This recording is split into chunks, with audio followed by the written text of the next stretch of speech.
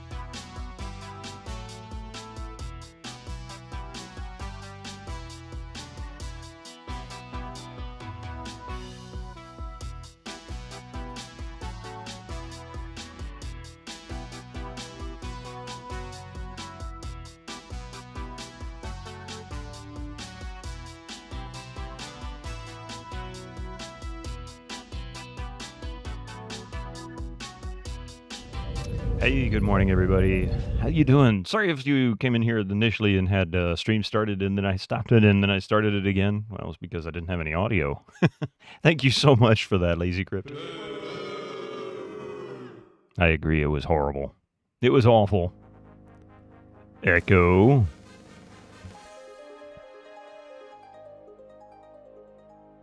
How are you doing tonight? Or this morning, I should say, not tonight. That'll be Tuesday tonight. You know, I plan on streaming Tuesday. I know I missed the past two. Mystic, what have you left behind on my mouse or my microphone? Like a piece of fuzz or something. Who knows what that is? It was his fault. Yeah, he's being innocent. Don't let him fool you. He looks like he's being innocent, but he's just plotting his next attempt at taking over the world. He says, "Really? No, I'm just trying to take a nap." He says, "Why are you staring at me?"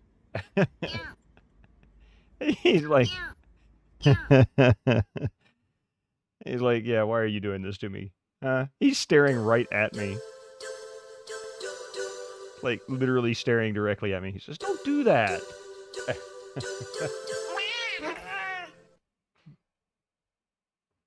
Oh, yes, thank you for that. Flight of the Amazon Queen is free on GOG. It's a good game. I hope y'all had a great weekend. I had a pretty good weekend. I can't complain. I got a few things done yesterday. I didn't get a couple of things I wanted to get done, but I just basically chose not to. So, Big Bit of Beats live online. Hey, Karif, how you doing? Online radio with Mystic the Cat. It's a great game with the best mobster voiceovers, all that New Jersey accents, yeah. New Jersey, South New York, something like that. Southern New York, right there on the border. Need PTC here. Point and click. I had to think for a second. PTC. I'm not used to that particular acronym. But, yeah, all right. So Friday, for those who weren't here for the changeover, we did finish Return of the Phantom, which is a fantastic game. It was a lot of fun. I really enjoyed it. Doing all right Sunday and prepping for another week with work next week. Ooh. Well, I have to work too. Ooh. Anyway, we did finish Return of the Phantom, which is a great game. Fantastic. We're currently playing Flight of the Amazon Queen. Whenever possible, I do try to play on original hardware. Of course, you all know that. But this is one of those games that, when purchased or received for free from GOG.com or whatever, there is no executable in the folder. And I don't have the discs for this particular game, so I don't have a way to play this on the old machine. It has to play through SCUMMVM. It's the only option I've got. But it's okay. I really do need to learn more about SCUMMVM, and I feel like I've learned an awful lot in the past few months, tinkering and playing around with it. You don't know about Fantastic, but watch you play it was fun. I enjoyed it. I really did. I mean, I know for some folks it might be a little dry for a point and click. I won't deny that, but I enjoyed it. It was one of those games that was challenging, but it wasn't so challenging. Hang on a second. Give me that floof back here. You want this, Mystic? You have that. Sorry. It wasn't so challenging that I felt like I was constantly stuck.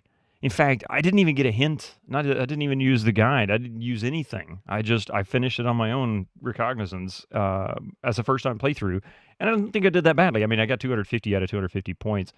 So to me, that's not a bad game. The story's good. The interface is workable. It's basically a modified version of Scum. So the sewer maze was awful initially, but let's be real. I mean, once you map it, it wasn't that bad to traverse. It was just trying to figure out where the Phantom was located. You did the big step and wrapped up your birthday with Xmas gifts for good friend. Oh, good. Delivering the gifts on Tuesday. You're excited to see her reaction on the opening of the birthday gifts, because it's birthday too then. Oh, sweet. Especially as hey, Butthurt Gamer, how you doing this morning? But yeah, I mean, the maze was the worst part. And, and while it was a bit extensive, it didn't take too much effort. It just took time is all it was. Time and some minor detail. You could do far less detail than this and still get your point across. Always my issue with maps is like, look at the way this is. Oop. Well, don't look at the way it is. Curtis go set the whole damn thing on fire. He's burning it down. He said, I'm done with this crap. Get the game going. You had your obligatory adventure game maps. Yeah, maze map. Exactly. I mean, you kind of have to expect that in this type of game. Old school gaming right there. Yeah, exactly. I mean, like I said, it's not the worst. I'd say this is probably the worst of the game right here. This is the worst of it. And if you were to use a guide, I wouldn't blame you for going to a guide. The guide itself literally tells you what directions to go. You know, go straight, go left, go right, go straight, go left, whatever. And that's it. So it's really easy. And then the rest is straight up puzzling. Like the switches. I thought it was funny. I had forgotten I'd written that down. I don't even remember where I read the clue. I think it was in a book. It might have been in Madame Geary's book, actually. Could upload that to GameFAQs. I could. I don't know if my map's good enough for that, but I could. Actually, that's pretty good, Armiker. Thank you. I didn't think about that. No, it isn't. Ash said hi. Well, if you're taking that to her, house, Echo, she only lives about 5 hours from me. So, if you're gonna do that, at least say hi and let us know you're in the country, so I can at least shake your hand. You know. You think you soft locked yourself on this game when you played it a few years ago? Oh, you're kidding. This game does have soft locks in it, huh? I wonder if it was a bug soft lock. I wonder if that bug soft lock might have been something fixed in Scum. SCUMMVM, that is. By the way, I get to brag today.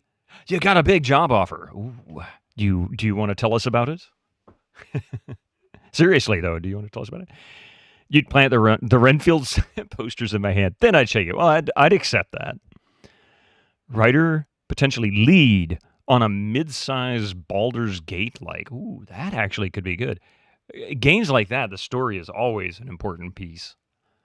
I mean, some games, the story doesn't matter. It's like Quake. There's a story? But other games, I mean, Baldur's Gate, oh man, if it wasn't for the story, the game would just be nothing but combat. It's like there's nothing exciting here. But so that's actually really cool. That's a big piece right there. Especially if you get lead. That's awesome. Stalio, happy continuation of the old Dawsember. Yeah. I was thinking, speaking of Dawsember, I was thinking about this earlier. I don't have anything planned after this. I think I had something planned for Tuesday nights if I finished King's Quest 3. Hey, Pi. Good morning. Baldur's Gate without a story? You mean Icewind Dale? Oh. I played that one when it came out, and I barely remember it. Perhaps that's why. It didn't have a story. But that tells you something right there. It's just kind of not memorable. But anyway, yeah, so I didn't have anything planned after this, and I figured this is probably 2, maybe 3 more streams tops. And if that's the case, we'll finish this next Sunday, be my guess. At the latest, like the absolute latest would be the 27th, which would be the Friday following next Sunday. That would still leave me with Friday and Sunday in December. So I think, well, and Tuesday, but I likely will be playing King's Quest 3. If I don't play King's Quest 3 on Tuesday after, if I finish it before the end of the month, I'll be playing Colonel's Bequest. I may do that afterwards anyway, because I've been wanting to play that for a long time. How about Indiana Jones? Fate of it. Oh, I did play that once before, 5 years ago. It was like the third game I played, I think, streamed. And I haven't played it since. I absolutely should do that again. That's a good option, Cabron. That's a really good option. Colonel's Bequest is awesome. It really is. It's my favorite Sierra game by a long shot, which speaks volumes because Roberta Williams. Twitch is all about the Indiana Jones games right now. Well, of course they are. I mean, with the game that just came out, and apparently is not bad. How come Loom is not on there? Loom is not on here. I actually don't have all my DOS games on here. The only games that you see listed here were ones that I currently had set up for DOSBox. King's Quest, well, all the Sierra stuff. Well, I've got Leisure Suit Larry, all the Leisure Suit Larrys up into the late 90s on a CD-ROM behind me, so those were easy enough. Colonel's Bequest, of course, I always keep that one going. Lands of Lore, Throne of Chaos was already there. I didn't have to do much. I just need to grab a few more. That's what I need to do. I mean, Return to Zork, it even tells you floppy DOS English. That was the version we played. Hey, Hummaker, good morning. Hey, you know what? That's a good... Thank you. From Lucasfilm's Brian Moriarty?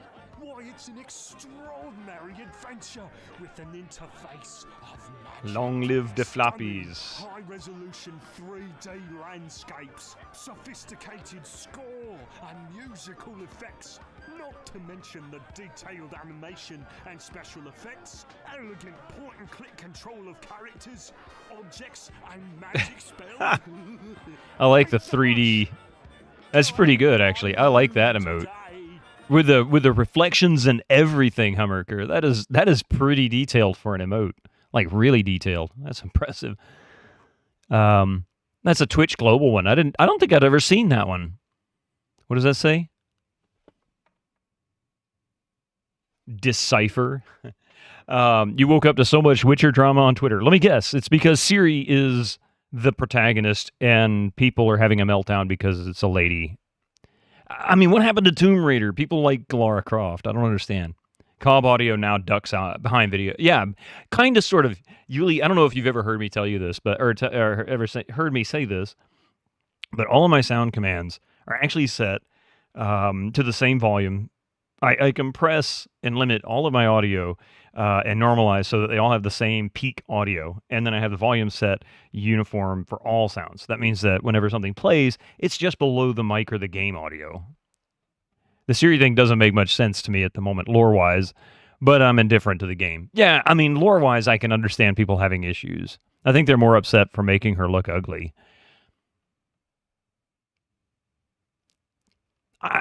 Yeah. I mean, that's a pretty petty thing for them to be upset about, honestly. She shouldn't be able to use potions or cast signs because she's not a full Witcher. Yeah.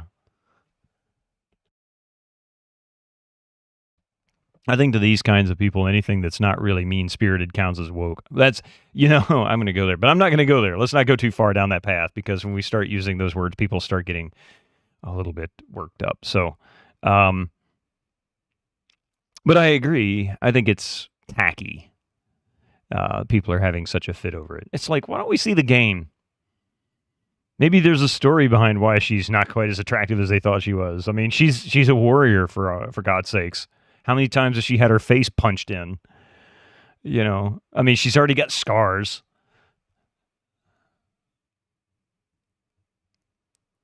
I just try not to think about it, Hobo Joe. I try to enjoy what I can out of it, if it's something I'm interested in the first place. I think you would have preferred to create a character. Like you could have been a new Witcher learning things.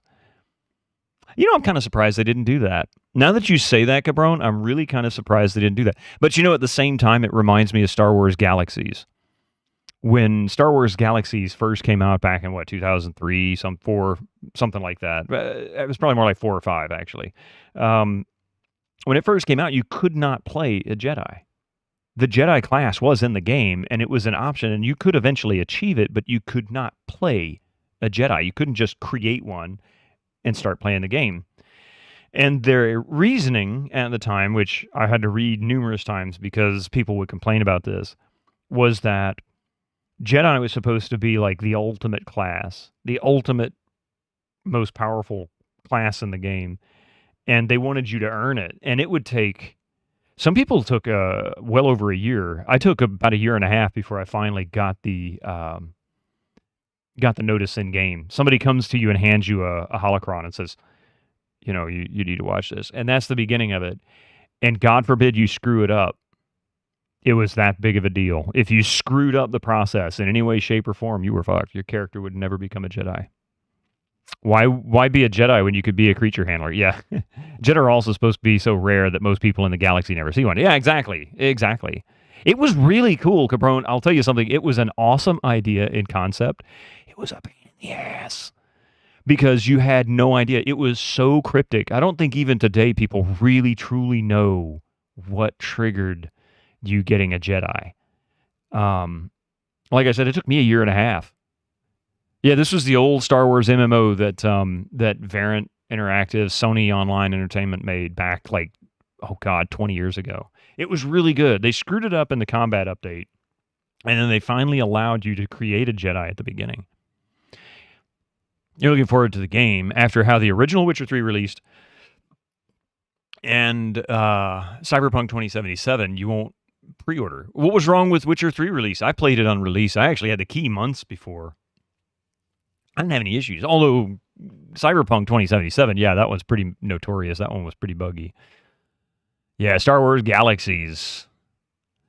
You have that up. I guess I need to create a new character and spend another year and a half. Glitcher 3.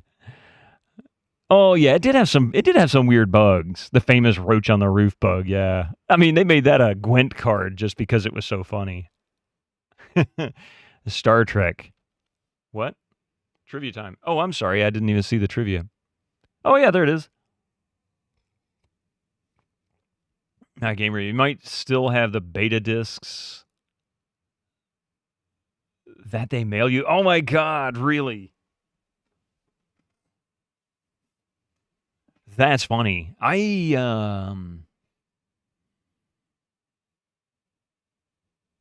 don't remember. That was at a point where digital purchases were starting to become a thing. And I don't remember. I think I had the discs. The original, not the beta discs, although I did play it in beta. The Jedi are so powerful that you cannot prevent a photon torpedo from destroying $1 trillion star base. You won't pre-order Avowed, knowing Obsidian games can be buggy on launch as well. Well, that's fair. And I created a character called Roach on a roof in another game. Yeah, just buy when it's out. The only thing about pre-ordering that makes it enticing to me is if they offer something. If it's something I'm really looking forward to, I have no doubts it's going to be at least enjoyable to me. This is super rare, by the way. I can count on one hand how many times in the past 15 years I've pre-ordered a game. Holy crap! You came in. Welcome in, Raiders. Oh my goodness. Hang on a second here. I don't play any runner games. Usually just wait till they're on sale for. Yeah, see, that's me, Armaker. That's exactly me. Welcome in, the G-Funk. How are you doing today? Welcome, welcome, welcome. We just got started. I'm just sitting here running my mouth. What were you playing today? A little December, perhaps. Monkey Island. Monkey Island is up next. That's Monday. Doing good, huh? Okay, great. Great. Yeah, it's a good Sunday morning here. I'm not sure exactly where you are time zone-wise in the world, but it is currently 7:30 a.m. here. Star Trek 25th Anniversary. That is a great game that I never finished. You love my accent? I have an accent? Nobody told me? 11:30 p.m. there, yeah, see? An American accent. Oh, well, there, that. Okay. Wait, we have accents? What do you mean we have an accent? I don't have no accent. Do you have one? Anybody else?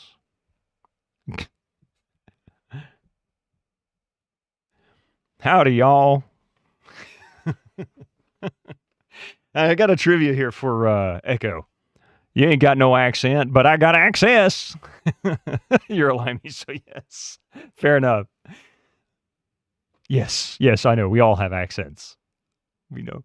Battle sequence at the end of the 25th. Yes. Thank you very much for that follow, Wolfie. Yeehaw! Slap my sister and call me Billy Bob. That battle sequence, oh my God. Stalio, you were there for it, right? That was awful. I couldn't finish that final battle. I just gave up. Said screw it. I loved the rest of the game. Star Trek 25th Anniversary. Well, sorry, it is a bit of a spoiler. I should not have said anything, but I loved the rest of the game. I'll just be really honest. That final battle is notorious. It's your first playthrough. Mine was too. And, yeah, mine was too. And...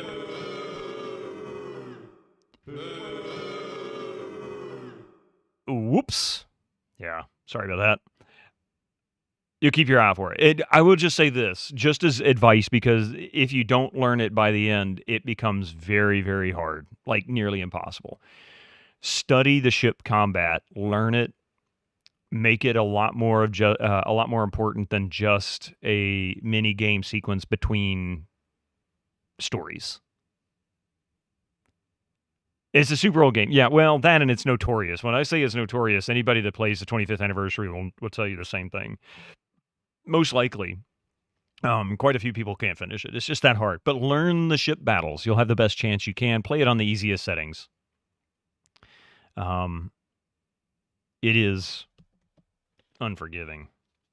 But the stories and the point-and-click parts of the game are just so good. In fact, I love this so much. I actually bought Judgment Rights, the collectors on it. The 25th anniversary discs themselves are pretty expensive now. Okay. Nice beaver. Ah. Thank you. I just had it stuffed. Let me help you with that. Thank you for the 69 bits. And try not to get Jim court-martialed along the way. Yeah, oh, that's right. I did get him court-martialed, didn't I? Oops. Yeah, I lost my rank, G-Funk, at the end of the game. I screwed up so bad, I ended up losing my rank. And I'm not joking, either. Holy Crap. That's Starfleet's problem. Yeah, right. Yeah, my credits are running fine. I still need to dress them up a bit. Vitamin Chi, welcome in. Dr. Dre, welcome. Oh my goodness, it's either horribly early for you. Oh no, wait, no, it's me. Sorry, I'm thinking backwards. It's not early. It's afternoon for you. Duh. Took me a second. Oh dang, well there's only one mission where you got 1 point for. All the other missions are mainly 3s. I forget how many points. Yeah, it's noon. For some reason I was thinking it was like much later. I don't know. I'm not awake yet. G-Funk's 60. Yeah, he's 60 hours ahead of me. Starfleet crashed your computer with Star Trek Resurgence multiple times. What a jank game. Never played that one. In fact, the only Star Trek games I've ever played, I did play like Star Trek Online for a month. I tried it out because it was free. I just figured I'd give it a shot. Like, why not? Star Trek 25th Anniversary and Judgment Rights. Klingon. And I've got one PlayStation game that I suck at because guess what? It's flying.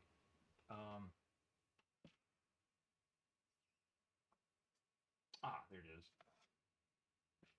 Star Trek Invasion. It is, for me, it's brutally difficult. Sorry, I can't get the reflection off of it. I could just pull it. Has always been free. It's always been free. I didn't think it was always free. I thought you had to purchase it to start with. Klingon is arguably the best Star Trek game. I mean, you know, to some people. Star Trek Legacy was difficult for you, yeah. You're one of the silly people that paid for a lifetime subscription to Star Trek Online when it was still monthly subs.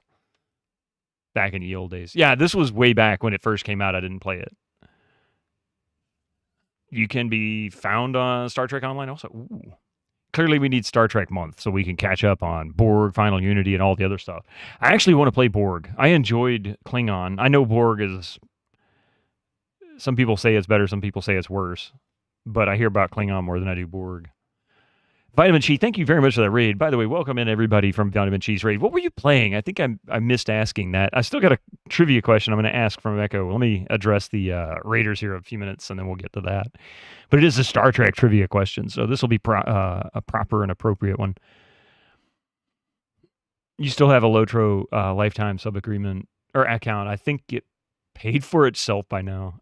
That happened to me with Vanguard. I don't know if you guys remember Vanguard, but Brad McQuaid, the guy who created EverQuest, went on to form another studio after he left Variant Interactive, and he made a game called Vanguard, which was another MMO, and honestly, it was really good, but he was strapped for cash and resources. Ended up selling it to Sony. So not only did he end up back under Sony's umbrella again, but Sony did what Sony always does, is they say, oh, you're over budget? Well, I guess you're putting the game out now. So the game came out like Trespasser style, broken as hell and all messed up, and no content after like level 25 or something like that. It was pretty much just empty world. So they were adding content like rushed to get the rest of the world populated before people hit 25. And you know that only takes a couple of days nowadays. Like as soon as it launches, an MMO, there are people that will literally chain play the character to be the first to get to the highest level or reach the most revered location or find all the secrets or whatever. I mean, there's all kinds of motivation. So I couldn't imagine how much of a nightmare that was for them. Donkey Kong Country 2. Thank you, by the way, for that follow. I appreciate that. Donkey Kong Country 2, you got the final boss. Just couldn't beat it due to your hands being cramped up. Oh, man. That was a sad period for MMOs, yeah. You remember Vanguard, it was good. But I played it so much when it first came out, and I spent so much time on the forums. Pi can kind of relate to this, I think, from something that happened to him recently. But they ended up giving me a free sub, like lifetime sub. They were like, thanks a lot for sticking it out with us and, being so helpful. I kid you not. And I'm like, okay, I didn't even know that was a thing. Like, that kind of shocked me. It was kind of an honor. It's a sad thing that the game shut down, but... You really wanted to live the Warhammer MMO, but it just ate itself in the end. Start the damn game. I was going to say, that has to be Echo. That Warhammer MMO, is that the one? Because I did the same thing. This was one of the few games I pre-ordered. And I started out as, was it like a Psyker class? I think it was. And, oh my God. That class was so broken. You fell for the hype. But that class was so broken when it came out. Was it... it wasn't Psyker at the time. This is actually like... Was it? I forget what they called it. Sorcerer or some kind or another.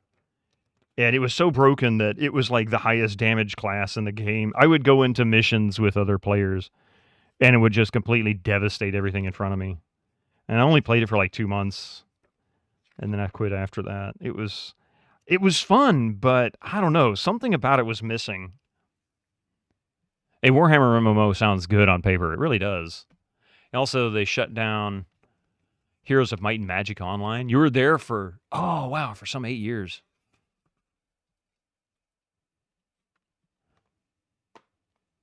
You paid for a lifetime sub to Star Trek Online when it was still in early access beta. You also stopped playing it before it went proper live, although reinstalled a few months ago, about 10 or so years ago later, and was pleased to see you've been getting a special paid for in-game currency every month since it went free to play. Oh my God, you must be rich. In the game, you must be wealthy. Play TTRPG Warhammer games. I still enjoy them. Like, we play Darktide fairly regularly, and I really still enjoy that game. We did Vermintide too, and I've done some others in the past. Your favorite MMO never came out of beta before EA canceled it. Really? Imperium Maledictum is the most recent. That's right, it was. All right, let me ask this question for Echo before he tells me to start the damn game again.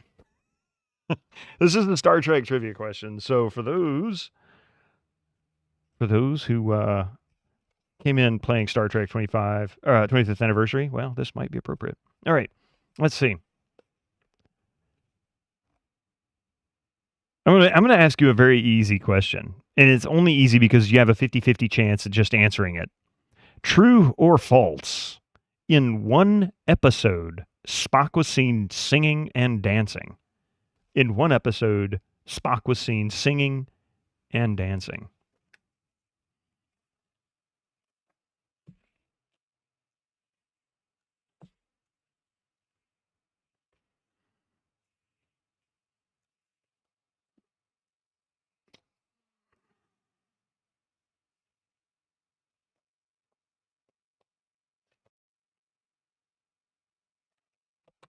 Bonus points if you can name the episode. Multiplayer Battletech 3025. Nobody... Yeah, the points don't matter, by the way. But bonus points... Humminger says true. Grief, I assume yes is true. So true there. Anybody else got an answer? Spock was an amazing singer. Don't know about dancing. I mean, that's true. Not everybody who can sing can dance. But the odds are higher that the person singing can also dance than someone who can't sing. Especially if they can't keep tempo. But the question again, just in case. Let me read it because I feel like it's actually kind of an important wording. Where did it go? There it is. True or false, in one episode, Spock was seen singing and dancing. Phil Collins famously can't dance. Yeah. It's a shame, too. Of course, he was never able to get up on his feet. He was too busy banging the drums. I know you're referring to the song, too, but had to be one of those episodes with the Q-like child. Keep thinking of that Bilbo video with Leonard Nimoy. Oh, God, yeah. Bilbo Baginskis? What is he, a Russian hobbit now?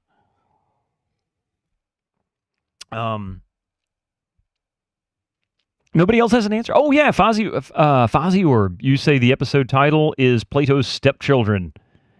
The answer is true, and that is the episode. That is the episode. Plato's Stepchildren. Very good. Very good. All right. Yeah, I better not put that there. He'll chew on the Post-it notes.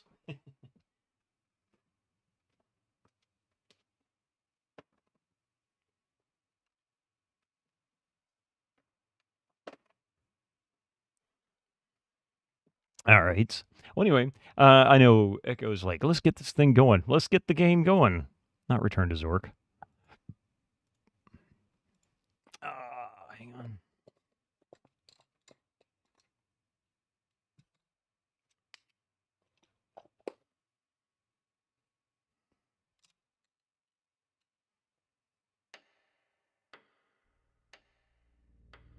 What is this? Back to the Future?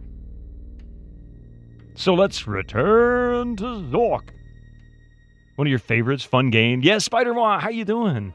Welcome in, man. Yeah, I've never played this, and it's been very cool so far. Well, King, you really know how to show a girl a good time. It was just dinner and a movie. How was I to know that he'd get upset? Big Hugh's got a thing about guys dating his girl. There's not much we can do now, Joe. Well, Rita, how about... Hey, G-Phone, thank you so much for that raid. I don't blame you. Go get some rest. Did you hear that? Hear what? Go get some rest. We'll catch you next time. Sparky? You know Sparky? him? Don't just stand there, guys. We gotta get out of here before Big Hugh catches on. Too late. Yeah, my wife made this, I'm Spider-Man. one step ahead of you. Gentlemen, kill them. Kill them. Hey, watch where you put those hands, Buster. Oh, that's right, Stalio. I forgot about that. Get them, and I want them dead. Dead. This time. I love the That cartoonified. was close. I gotta hand it to you, King. You certainly know how to end the night with a bang. Shoot. Bang. I almost forgot. I have to pick up Faye Russell, the famous movie star, in less than 8 hours. Let's go, Sparky. Will I ever see you again? Only if you're lucky.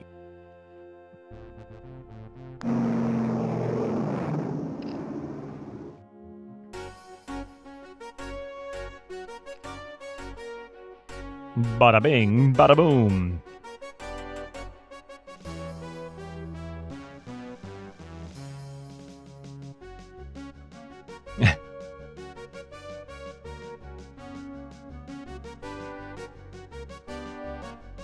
The theme's pretty good too. You know him? Wow. It's crazy the connections that you see within people, especially in old games all the way up through modern games. Sometimes going back, seeing where they started. Wait And here, going. Sparky. I'll go upstairs and get Miss Russell.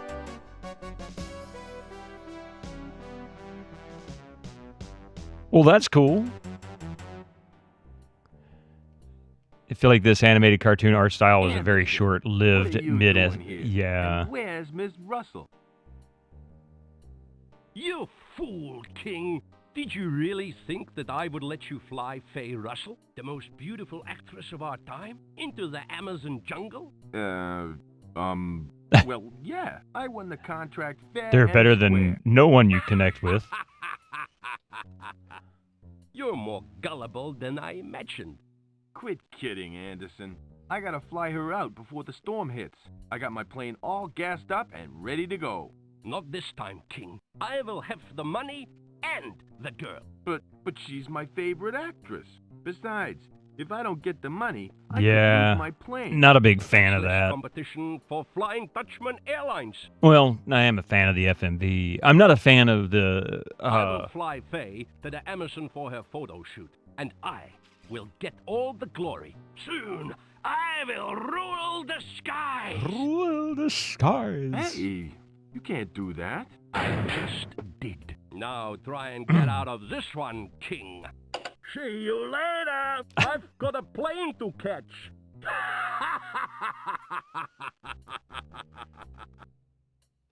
It came out in '95, so a couple years after Sam and Max. to meet the most beautiful actress in all the world has just been shot down in flames. And here I am trapped in a cheap theater hotel in downtown Rio.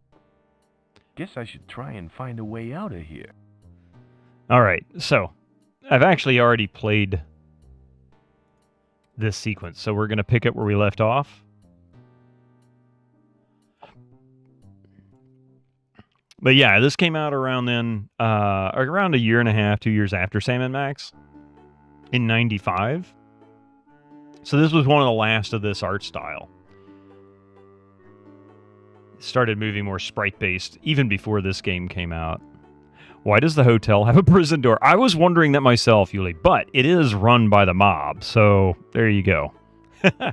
You're super amazed that Star Trek Prodigy actually referenced an episode of Voyager named Threshold, the one where they go to Warp 10 and turn into salamanders. I've never seen that one. Of course, I've never really watched Voyager. There aren't many games that look exactly like the year they came out in. This is one of them. Yeah, exactly. This was a little dated, I think, by the time this came out. The funny thing about this game to me is that it feels like they're pushing 30s, early 40s, like late 30s, early 40s. But in reality, I think they said it was 1949. So it's like a decade more recent than that. But everything feels like it's older than that in this game. Yeah, well, it gives off Indiana Jones vibes. It's very much like that. Where the hell am I? Oh, there he is.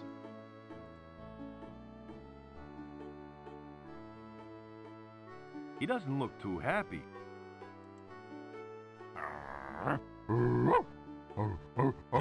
Easy boy. I'll just be on my way. Just be on my way. They got him trained well. You think the pinnacle of the art style was the Dig, even though the Dig used a few FMVs? Ah, it does. I didn't realize that. That's actually one of the games that's on my list here for a Tuesday night. Probably sooner rather than later. Leather Zoop. Hey, it's good to see you. Welcome in. Indiana Jones doesn't got anything on this game in terms of accents. That's true. Salamander episode was where Salamander Janeway and Salamander Paris went off and had salamander children. Oh my god. What? So we've got some beef jerky. There's the guard doggy. It's full of sweet nectar.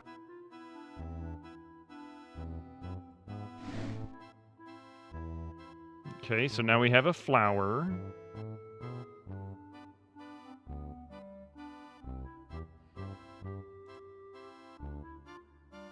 He doesn't look too happy. And some of the greatest pixel art ever, yeah. It's full of nectar. Okay, so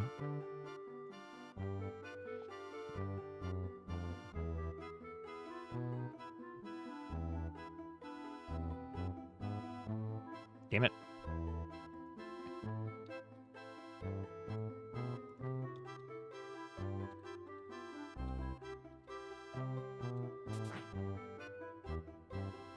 Let's see. Give. Actually, it's beef jerky, but.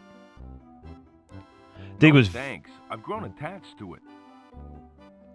The dig was very misrated. It was rated KA, which is today's E for everyone, but it has blood, death, and dismemberment, horror, violence, and more. Yeah, it's kind of a nightmare story in some ways.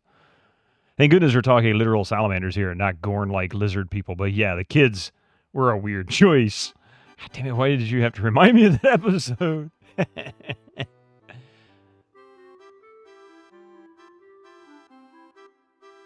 I don't know if I have what I need here.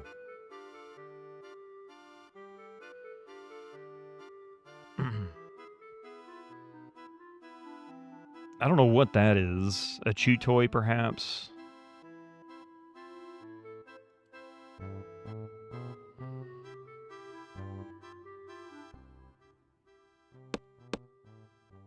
What in the world? These mannequins are wearing lederhosen.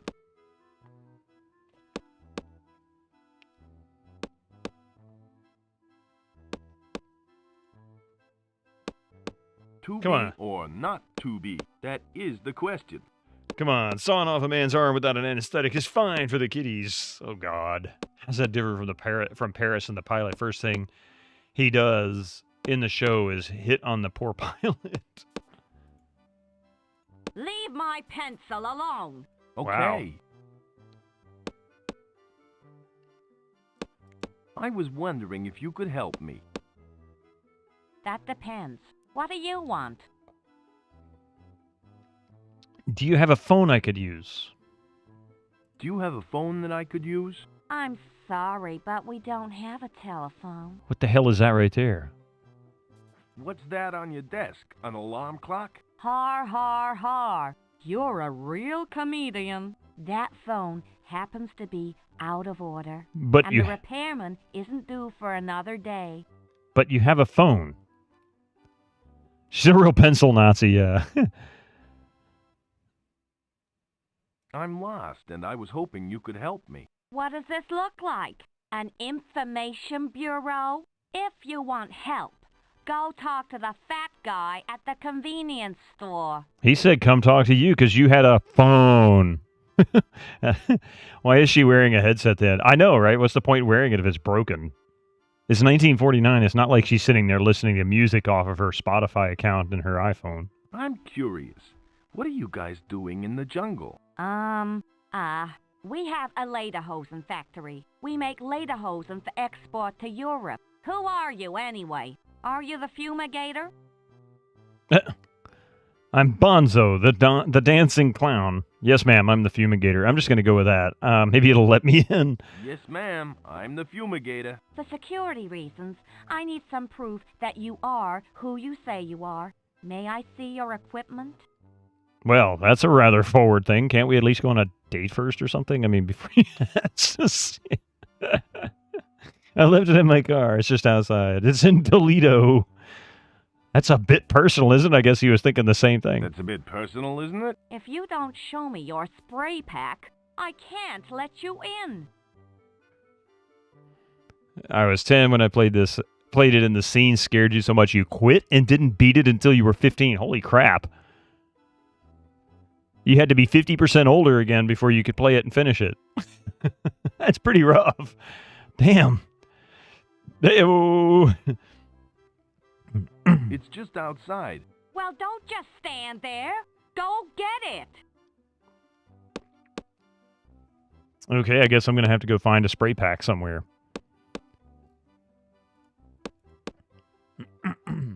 Why the heck would I want that?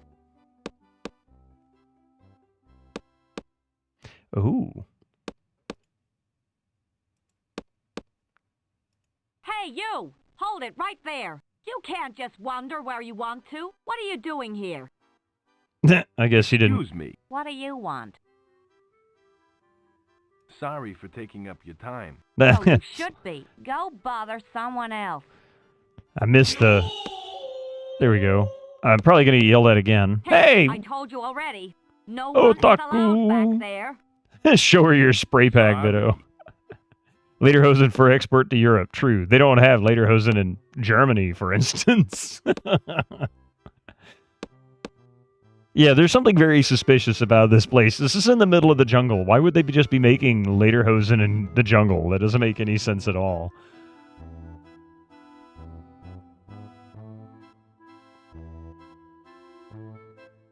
I like the walking animation. When he's walking away from you, the way his legs, he's so bow-legged, I guess. Not bow-legged, he's pigeon-toed. Yeah. They're making a cheap knockoff lederhosen out of rubber.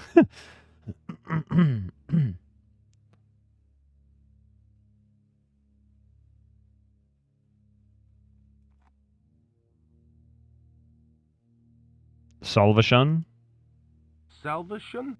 The small print says, every Sunday with Jimmy and Mary Lou. What? Oh, salvation. Salvation, okay. What is this? Brother Loves Traveling Salvation show in the middle of the jungle? Rubberhosen, technically.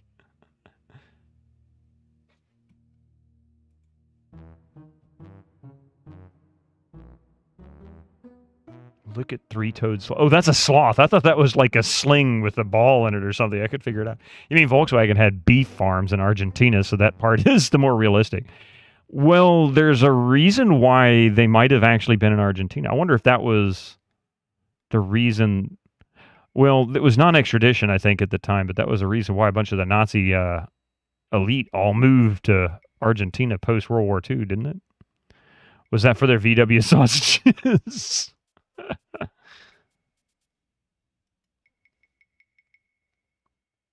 It's hanging out over the ravine. What do we have that we could give it?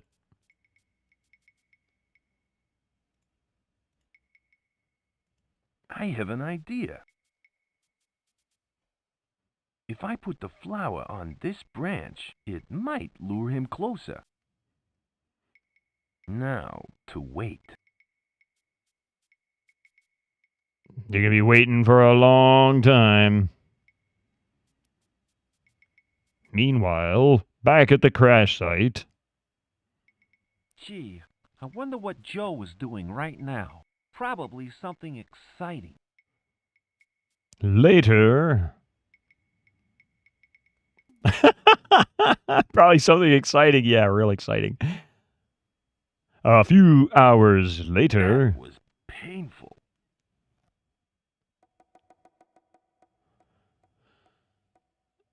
There's a reason the town of Bariloche, I guess something like that, in Argentina looks like a place in Bavaria. Interesting. Seriously, VW made currywurst sausages for their own cafeterias, and they became extremely popular. Fun fact, the VW sausage actually has an inventory entry in the system, just like any other car part. Now, that is an interesting fact. He can't handle all the excitement. Yeah, right. By the way, I wasn't sure about the flower. I just knew that they were attracted to floral scents.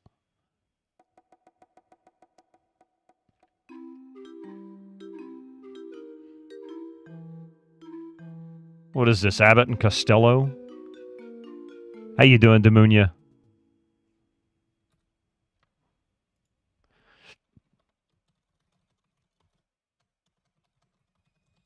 No, I can't.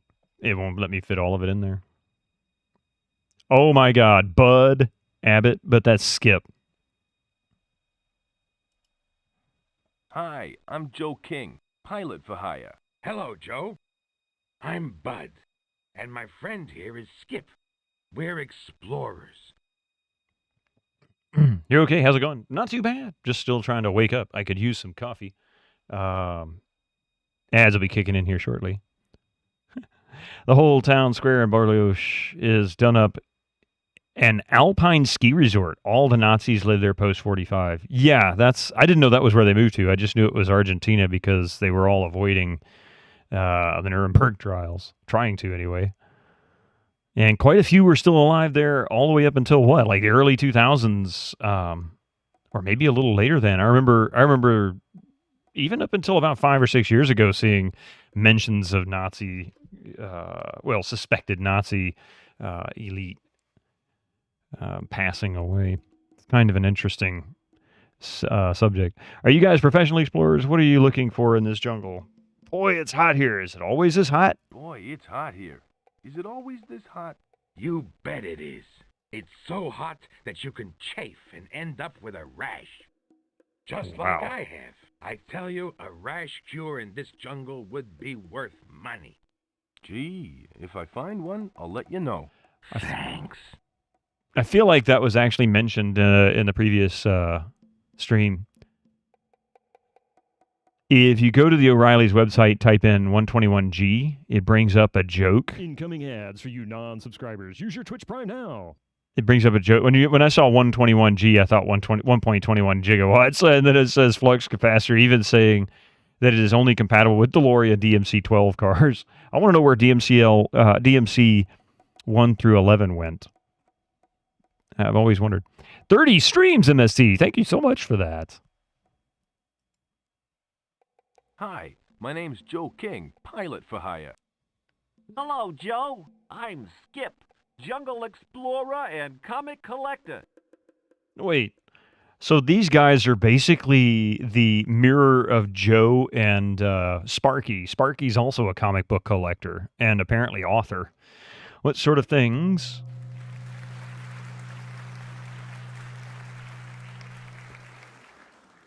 Master Gregor just subscribed for 46 months. If If you're happy and you know it, skip the ads. If you're happy and you know it, buy a sub. If you're happy and you know it, and really want to show it, if you're happy and you know it, blem. Thank you for the 46 months, Gregor. Thank you very much for that. That's a lot of blems. That's, jeez. Wow.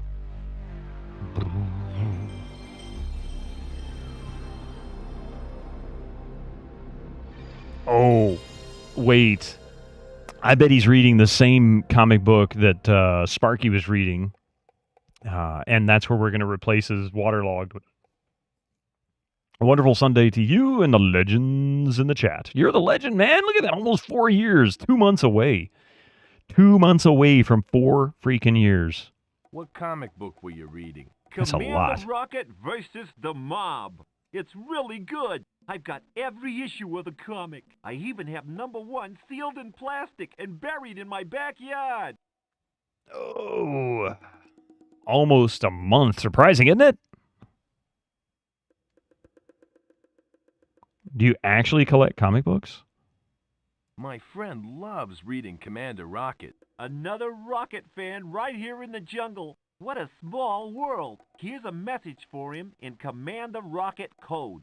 GSRH-RHZHVXIVGNVHHZTV. God damn it.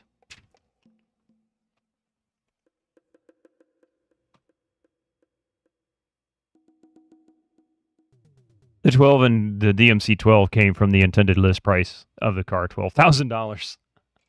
Only 12 grand?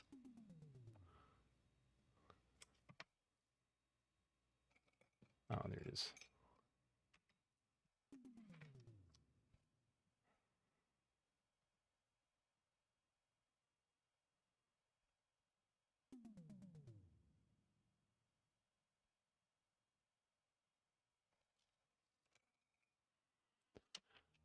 Yeah, that's exactly what I'm doing. But he read it so quickly, or he said it so quickly, I don't think I was able to get any of it. I remember the second sequence, RH.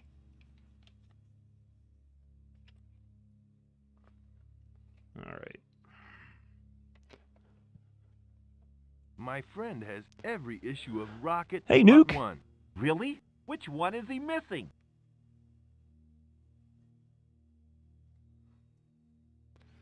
Oh, no.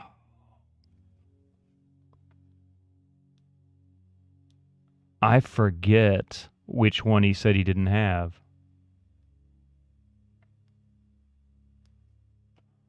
The one where he battles the Chicago mob. That's the very comic that I've got here. I've got a spare copy at home. If you want, you can have this one. Thanks. This'll make Sparky's day. I I'm felt like sure that it was the will. right one. I couldn't understand remember. how important this'll be to your friend.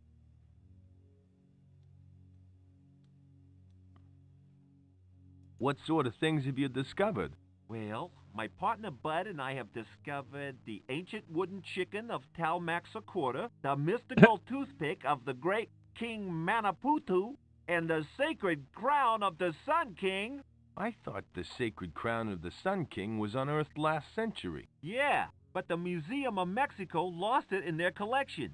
We helped them find it again, which was no easy task. It took more than 3 days to look through 50 cardboard boxes. Jeez.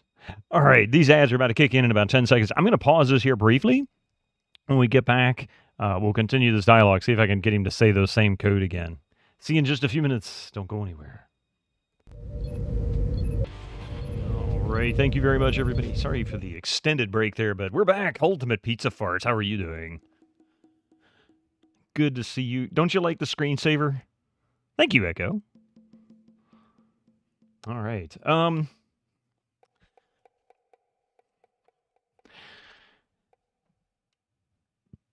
I'm going to fix something here. Hang on a second. It's kind of bothered me for a while.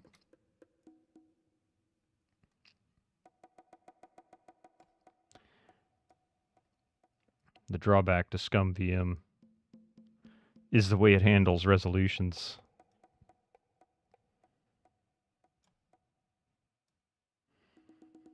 It'll skew and mess up the pixel size and shape, but at least it won't be so much void there. That should help a little bit. All right. Wait, what? Huh? We should. You would have loved it. What? Oh. Over at Beniz's, yeah. All right. That was me. That was me on Thursday playing Symphonia on GOGCOM. The controller panic. Okay, so we've got Abbott and Costello. He's got the magazine. Those shorts you have on are really swell. Where did you buy them? I don't know. My mommy buys all my clothes for me. I gotta dear go God. now. Goodbye. He's like, I gotta go. Okay, so we have a new comic book for Sparky, for his waterlogged one. I don't know how the frequency of deaths are in this game, so...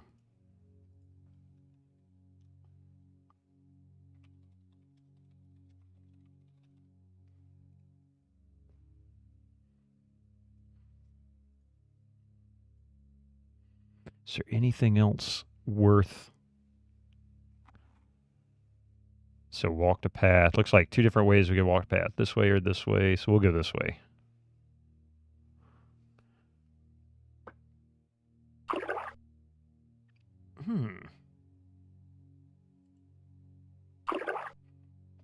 The fish is trying to get the flying bug, I guess. That pretty bug really has that fish jumping.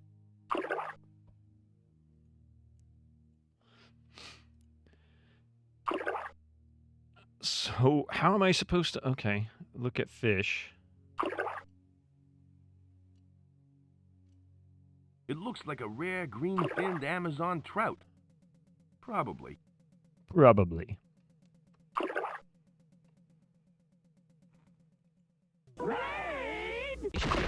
Holy cap! Crap! Retro Demiurge. Yeah, welcome in. How are you doing this morning, this evening, this time zone? Swedish House. Holy crap! Welcome in, Raiders. Good to see you all. This has been a raid day. Oh my God, 3 of them this morning. 3, 4, 5, 6, 7. How many have we had? Yeah, third one. Nice! Retro, how are you doing? Welcome in. Hello again. Hello again indeed. What were you playing today for this lovely December? December.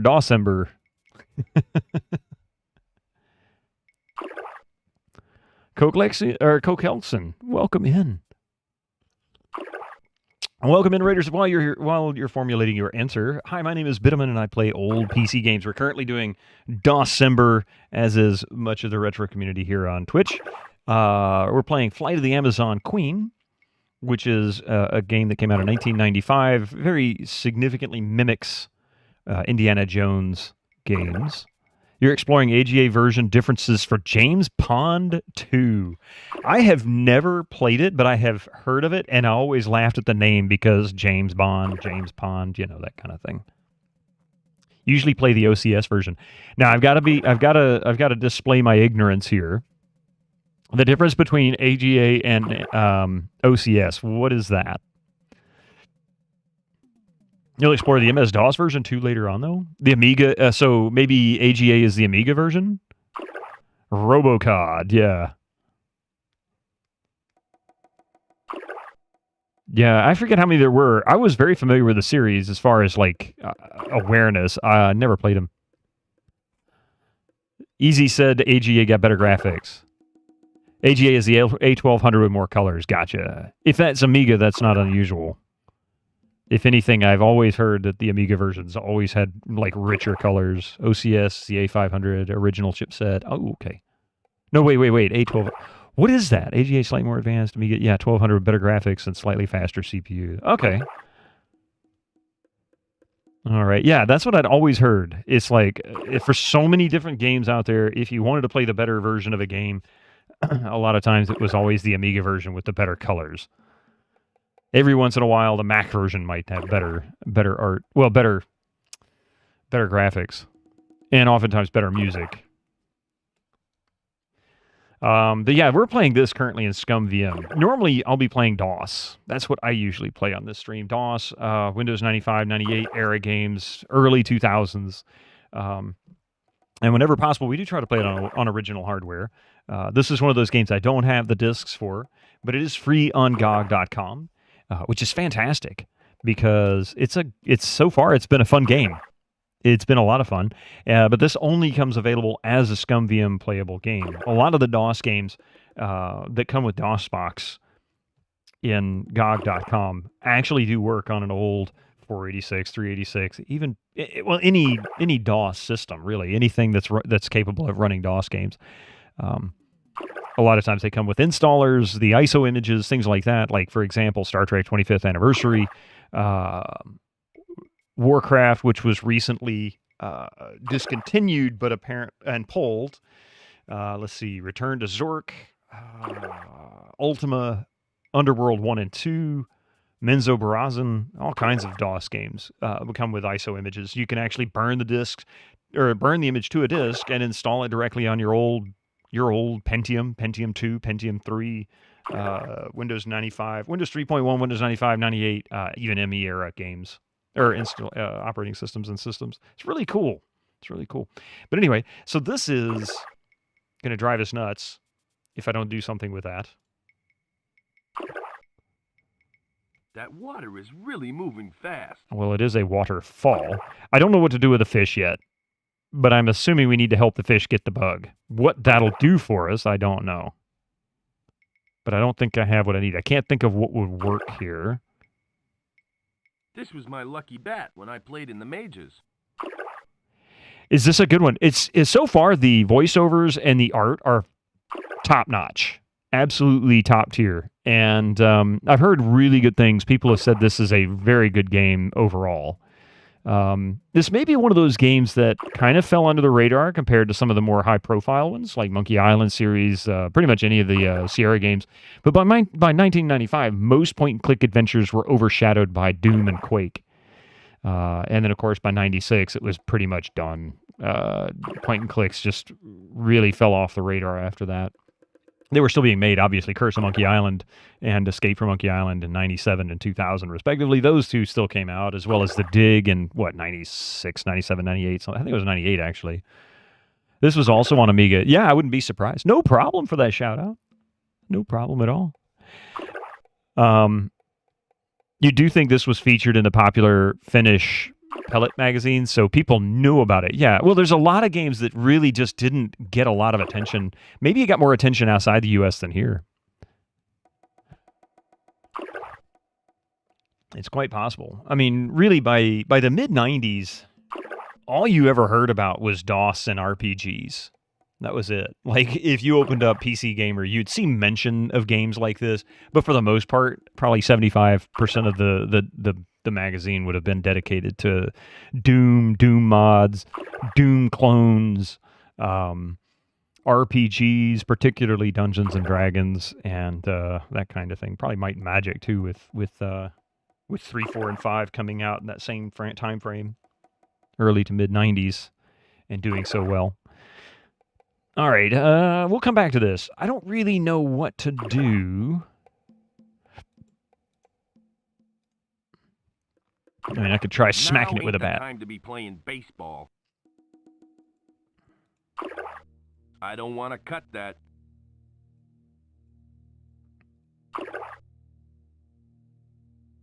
Look at comic coupon. All right, maybe we don't have what we need here yet. We'll come back to that. Figure out what to do with the waterfall, too. Want a hint? Hey, Stephen Malowski, welcome in. Oh, we came back this way. Okay.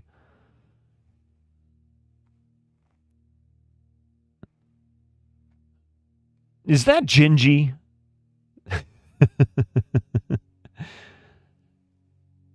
There's a secret cave behind the waterfall. Probably is, actually. I mean, this type of game, it would absolutely make sense for there to be something behind the waterfall. So the question is there a way to turn the waterfall off, divert it?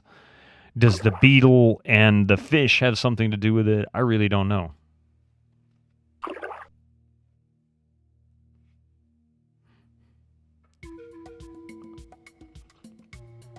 What the hell is this? Looks like a monkey in a dinosaur suit. Talk to vicious dinosaur.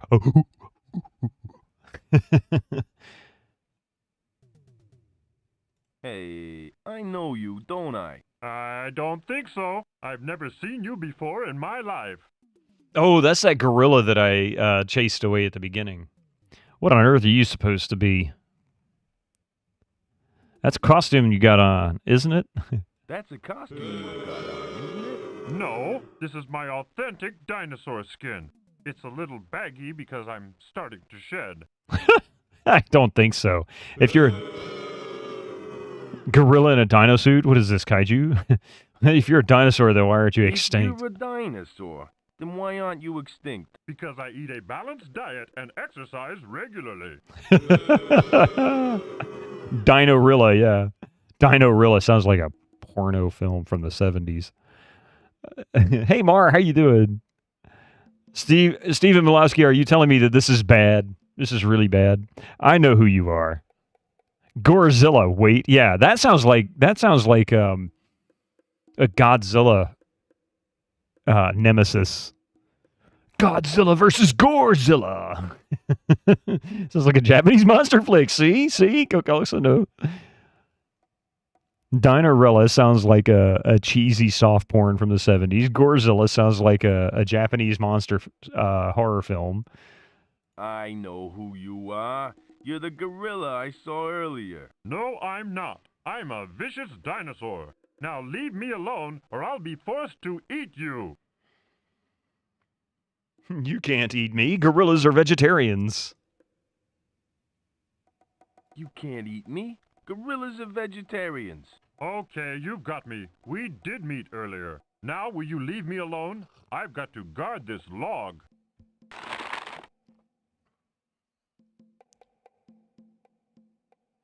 So what did he do with the hat or the head? Can I have the head?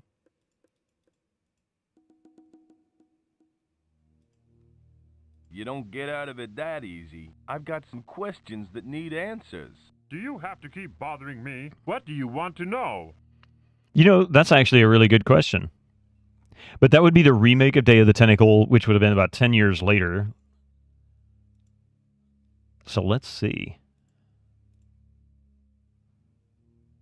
Let's see.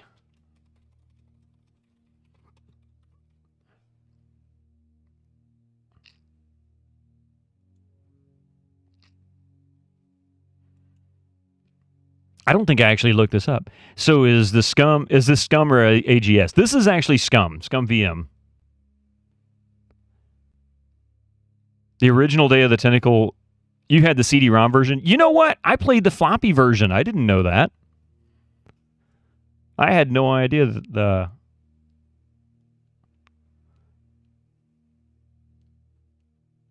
We played, let's see, we played Monkey Island. This is how we play. This is what we did. Our first introduction to LucasArts games was Monkey Island in 1990. We loved that one so much we went and bought Maniac Mansion, and we played through that. We liked Maniac Mansion so much we went out and bought Day of the Tentacle when it first came out, but they were all floppy disk versions. We never had the CD-ROM version. There's a cheesy adult film from the 90s called Frankenpenis. It starred a guy who's... I remember hearing about this. Yeah, so it was kind of like a spoof on the whole... oh, God, what was that lady that cut off that dude's... Willie? Yeah. The Adventure Game Studio, AGS. I knew I recognized it. I couldn't think of what it was. Found and reattached it to the hospital, so the title Frankenpenis made sense. Let's see.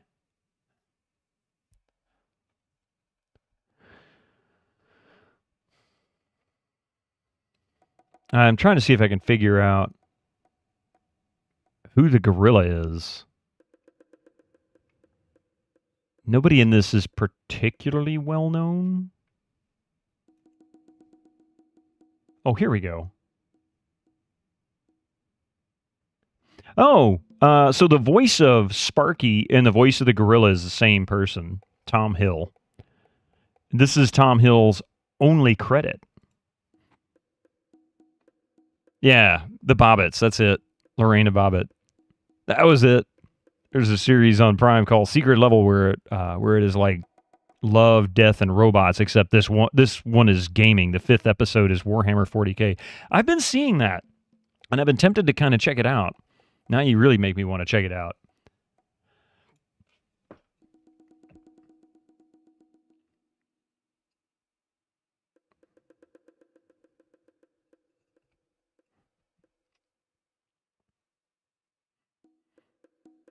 Do I play on the 2400 on stream? I'm not sure what the 2400 is. I don't actually. I have a Pentium 2, which so far is currently set up for DOS. It's using an S3 Trio card along with a Sound Blaster 16. The alternate configuration is Windows 98 with a Velocity 100, which is basically a gimped Voodoo 3 2000. And a Sound Blaster Live, which it does great for anything up to about 99 3D acceleration wise. It does really good.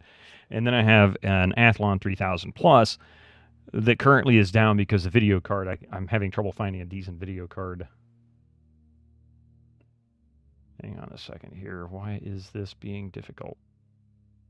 There we go. Boom. Saw the episode, amazingly well done. Oh. They just went for the same affectations doing the voice. Yeah, probably. I'm not sure who it was. Maybe Tom Hill was a dev or just a local actor they hired. Why are you wearing a pink dinosaur costume? Why are you wearing a pink dinosaur costume? Because my blue chicken costume is still at the dry cleaners. Now, that I agree with. That was bad, Stephen Milowski. That was bad. Good thing to know it's Amiga. I was wondering if it was. Sadly, I never had any experience with Amigas. I was aware of them back in the early 90s, but I never had one. I'd never even saw one. The only thing that would come close to it was a Commodore 64 that I saw in the mid to late 80s. I don't even remember exactly when. His computers are always in full working order. Well, I mean, the one streaming is. Actually, yeah, I do have a lot of tech issues, but you know what? When you're messing with 30-plus-year-old hardware, it tends to happen. It's kind of hard not to. How did you do that disappearing trick before? Oh, that's right. How did you do that disappearing trick before? That's my little secret. Let me just say that it's easy to do if you don't really exist. If you don't really exist? What? What is that supposed to mean? Could you teach me how to disappear? Could you teach me how to disappear? Oh, how I wish I could, but unfortunately I can't teach you to disappear. I can only suggest you go hide in the jungle. Is there a reason you're blocking my way? Is there a reason why you're blocking my way? Thank you, Winter It's Slice. revenge for the last time when you said I didn't exist and made me disappear. Nice talking to you, but I gotta go. Bye. Bye. Can I keep talking to the guy? Is Hello there anything? again. What is it this time? Nice No. talking to you, but I gotta go. Bye. So I guess he's not going to let me walk Hey, into the buddy, log. do you mind? This is my hollow log. Sorry, I'll get out of your way. What a touchy guy. But he doesn't really exist.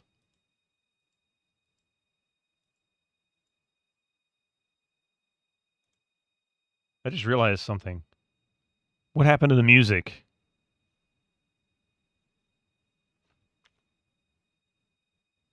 And I hear a stuck tone. Hang on a second. I might have to... Oh, there it is. I think we had a stuck tone. I'm tempted to just restart Scum. Hang on a second.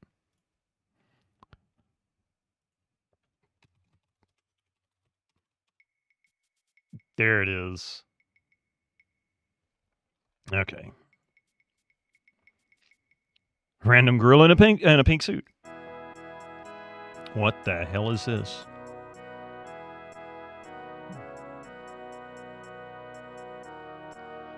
Oh my god. Really? So this is the salvation, the salvation. They're trying to convert monkeys.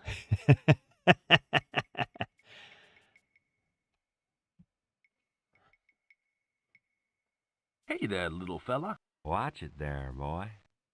That little fella has one mean bite. Okay, so I'm guessing this is supposed to be like,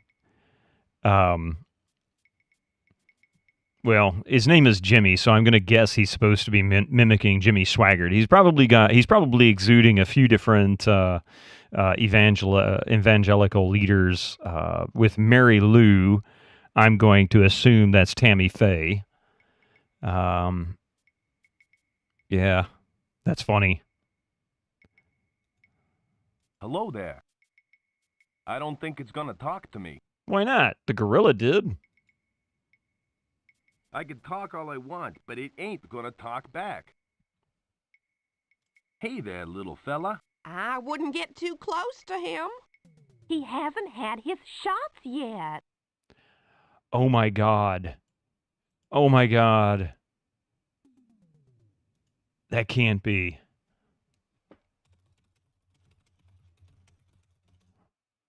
Is that the mother in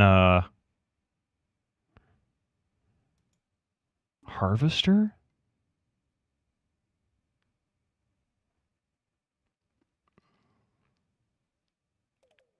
Where is she?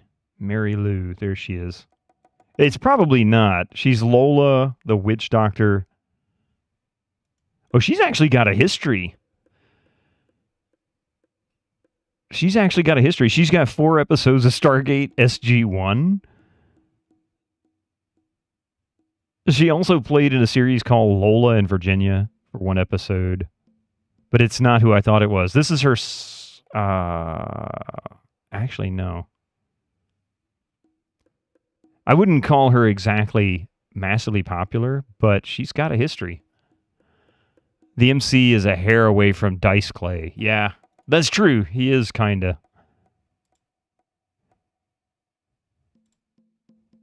Hi there. My name's Joe. Howdy, Joe. What you know? Mary Lou Cook. My husband Jimmy and I run this mission. She played Scotty. Oh, excuse me. This is a podcast series. I'm sorry, from 2012. Scotty Ratatosk. I'm not sure. Shara Wellen. But it's only voices, so you wouldn't see her. I'm sorry, it is SG-1 podcast series. Sadly, I haven't watched Stargate SG-1. Who did you set the mission up for? Those monkeys. Oh, very funny. We were trying to teach the native pygmies. But they ran away. She's exaggerating that accent so much. Let's see. Why did the pygmies run away? Why did the pygmies run away? I don't know. I began singing when they suddenly upped and left. Listen. All things great and beautiful. Oh, dear God, please, no. Excuse me. No, I That won't. wasn't too bad, was it? Oh, it's awful. I wouldn't have stayed for an encore. How about that? Believe me when I say you have a unique voice.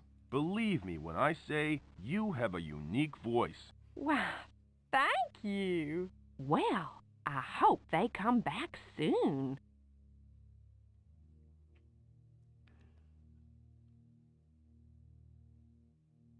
Where have the pygmies gone? Well, they joined the rest of the pygmies at Greater Ball. Oh, okay. That scallywag is always scalping our converts. How did you talk to the pygmies? I just used my English to Pygmy dictionary. Oh, okay. Can I have a look at that dictionary? Can I have a look at the dictionary? You know, I'd love to let you have a look, but it's the only one I have, and I can't risk losing it. Let's see. Where can I get a dictionary? The only place that sells them is the New Age Native Pygmy Healing Crystal Earth Awareness Bookshop. But Bookshop. that's back in Venezuela. I figured it was going to be impossible. As a man of a Polish accent, this game does not represent us.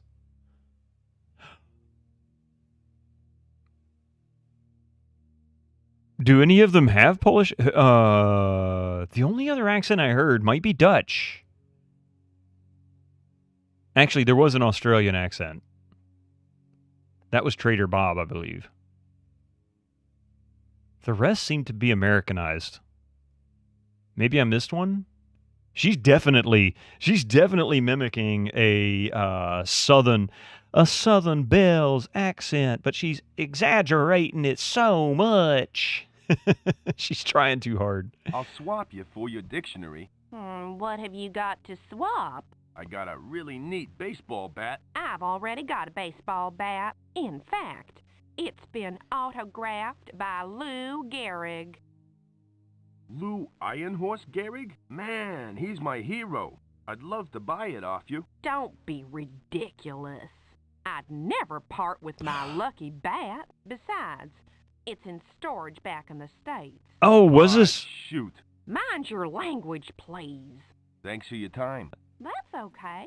I enjoyed talking to you. Is, The stupid nail file is almost blunt. The game was made by a Polish development studio. I wasn't sure who made it, actually. Like, I mean, I knew the name. I just wasn't sure who they were. Who did make this?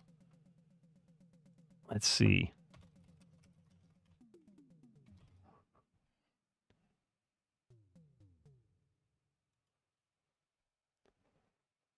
Renegade Software is the publisher's Interactive Binary Illusions. Let's see. Only 4 titles under them.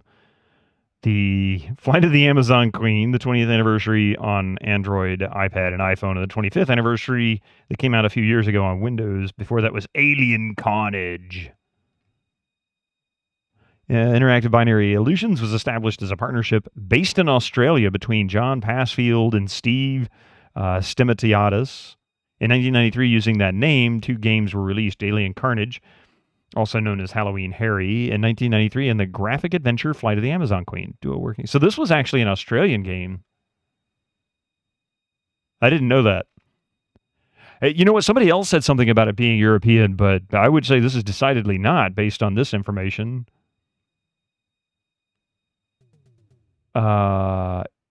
In 1996, Interactive Binary Illusions is closed and evolves into G-Wiz Entertainment, which was based in Brisbane, Australia. So it stayed in Australia even after that. I do have Alien Carnage. I'm tempted to try it. I've never played it, though. I want to say, is that a platformer? I can't remember. Huh. Yeah, so there you go.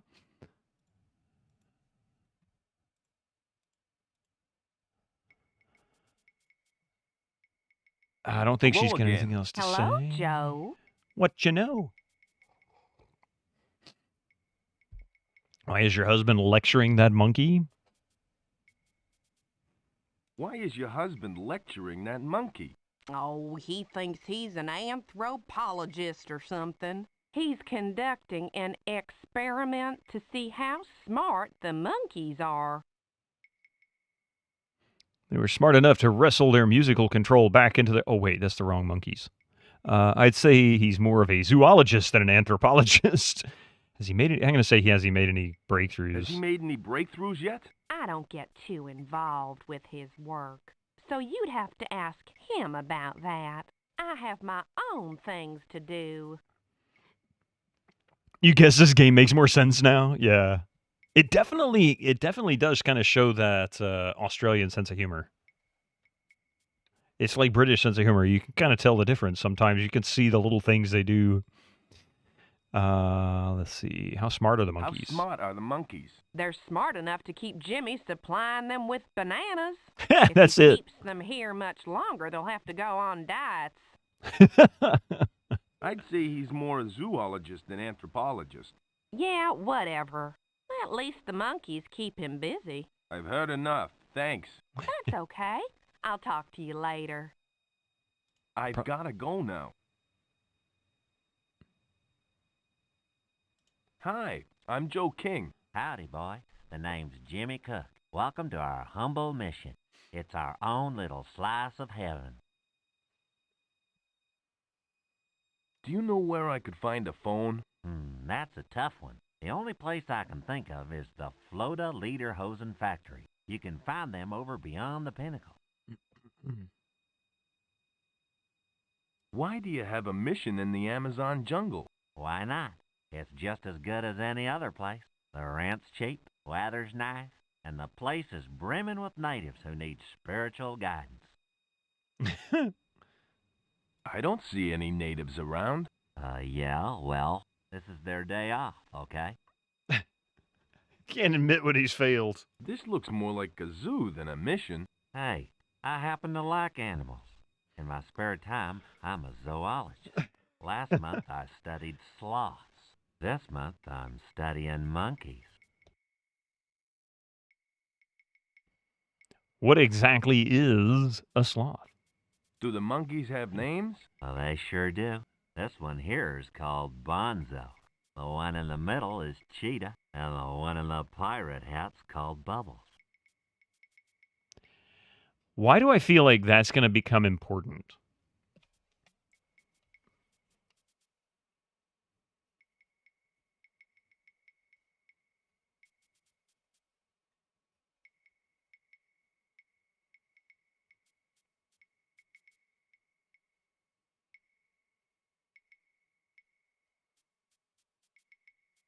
Let's see.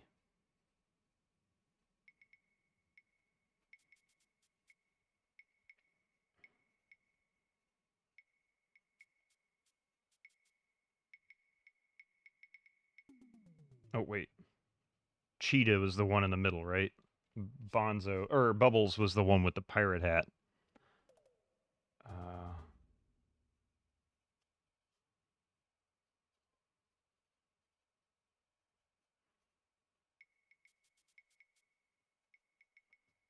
I feel like these monkeys are probably going to become more important at some point later on, probably some mission solving, and it makes me wonder if I'm going to need to be able to identify them. Let's see. What exactly is a sloth?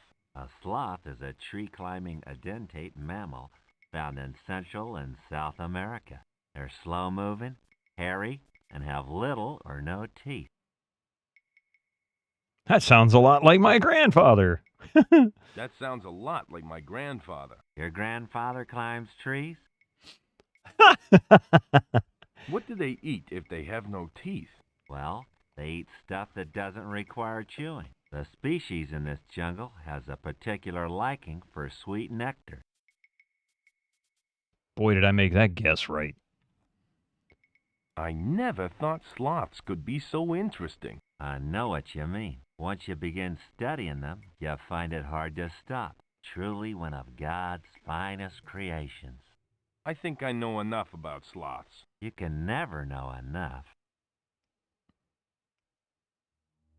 Of course, he's got his John Wayne speaking pattern and pace I've going got there. some more animal questions. Sure thing. Fire away. Is it true that whales are actually big fish? No, it's not true. Is it true that whales are actually big fish? Ha ha.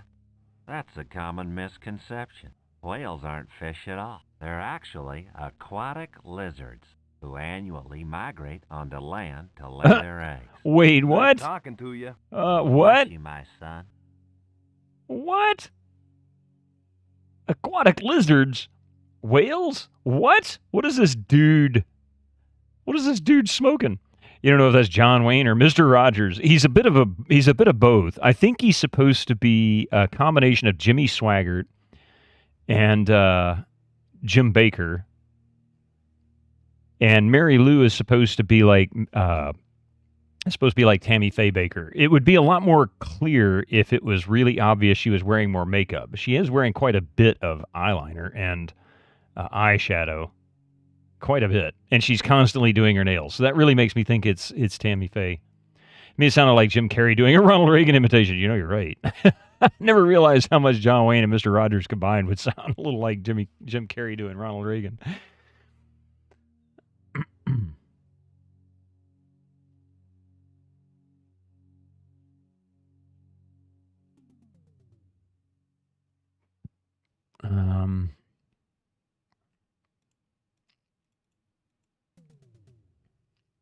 It's a Pocket Rocket Decoder Ring coupon clipped from a Commander Rocket comic. There's part of a blueprint on the back of it. How do I look at the back of it to see the blueprint? I don't understand. Okay, what else do we have that we can go explore? I can probably take this magazine back to Sparky. Oh, look, it's my buddy the gorilla. Is this the same path? I don't know which way is which. I think I came from that way. Let's go this way. Oh, it's the same path. Okay.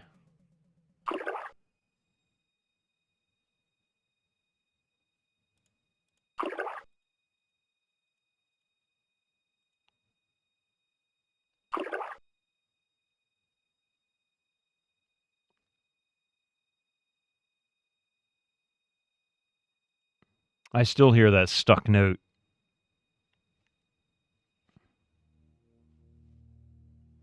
I only hear it when there's no music playing. Crash site. Oh, so that whole section is the crash site. Trader Bob. The Flota Inc. camp. The jetty. Jungle. Okay, so this is the section that we were at. That's probably like the mission camp or something. I like the way they did this, though. This is kind of cool. Let's go to the crash site. We'll talk to Sparky. Where the hell is this? Oh, I remember this. Okay. Did I ever go south from here?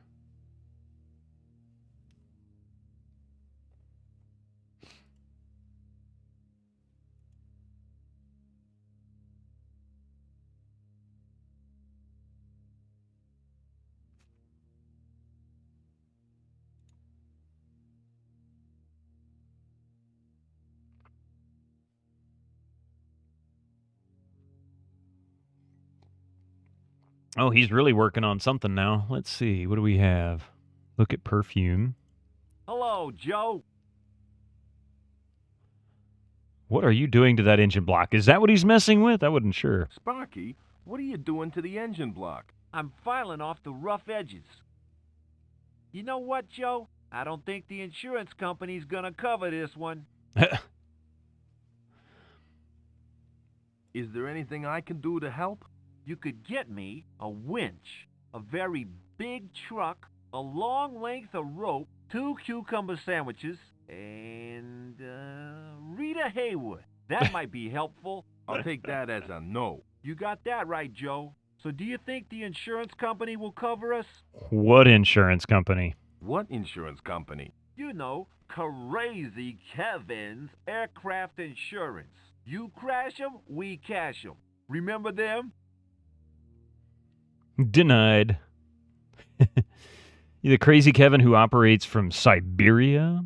You mean Crazy Kevin, who filed for bankruptcy? That's him. He still owes me 3 lessons with Crazy Kevin's ballroom dancing school. Sparky, that guy's a crook. Sparky? That guy is a crook. But I was just gonna start my tango lessons. Could I have one of your files?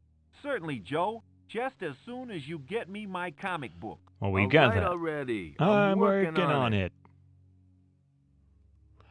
Where's Faye? I told you to look after her.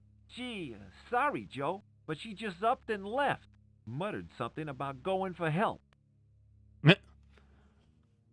Why didn't you stop her? I tried really hard to stop her, honest, but she wouldn't listen to me.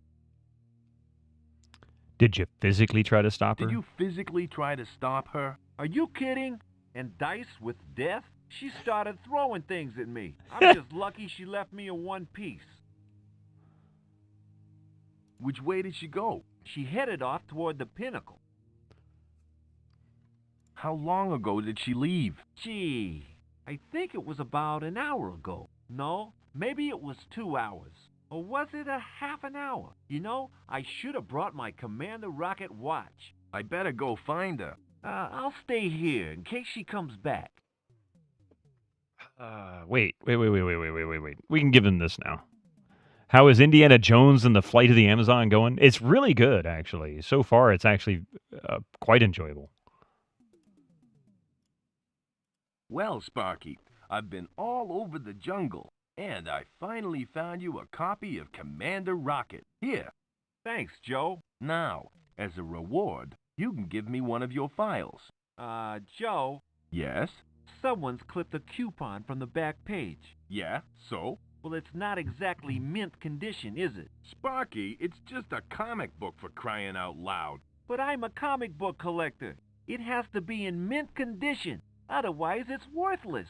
I don't believe this. No offense, Joe, but I might get a new copy when we get back home. You can keep this one. I don't want the stupid comic. I want a file. Oh, you can have that, too. Finally. It's Next time, you can get your own comics. So he gets to keep the comic book after all. It's one of Sparky's tools. Sparky is a tool. How are you doing, Evil Alex? I've put my arm in piranha-infested waters enough times for one day. So I wonder...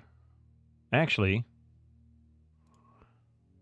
Tying that up ain't gonna do me much good.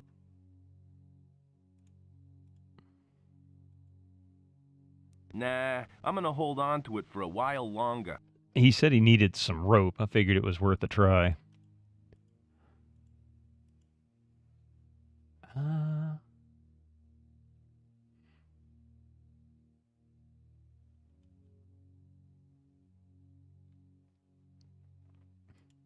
Don't think I've gone this way. Not that it's going to take me anywhere other than probably the pinnacle. Oh, definitely different. Hey, there's a banana on the ground. And it's on the other side of a broken bridge. Trying to give him some isn't safe enough to cross. I do want to play the new Indiana Jones game, Grave Rob. Yeah, absolutely want to play the new Indiana Jones game. I haven't tried it yet. In fact, I've been trying to actively avoid any kind of spoilers on it. It's a bit pricey at the moment, so I'm not necessarily bothering with it. But it is one that I want to play pretty badly. I've heard good things so far. All right, so this bridge is not safe. How are you doing, Final and Grave Rob? Good to see you. The new indie game is the best 3D indie game. Oh, nice. That's a good one because I actually enjoyed the one that came out on Xbox. Was that Emperor's Tomb? Which one was that came out on Xbox like 20 years ago? A little over 20 years, like 22 years ago.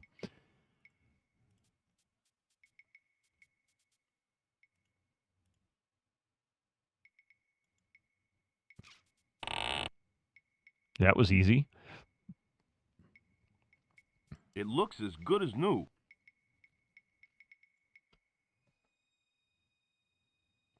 Oh, there's a bunch of bananas hanging on that tree. Emperor's Tomb, yeah. I enjoyed that one. In fact, that's one I want to play as well. It's on my Windows XP list to be done. Boy, there sure are a lot of bananas up there.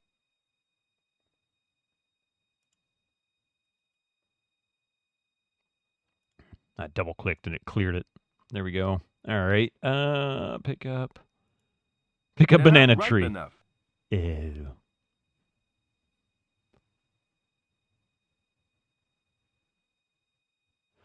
Really? That's the only purpose of coming over here is to get a banana. There's nothing else in this scene other than fixing the freaking bridge. Speaking of newfangled 3D games, played Alone in the Dark on stream yet? I haven't tried that one yet. No. Infernal Machine, that was on N64, is also on GOG. Yep. It's a very early Tomb Raider style. I have that one as well.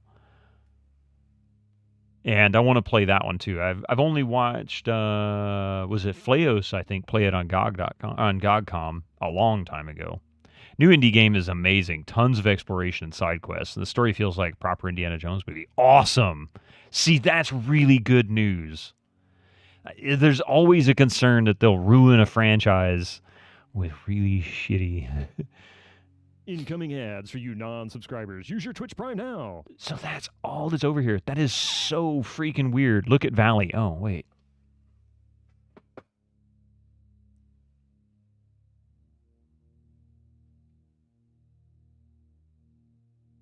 It's that mysterious, mist-shrouded valley we passed in our plane. At this point, there will be more good indie games than movies. Well, they are kind of having a track record of better games than movies since Last Crusade. I return. 4 inches of your hair seem to have disappeared.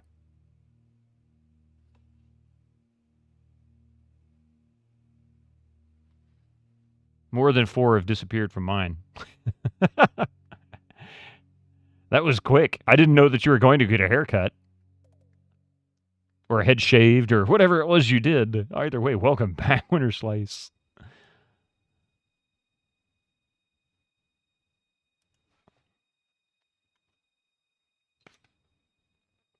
Great hat, man. A banana hat post-it.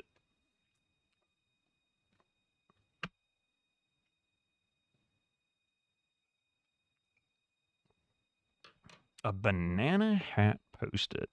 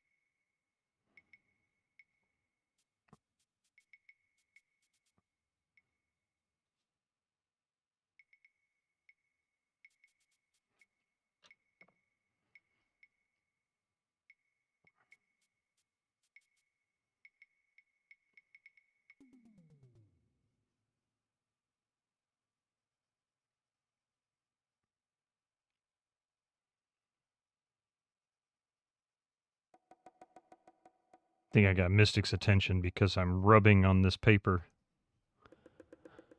Troy Baker, who voices Indy in the new game, and Harrison Ford were on stage at Game Awards. Harrison said he'd done it so well, it's almost like he'd done it himself. Ooh, that I need to listen to.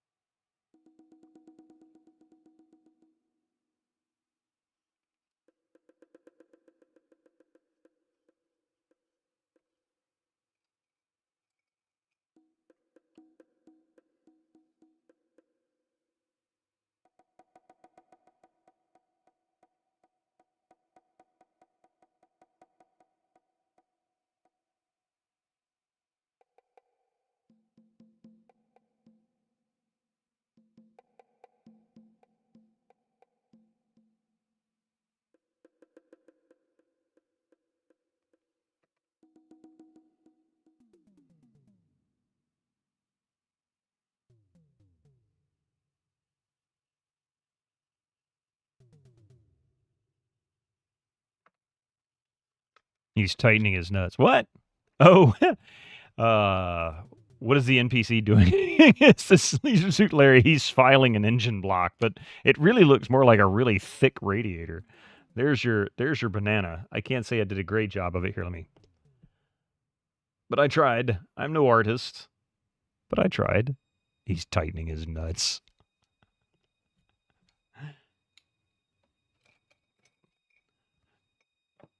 You can't give him too much of a hard time. He is a comic book collector. Oh, wait. Ouch. I'm going to regret that, aren't I? I'm just kidding. He's actually kind of a goofy character by himself. But,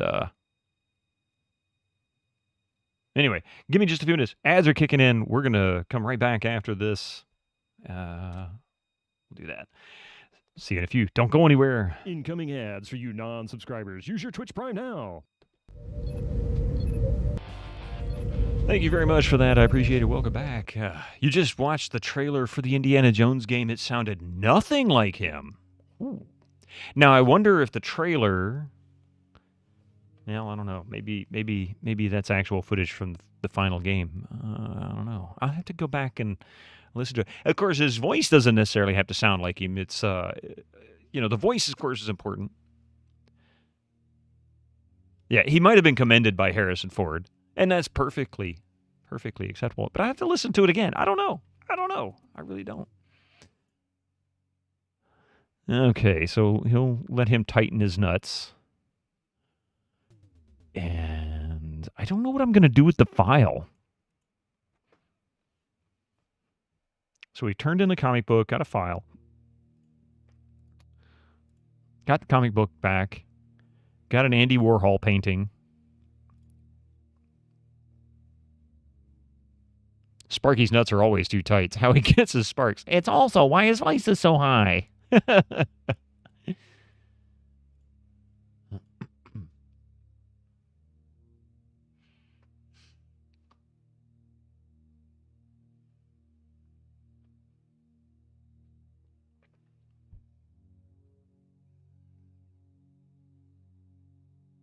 Oh, okay. Path. Is there anything else here? Just path north and south. Is there anything? This was originally something else, like a spider web, I believe, and we cut through it.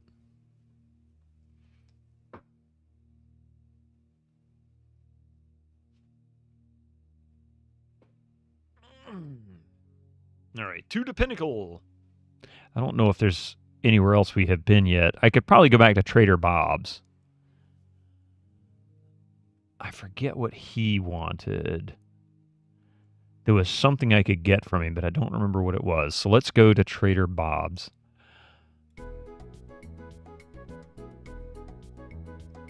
I know I can't talk to these guys. They don't understand me.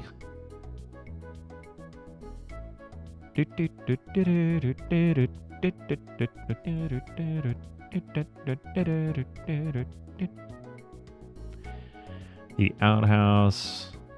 Sleeping villager.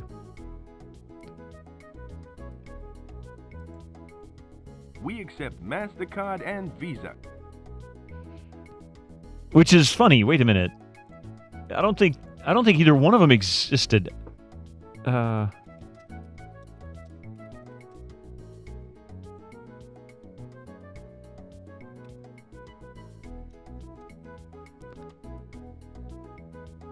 Yeah, the Bank of America launched the first consumer credit card in 1958, so this would have been like 9 years before that.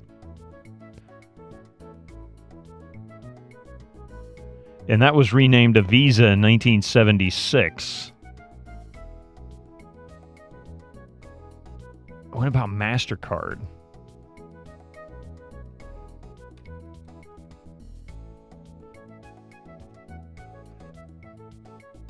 $1979, but they go back to the 40s.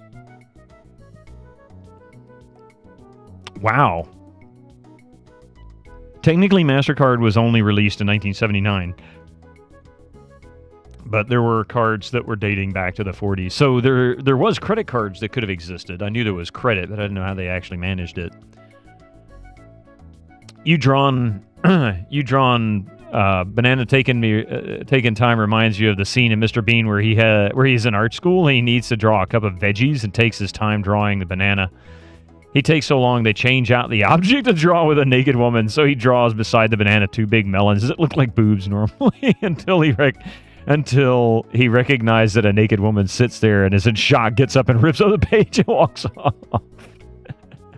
I think that's pretty funny, actually. I think Diners was the first modern credit card. That's possible. But I don't know. Bank AmeriCard in 1958, that goes back. Yeah, we've already met the gorilla. Yeah, Zerg, Linty. Yeah, we've already met the gorilla. We've fixed that one. He's vanished, and now he's in a pink dinosaur suit. We've got him to take the head off and admit it's the same gorilla and that he's not really here, and there's something funny going on in this game, and I don't know what it is yet.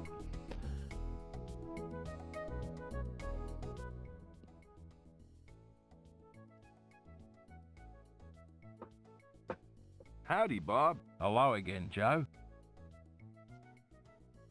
I've got some questions that I'd like to ask. What do you want to know?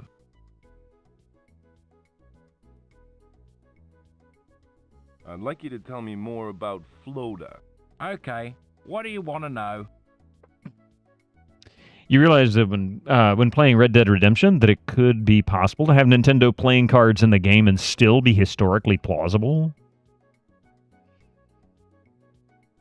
Say what? How? Well, it was never on Nintendo, was it? It was always PlayStation, Xbox, right?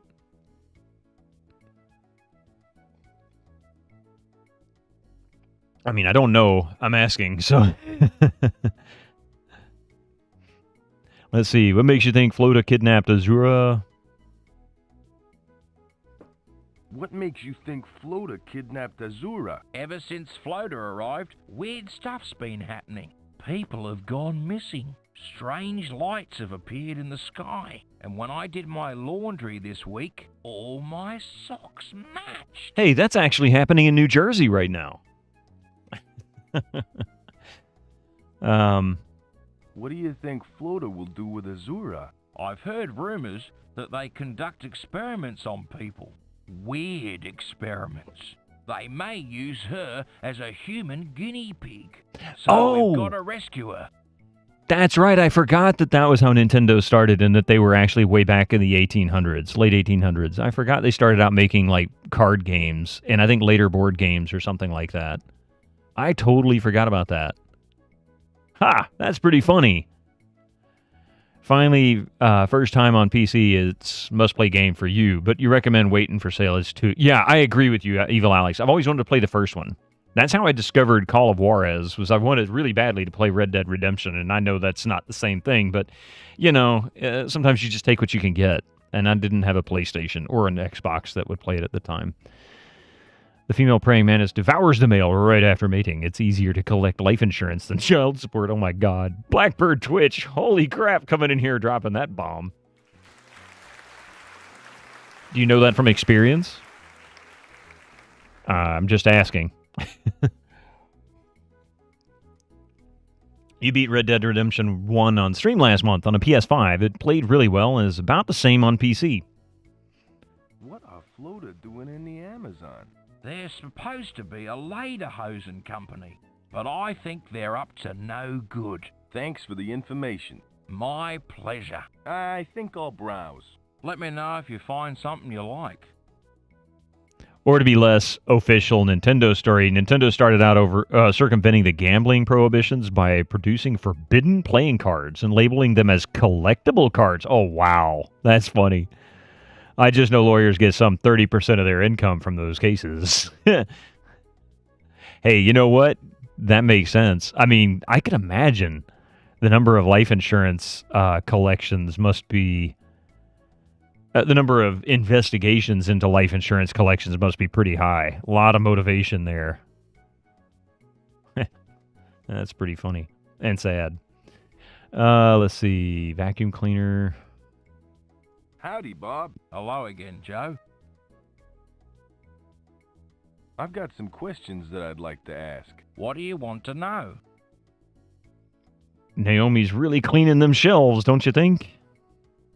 Let's see. What sort of things do you What sell? sort of things do you sell? I sell all sorts of things. Some of them are only for special customers. What are you interested in? Do you have anything that will get rid of rashes? Oh, that's right. Do you have anything that will get rid of rashes? Sorry, but that's not my area of expertise. Try asking the witch doctor out front. I think I'll browse. Let me know Okay. if you find something you like. Howdy, Bob. Hello again, Joe. So I need to go talk to the witch doctor. I just noticed that the floor has one floor board that is different color from the rest, like significantly different color. I've got some questions that I'd like to ask. What do you want to know?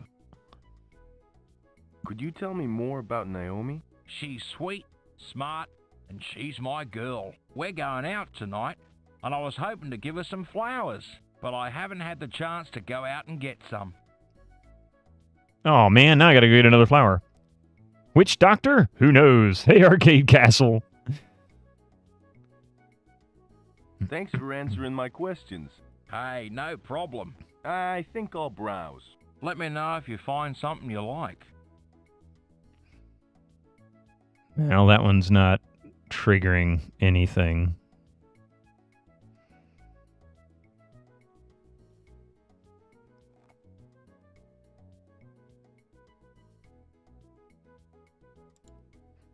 I don't touch the stuff. It gives me gas. Doctor Who. Essential for Amazon fishing. I'd hate to put my bare hands into piranha-infested waters. Oh, I see. Hey, Atari Beer Pong. I always love that Space Invaders emote. Excuse me, I'd like to buy this. I'm sorry, but those are for special customers only. They are not for sale. Sorry. Well, then how do I get one? I think she is cleaning in an interesting way. She's just, yeah.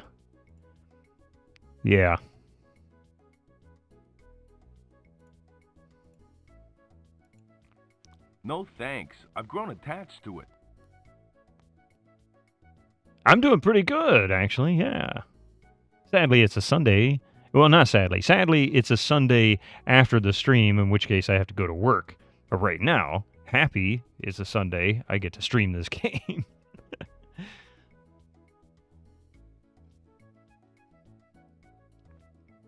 You know, every time I see you type ABP, Echo, I keep wanting to say APB. I'm like, why are we putting out an all points bulletin on somebody? What did they do?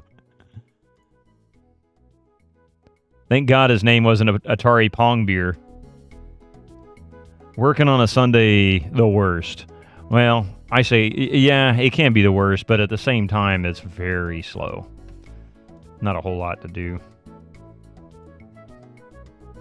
Have you learned to speak English yet? I don't speak pygmy. Goodbye. Atari Pong Beard. I almost said Bong Beard. Said that many times over when I played Police Quest 2, yeah. Overtime pay can be amazing for Sundays, though. I don't get overtime pay. I'm salaried, sadly. Okay, so I need to figure out where to get that book.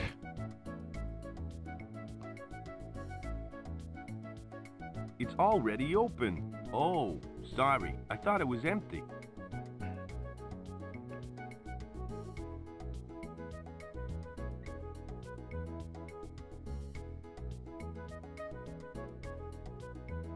Dedicated to Peony, the great god of fertility.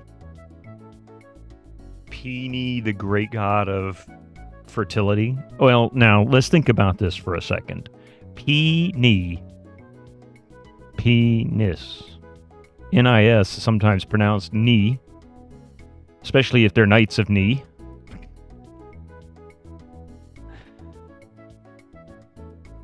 This game worth for a remake. They've already redone it twice.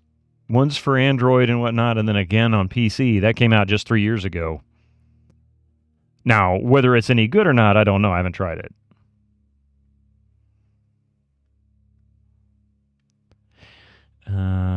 Okay, so I'm going to go to the Flota camp. I guess we can go back to the jetty next. Let's see if I can get another flower.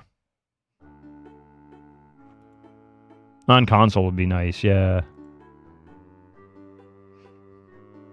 No such like Broken Sword in 4K, yeah. Remember watching Fraggle Rock, which aired on Sundays here? The show was fantastic, but the theme song always instilled a mild sense of dread. School was the next day, and they were telling us to dance cares away, worries for another day. I forget exactly how the theme goes. I used to watch that show all the time back in the 80s when I was a kid. I used to love Fraggle Rock. What about second one? I mean, really, Karif? I mean, what's one that has like 2 remakes? Was that Blade Runner? Didn't that one have like 2 remakes and they both sucked?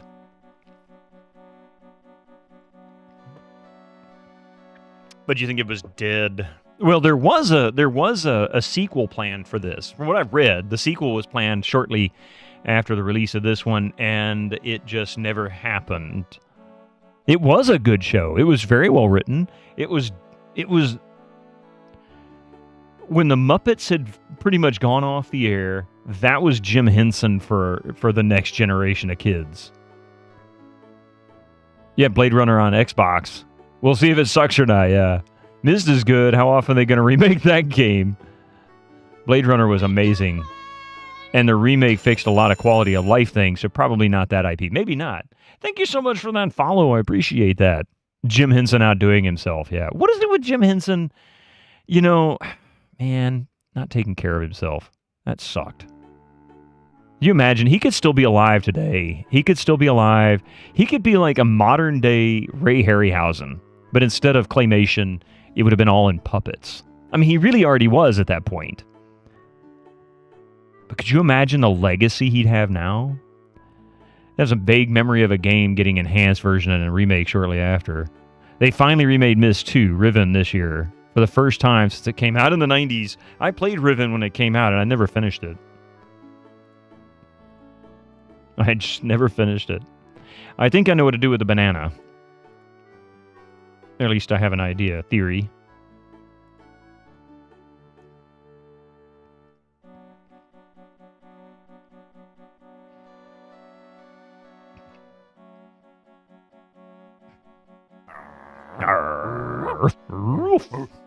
Easy boy. I'll just be on my way. I love the dog barks. Trained well.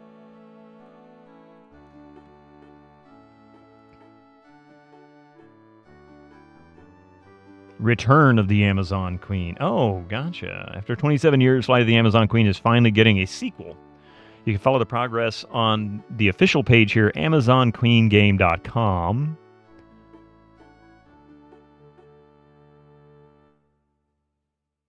Why am I being asked to sign in? Oh, Blogger. That link, I hate it when they do that. Here, go to this link that we very explicitly typed out in our message and then takes you to a link that has absolutely... Yeah, that's like dangerous.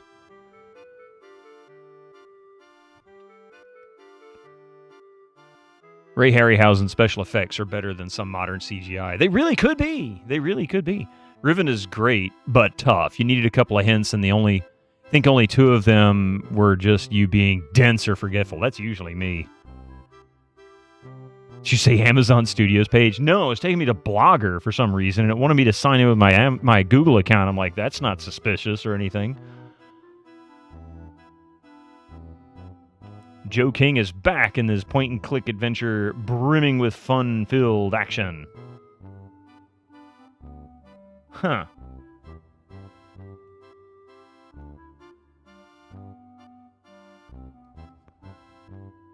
Huh, okay, well, it doesn't... I don't know if the page is still active or not. It kind of looks like it's a bit broken.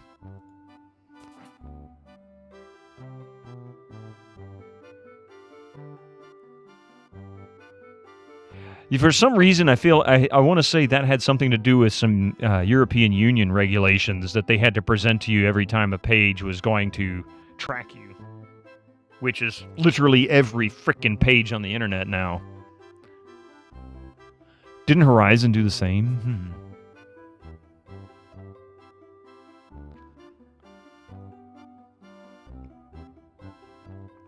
They remastered, then immediately did a remake. I don't understand why they would do something like that. Number one, stop doing remasters. Do a remake. If you're going to do it completely. Remasters are oftentimes just gussied up original versions, and they don't really... Well, sometimes they fix things. Other times they just make it run on modern hardware. That's about it. And that's all they do to it. All right, so let's go... Actually, let's try the Jetty.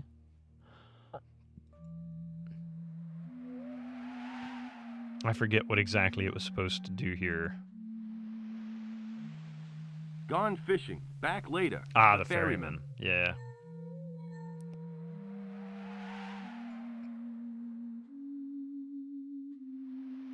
So I think this is probably for another time.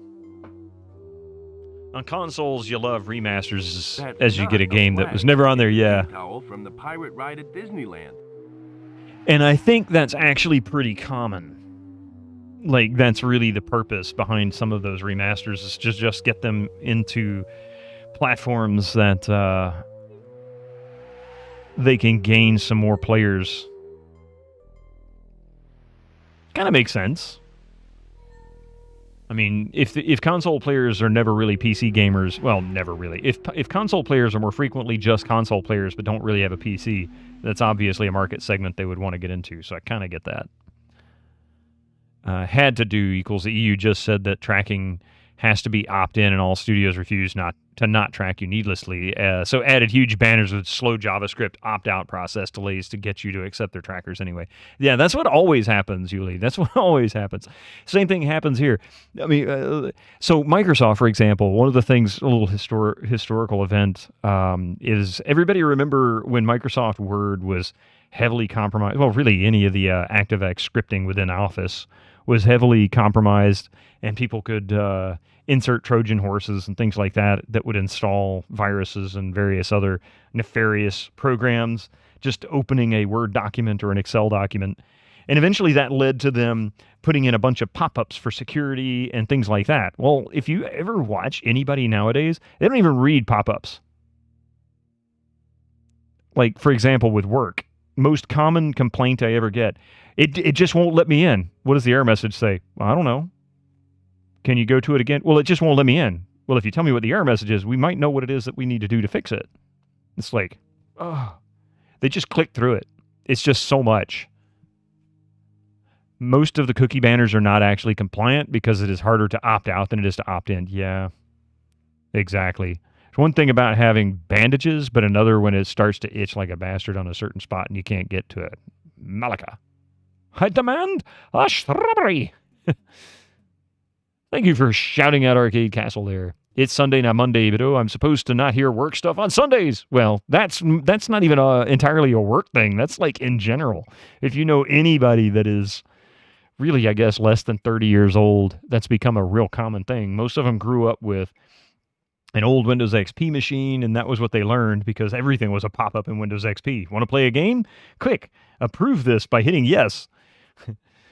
You're of the crazy mindset that everybody should be able to play every game everywhere they want. For you, that's the future. I agree with you, Evil Alex. I believe, Infocom was on the right track back in the 80s when they introduced Zork, because it was never recoded to work on another operating system. They just built an emulation engine to run the program that they had written, and then they just modified that emulator to run on every platform. So it was kind of an emulator, and they just wrote one program. All they had to do is just make the emulator work on other platforms.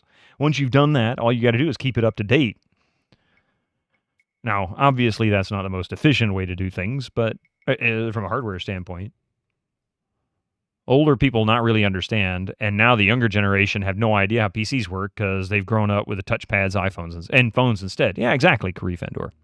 The number of people at work that I talk to, I mean, it's still people like my age. I'm too old for computers. Bullshit. You grew up with the damn things. You were in your 20s when PCs were at their heyday. Like late teens, early 20s when it was in their heyday. You can't be my age and claim you're too old for computers. I mean, shoot, even my grandmother in her 70s in the late 90s knew more about PCs than a lot of folks that I know nowadays. And, of course, the younger generation has every excuse in the world. A lot of people, the only computer they might own outside of a tablet or a cell phone would be maybe a laptop, and that might be for work or perhaps never even really used. Where was I going next? Oh, yeah, let's go... I have a banana, so we're going to go to the jungle. We'll go to Salvation. Parents are in their 80s and continue to use their computers daily. Yeah, right? Also, parts of the engine that needed to be ported were much simpler. Today, porting an engine would effectively involve... Yeah, exactly. It would be nuts by comparison. Back then, it was much easier, I'm sure. Less to deal with. You have to do tech support for them sometimes, but still. Hey, you know what? If they're willing to learn, that is the biggest issue that I have dealing with some folks when it comes to issues.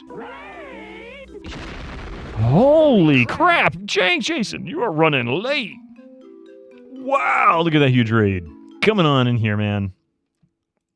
How are you doing today? Blue X. Oh my god, that is a raid. Welcome in, everybody. Welcome in, Raiders.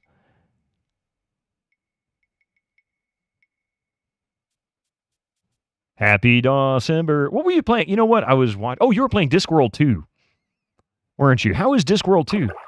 You've owned and still share, but don't know how to put one together. More software-based than hardware.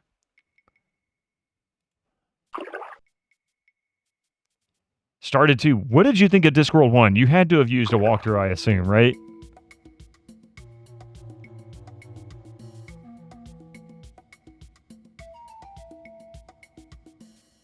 I think you've already made quite a bit of progress with 2. I've heard the second one and Noir far easier than the first one. You're both amazed and not amazed by young people getting hired at your work that have zero typing skills. I feel like they should replace their keyboards with a phone interface. What's crazy to me, Atari Beer Pong, is watching them do some of the most rudimentary things. And they will literally go the hardest route possible because the only thing they know how to use is that. And getting them to type stuff, sometimes it's like, you know, it just makes your head just go, what's going on? You've seen that too. You got stuck not being able to see an item in one, and the viewer hinted at where it was, but you didn't use a guide. Holy shit. Have you played it before? That game is so moon logic all the way around. I don't see how in the world most people could. I mean, I still don't understand how Mike finished it. I don't get it. How did he finish it? I wonder if I can get this ball from this monkey. If I give him a banana. See, he's got a banana. He's got a banana. He doesn't have a banana, but he has a basketball. So maybe I can give him the banana, and he'll give me the basketball.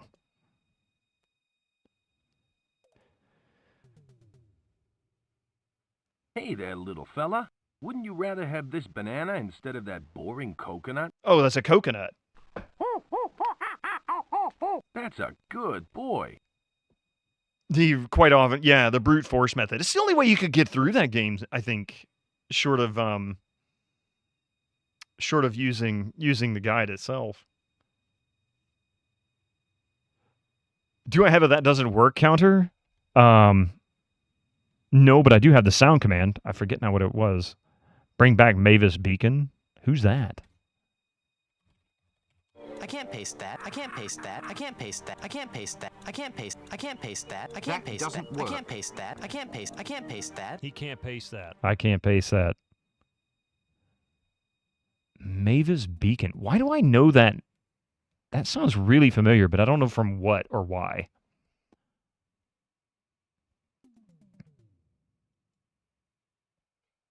Howdy, Jim. Teaches typing. Oh. Welcome back to our holy little hovel. It doesn't appear as any more coal can be broken off. Man, thank you so much, man, for that raid. I really appreciate that, Jason. I really do. Thank you so much. That was really awesome. I hope it sounded like you had a good stream. And considering how late it is for you, holy crap. You got to get your sleep schedule back on track again. Don't get off track. You had to type the letters so the flies didn't splat on the windshield. Oh, I just remember. Just curious if anybody has a Steam controller and if you can control the PC with it or just Steam games. I have 2 Steam controllers. Hang on a second.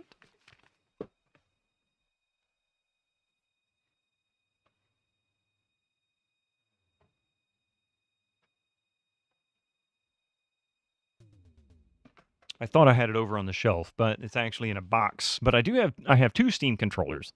And yes, you can control some things, but you need to be able to oh shoot, I'm trying to remember how I did it.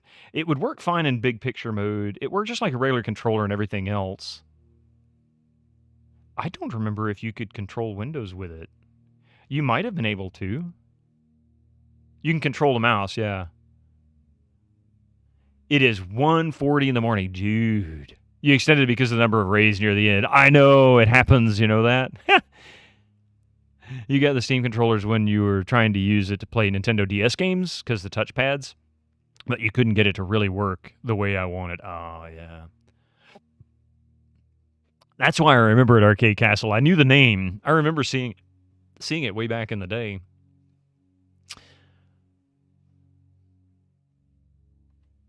I don't think I ever used it.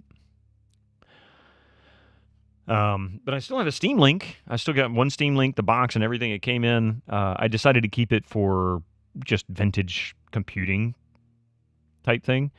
They were selling really well on eBay for a while. I had 2 of them. I sold one. Actually, I had 3 of them.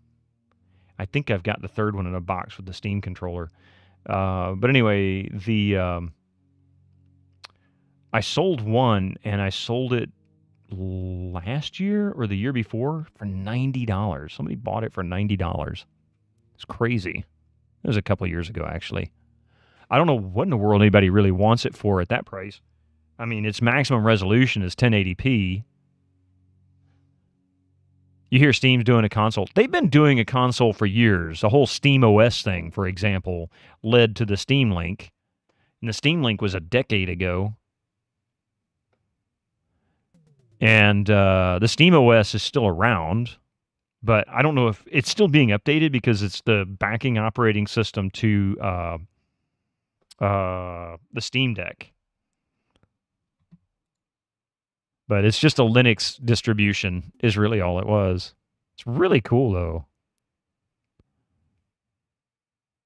And it's not possible yet, but they're doing a bang-up job getting there. SteamOS is Arch Linux under the hood. Yeah, exactly. I couldn't remember which distribution, but yeah, it's a Linux distribution. So Arch. This looks more like a zoo than a mission. Oh, thank you, Karif Fandora. I think. Animals. In my spare time, I'm a zoologist. Last month, I studied sloths. This month, I'm studying monkeys. Are there any tigers in the Amazon? Oh, I didn't ask him about this. Are there any tigers in the Amazon? Or are they only found in Africa? Heavens no. There aren't any tigers here or in Africa. You'd have to go all the way to Asia to find a tiger, or at least the nearest zoo.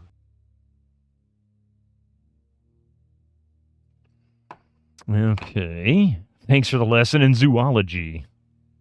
Thanks for the lesson in zoology. As if they needed a hat. Did I miss a hat redeem? Oh, that was a banana hat post-it. Yeah, see, I've got my banana hat post-it. Nice talking to you. Oh, bless you, my son. Great hat, man. Santa, it's possible. That's very possible.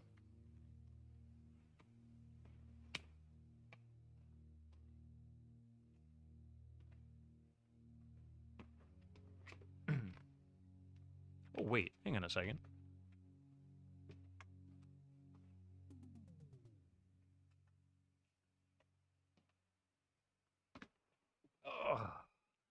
I don't trust this guy. The internet taught me that you can find lions and tigers only in Kenya. That never occurred to me. I mean, I knew South America, which, of course, where he is currently with the Amazon, but that is, jaguars and whatnot. Can you believe it? Can you believe it? And forget Norway. Hopefully you get some good rest. Oh, wait a minute. Did he say goodnight? I didn't even miss. I must have missed it. Oh, yeah, definitely. If you're getting some sleep, man, go get some sleep. It's 1:45 in the morning.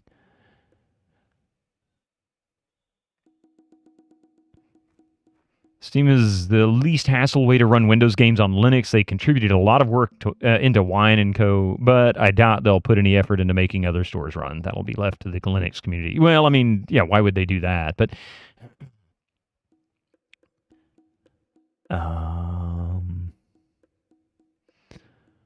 it's going to use SteamOS. You can just use Lutris to run other stores on it. Ah, I didn't know that.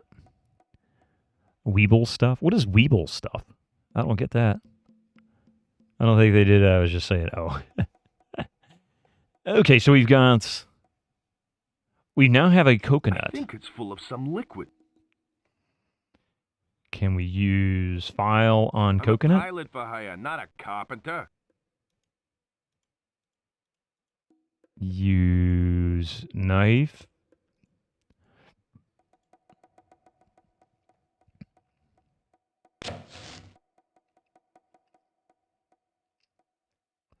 Weeble was an early Flash animator who did a ton of stuff. You probably know a few of his animations. Ah, okay. Early 2000s meme site with lions, tigers in Kenya. Lions, tigers in Kenya, among other cool things.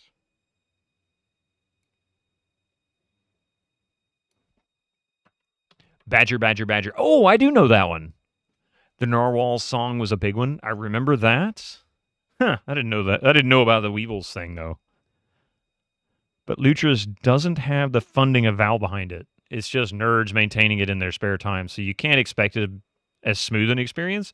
Last couple of times you tried Lutris, I couldn't get it to work. Oh.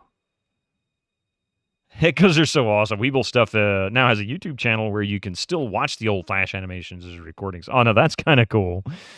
It's full of coconut milk.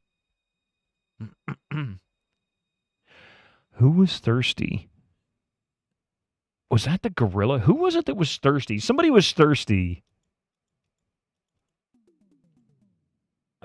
Was it her? Hello again. Hello, Joe.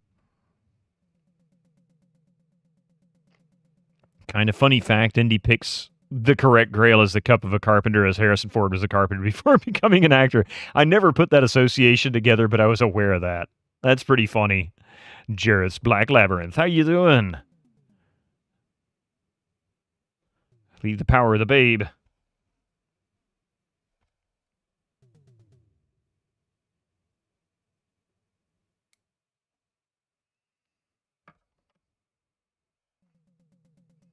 Let's see. I'd like to swap you for your dictionary. What have you got to swap? Ah, okay. How would you like another nail file? How would you like another nail file? It's not worn out, is it? No, it's brand new. Okay. This file will file her whole finger off. Good. I'm glad we could come to some arrangement. So am I. Okay, so now we have the ability to talk to the natives. It's an English to Pygmy translation dictionary. Now I should be able to go talk to the witch doctor.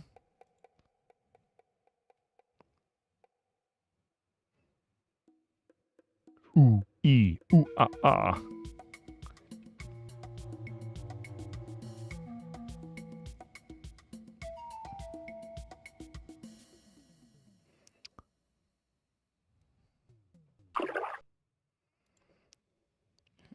Good old David Seville. Oh, yeah. Took me a second.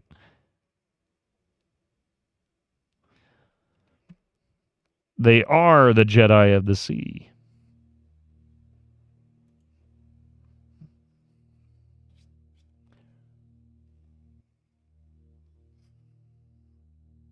Okay, so now we can go to Trader Bob's. Should be able to talk to the witch doctor, get the rash ointment. or begin the process to get the rash ointment if there's a quest involved, or puzzle, or something.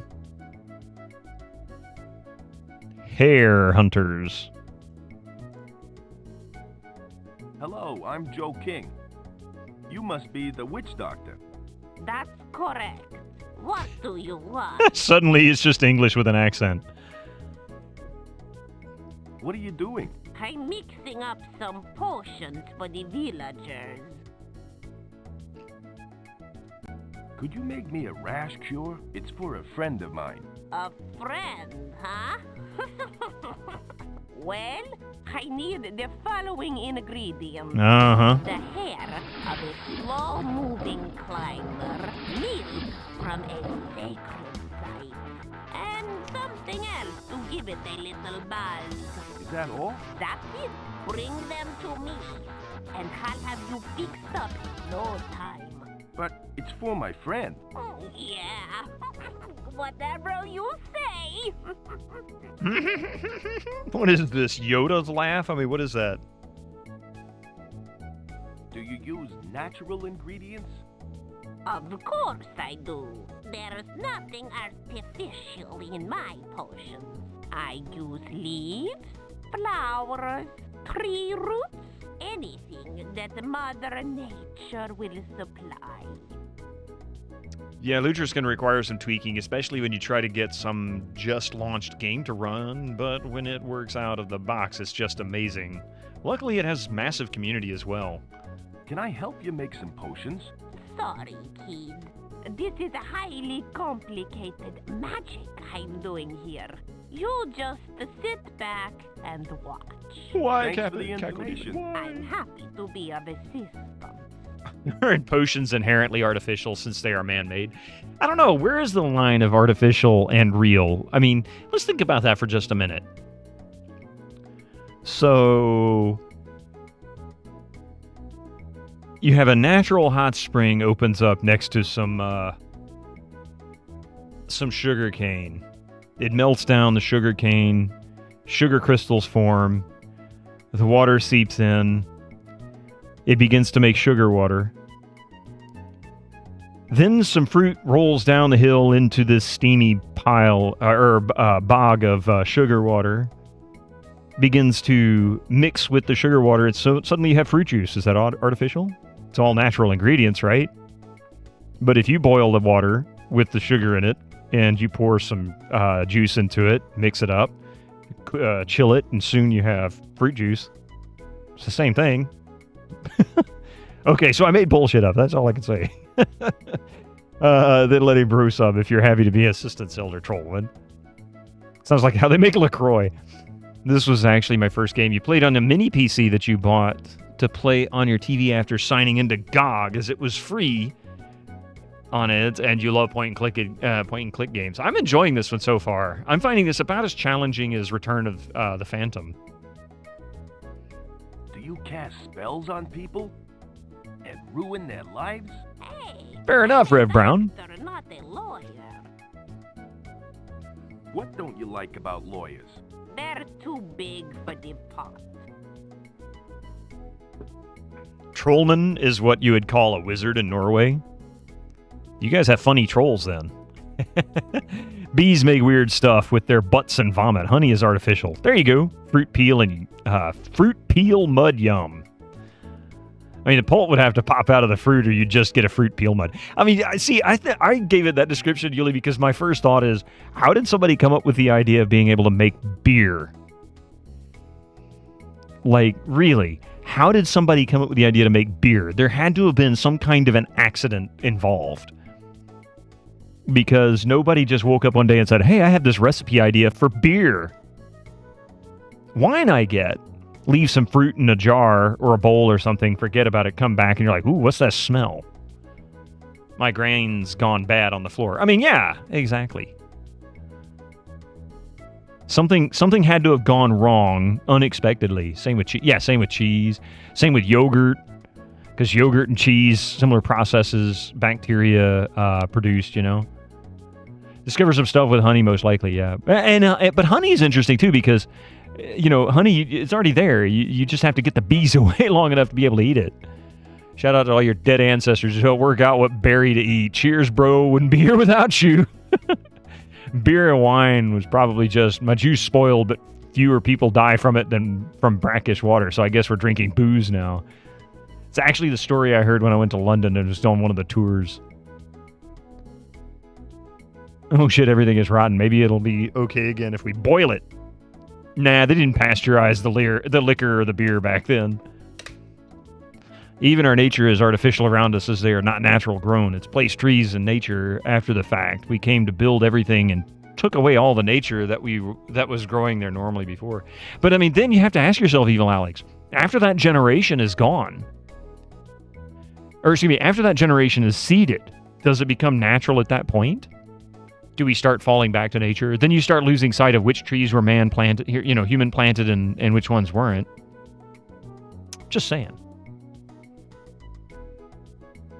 Yeah, beer brewing ultimately does involve boiling. You got to boil the mash. The whole process is pretty extensive. You've got to boil the mash, and then you have to let it sit for a long period of time, and then you put sugar or some kind of a sugar into it, whether it be fruit juice or cane sugar or whatever, something in there for the bacteria to eat. Then that forms the carbonation, basically burping into the liquid. You mean occasionally forgot to drink your juice my mom gave you for school, and the next day it already tasted alcoholish. Fermentation in general isn't that hard to discover. It should be really super weak, but yeah, that's pretty funny. Especially with fruit juices now, because fruit juices, they put so much sugar in them anyway. What are those ingredients again? For a rash cure, I need the following ingredients. The hair of a slow-moving climber, milk from a sacred site, and something to give it a little buzz.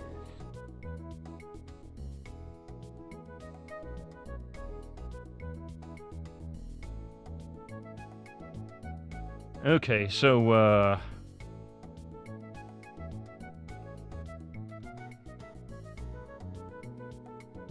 something to give it a little buzz. All right, so here's what I believe we need. I've already got the milk, because the Salvation Camp sacred site is basically a church, sacred.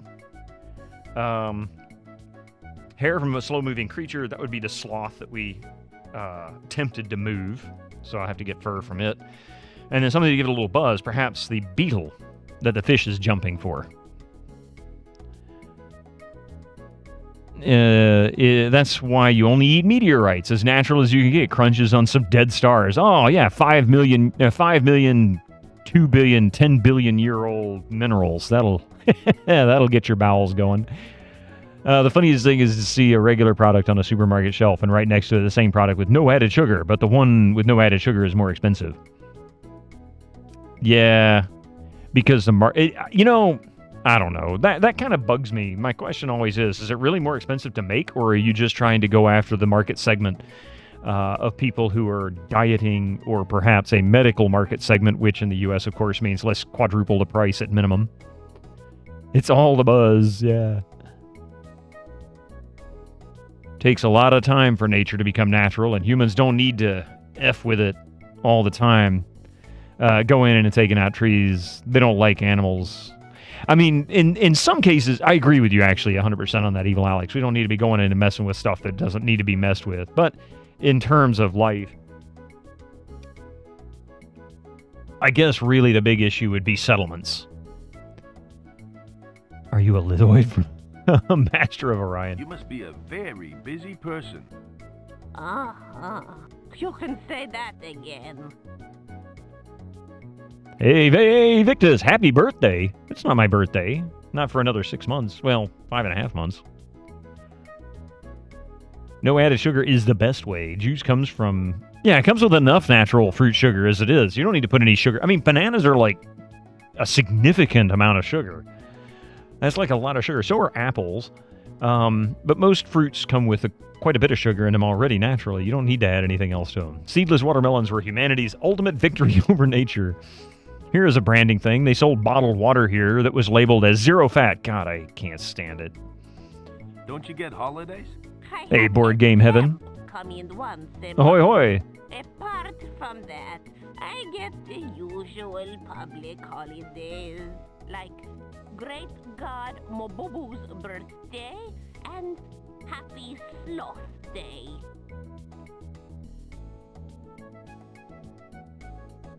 Water has fat in it? Only if there's dead bodies in it. Yeah, you've seen gluten-free water. That kills me, Winter Slice. When I see labels with gluten-free on it, I'm like, geez. They're looking for the most gullible buyers possible. I mean, if you look at, like, Aquafina, I think it is. I don't know if it's really that common outside of the U.S., but all this bullcrap bottled water garbage that they sell us nowadays is just blends of filtered water. Most of it's from public water sources. Gluten-free vodka, well, corpse water, or as the gourmets call it, soup. Dead bodies in water reminds you got a chicken stock going at work.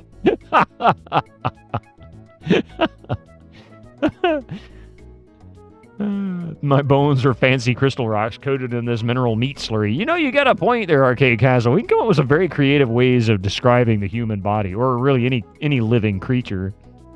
Sounds like an ugly bag of mostly water to me. That's a Star Trek reference. Use your Twitch Prime now. Ugly bags of mostly water. Was that the faded Yar scene? Was it Skin of Evil, I think it was? I can't remember which creature it was that said that. I know that was a TNG reference, and I think that was from Skin of Evil.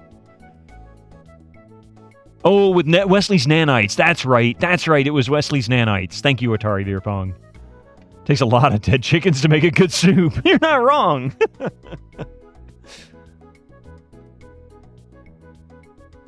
You seem to really love your work. Hey, Phenomenon. I do. Being able to reach out and touch so many lives, feeding off people's fear and ignorance. That's what being a witch doctor is all about.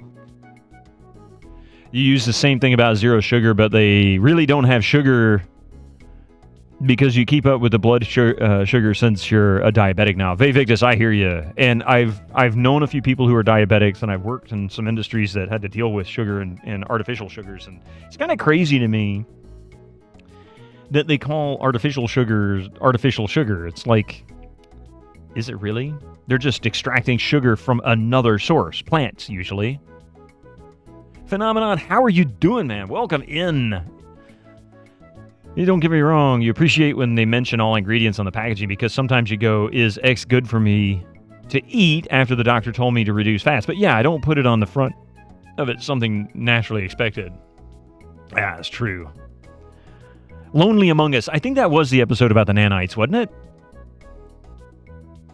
They were nanites, but an indigenous life form. Yes, they were indigenous. They were sentient. They weren't just programmed. Why are you boiling bones? Yeah, Caveman A. Why are you boiling bones? Caveman B. Soup. Sugar beets usually cheaper than sugarcane unless you're going full American and use the corn. Well, you know the story behind why corn became the de facto. I mean, it started out as a conspiracy theory, but later actually was proven true.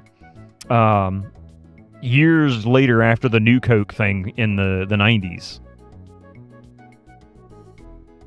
You're well aware of rusty butts.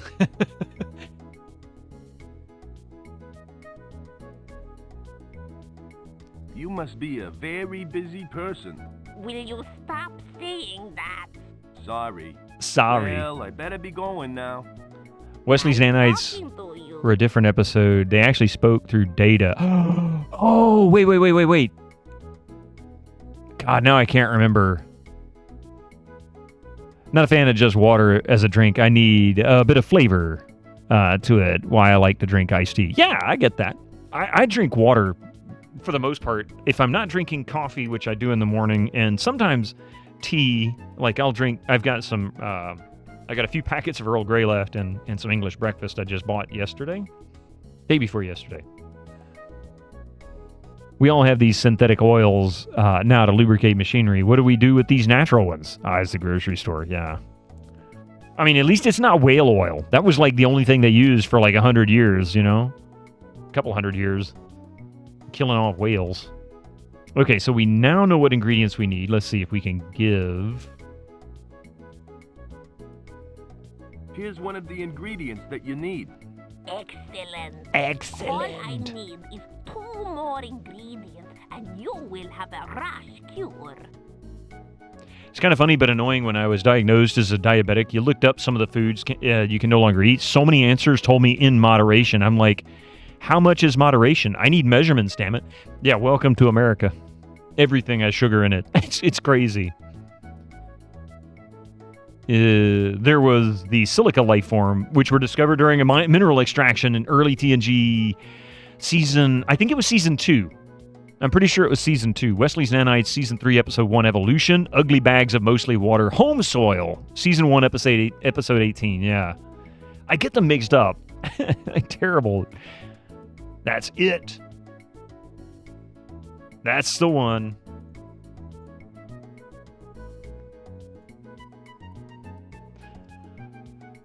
So the corn thing was just because it was locally grown and therefore government subsidized to reduce imports, and then everyone found new uses for corn to get some of that sweet subsidized ingredients, or was it something else? Well, sugar was always cheaper, and it started to get more expensive.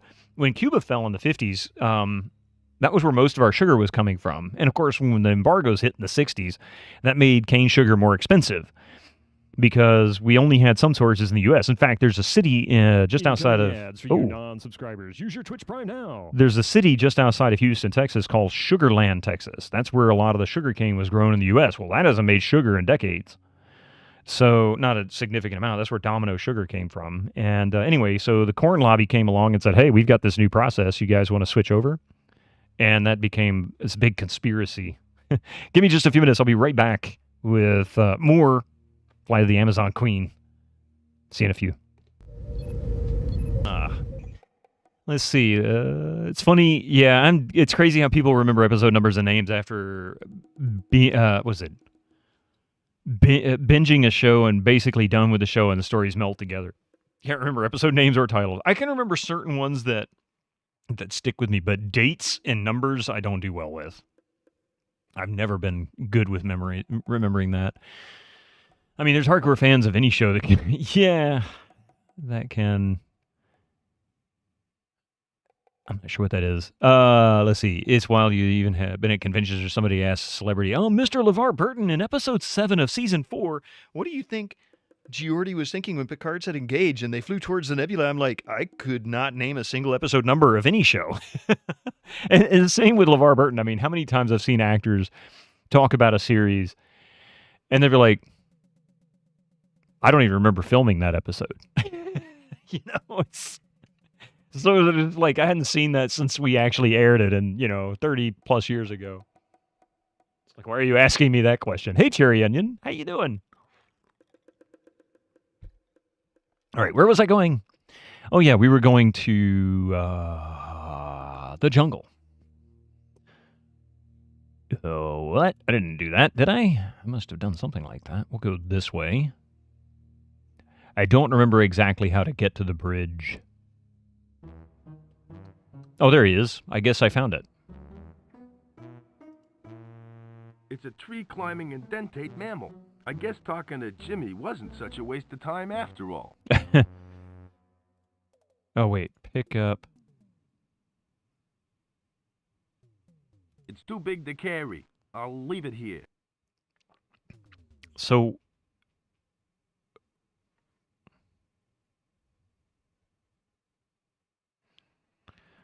So how do I get the fur off of it? I was even able to target the flower, but now I can't see. Oh, there it is. It's full of sweet nectar.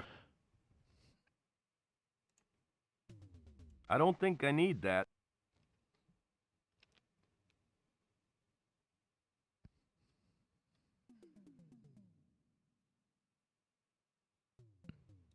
Can we talk to it? Hello there. I don't think it's gonna talk to me. Then the fan has that exasperated moment when they're like, that's the one where they are out of phase and have to prove they're not dead. Then the actor's like, oh yeah, that one. I guess they were thinking, how do I get back to normal? Next question. I mean, it's funny. Fans do tend to think more deeply. I mean, this is kind of presumptuous. The actors and actresses likely think pretty deeply about their characters at some point. I mean, they've got to in order to be able to formulate how the character would react under certain conditions. But once they get past that scene, do they continue to think about it like that? I don't know.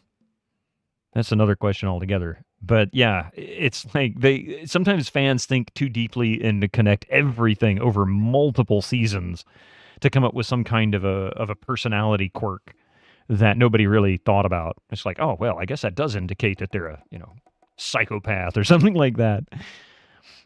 They keep doing the same thing. How do I get hair off of this slow-moving creature? Let's see. Hair of a slow-moving creature.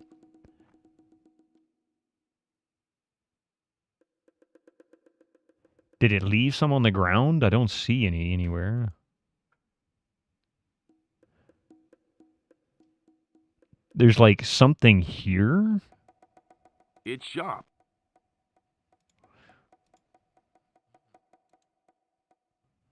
A lot of actors... I don't want to cut that. Actually, a lot of actors never actually watch the stuff they're in, right? You'd be surprised how few actually watch any of the stuff they're in. I mean, it's hard to watch stuff that you've created. It really is. Watch or listen to. You have to. You absolutely have to, but it's still challenging. It's... Number one, it's like, you go back and you listen to it and you think to yourself, you have to have one heck of an ego. Because you have to question, it's like, do I like this? Do I really want to like this? Is it right for me to like this? Is that tooting my own horn? It's difficult. And if you've ever recorded your voice and you hear yourself, you're like, oh man, I hate hearing my voice. That's such a common thing too. The show's magic doesn't exist for the actors. Their perspective about it is totally different. An episode is just a disjointed day at work for them. Yes, that is a very good way to put it. An episode is a disjointed day at work for them, sometimes filmed over multiple weeks or months, depending on the show, the movie, whatever it is they're doing.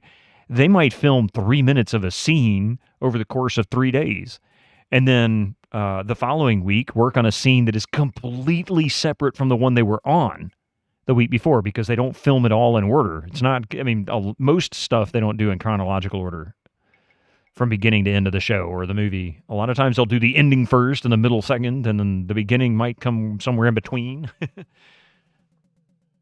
You've seen some actors that fully remember weird details than others that were like, LucasArts paid me to make up a Spanish accent for a pirate. I did it in 4 hours, and they went on to their next role. Yeah. Pretty much exactly what Tom Kane told me when I asked him about Renee Rottingham from Curse of Monkey Island. That's funny.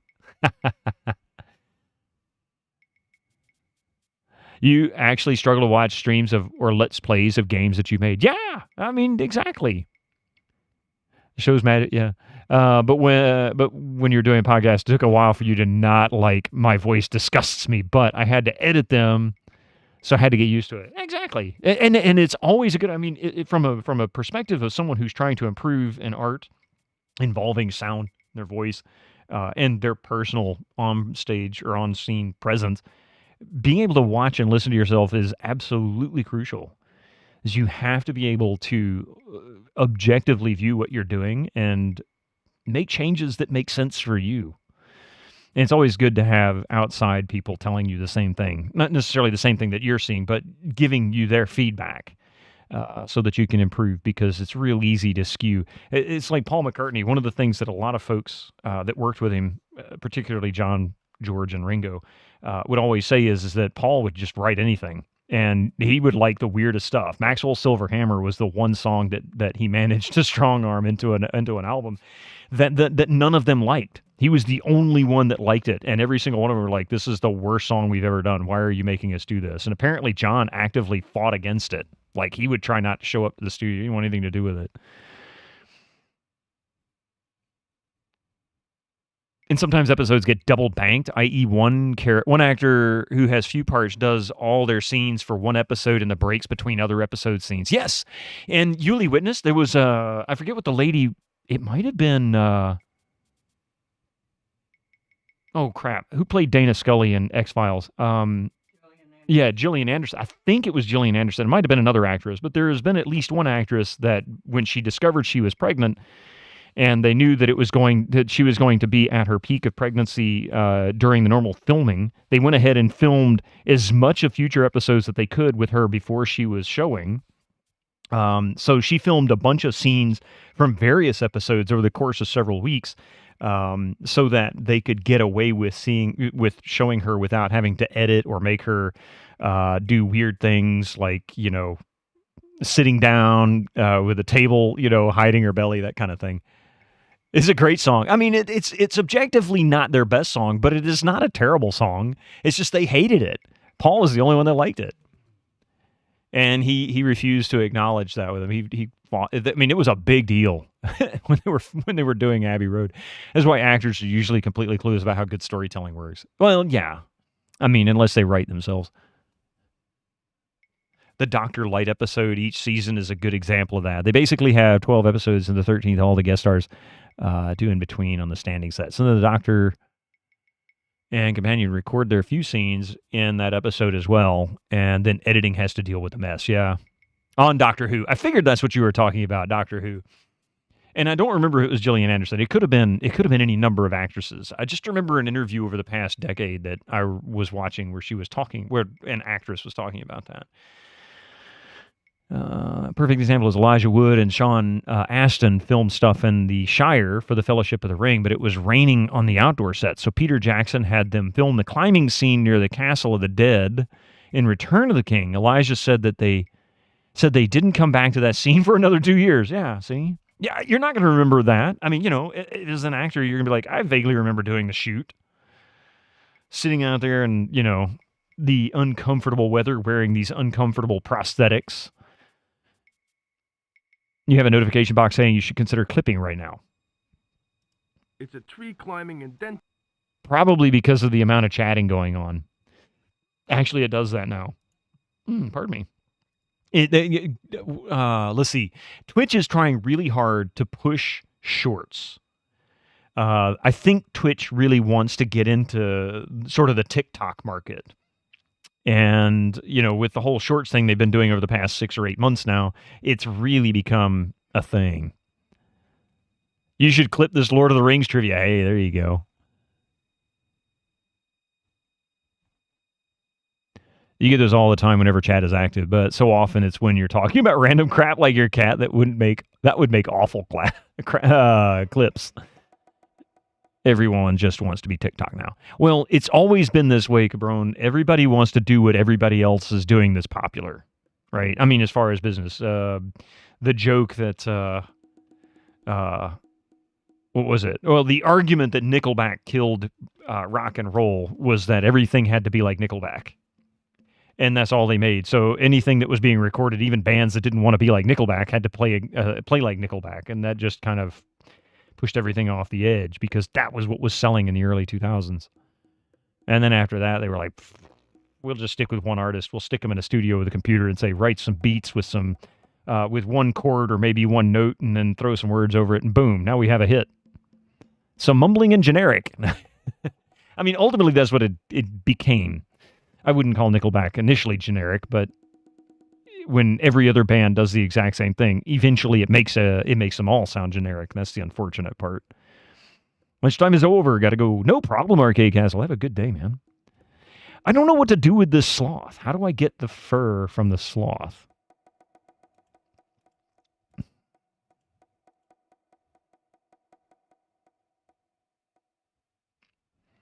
Maybe I can try getting the beetle.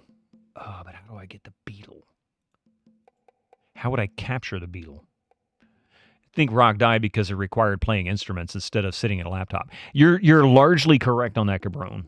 Anytime something like that dies, it always has to do with the fact that they have managed to remove as much labor as possible because that is the expense they don't want to pay for. They don't want to pay for anything, honestly, but that is an expense that they can eliminate. And, you know, you got to find like 5 guys who play instruments. Not only just 5 guys. Let's really explore this for a second. I'm going to tell you something that's going to be kind of interesting. But not only 5 guys who play instruments, but how many rock and roll bands and artists in general have been notoriously difficult to work with. I mean, let's think about this for a minute. The Rolling Stones, how many times they got kicked out of a hotel room? Let's see, John Bonham's own escapades, or Led Zeppelin. Why is it always drummers? Keith Moon, also hotel rooms, getting, blowing up toilets, that kind of thing. Why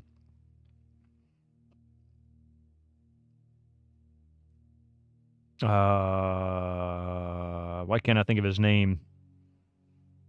There's several off the top of my head. Yeah, Metallica. Metallica was always kind of jerks. Kiss was jerks for the most part. Well, not all of them. The bassist. Constant lineup changes, personality conflicts, power struggles, yeah. You saw a techno concert where the guy started on his laptop playing a mix track and then was clearly browsing his phone. I mean, it's not the same anymore because all they want is one person. So when you do something like, say, for example, a lot of hip-hop artists, it's usually just 1 or 2 artists. You got the singer, and then and the singer might also be the person who's writing the music, but they'll just bring up something, Pro Tools or whatever, and they do everything there. It's pop stars, yeah. Gene Simmons, yeah. He's a huge pig. Oh, man, if you really watch some of his interviews, that guy is sleaze. He oozes slime. That guy is absolutely garbage. He was one of the ones like Metallica back about 20 years ago that was basically blaming all the fans for pirating and killing music and that kind of thing. I mean, he was garbage back then. Yeah, seriously, Gene Simmons. Now maybe he's changed. That was 20 years ago, but I kind of doubt it. I mean, Gene Simmons. Let me be really fair with Gene Simmons. He might be garbage, but he is pure businessman. That is all he was. He was a showman in the 70s, born of showman parents, and he grew up in that industry knowing exactly what it was to entertain people. And he used that along with his business intelligence to get what he wanted. And I don't blame him for that. But yeah, he's like 80 now. Probably mostly naps. I will say we saw Aqua last December. They were clearly singing every line and playing the backing track mostly live. I mean, they're still good bands, don't get me wrong. But if you were a rock and roll band, like if you formed a rock and roll band, you could be the next Beatles.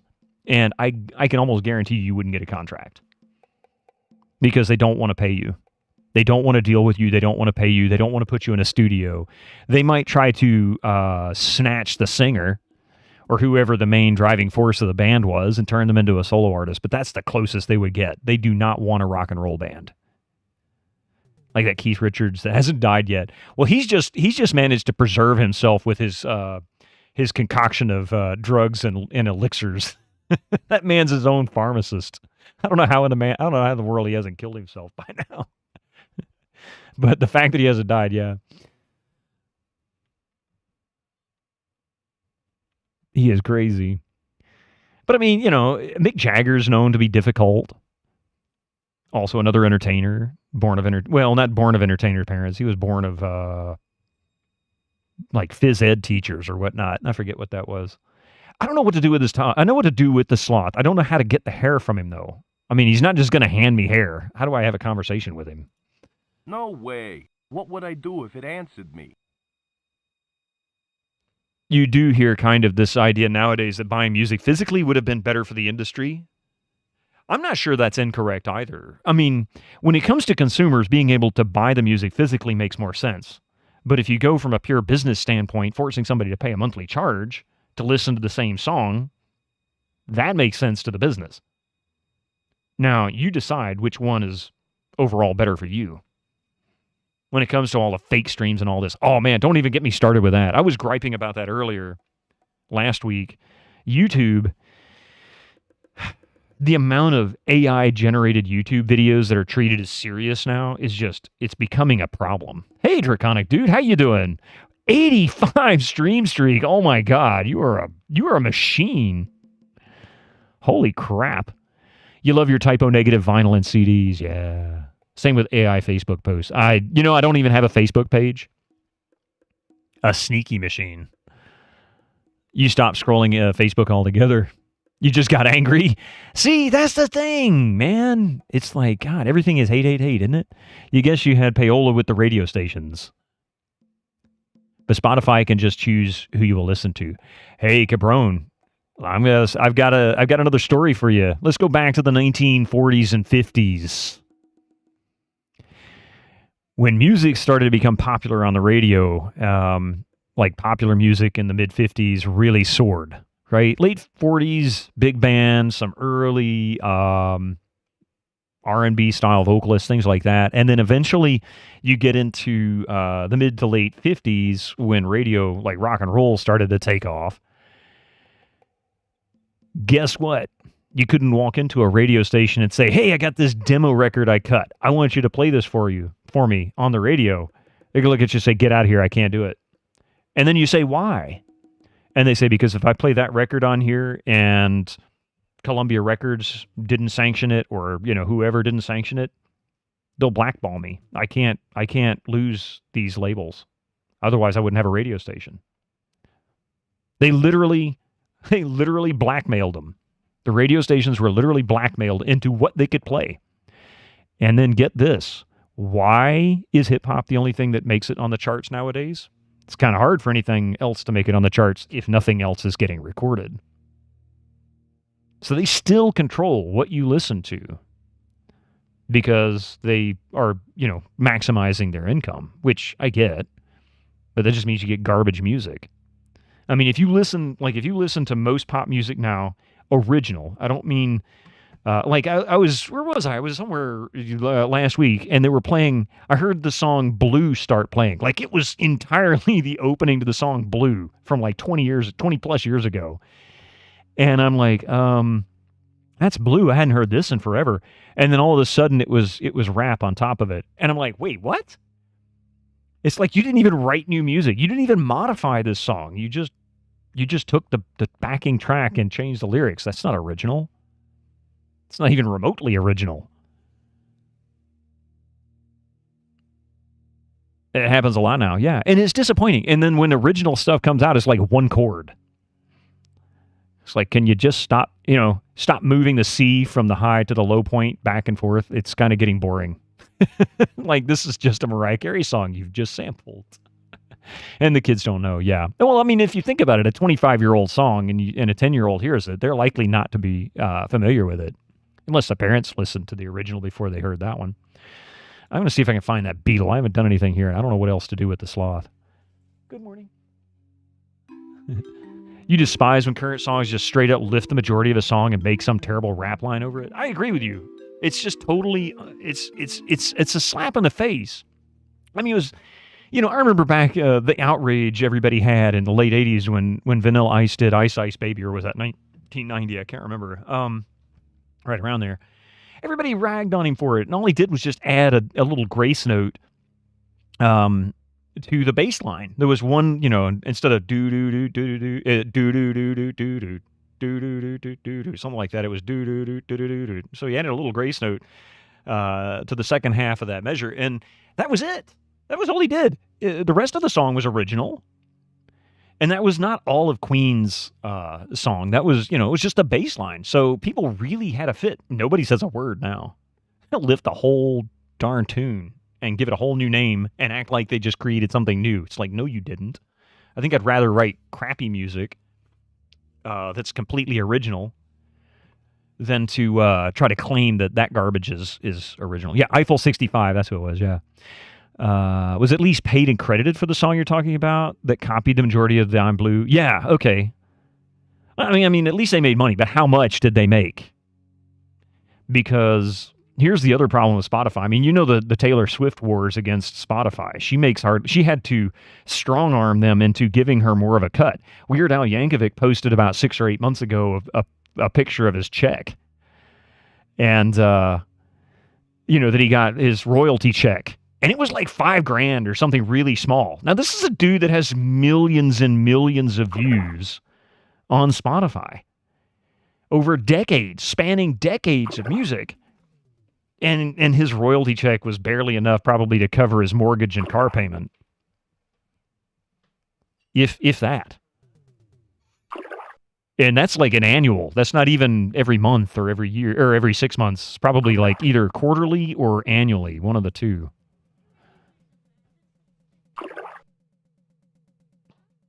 It is boring to do that. You make millions off and just change one note. I mean, you know. Hey, if you can do it better than me, then by all means, go for it, Duncan. Thanks. No, really don't. I'm not going to agree with that. But, you know. Oh, wait. I missed something. I missed something you said earlier. Hang on. Who wants to listen to music today? It's not original and it's auto-tuned and pitch corrected. Well, that's... the funny thing is auto-tune... God, I hate to use this one, but Kid Rock and Cher were the first two to actually do that back in the late 90s, and it was cool. That's still more than you expected. You'd figured he'd get the price of Domino's value meal.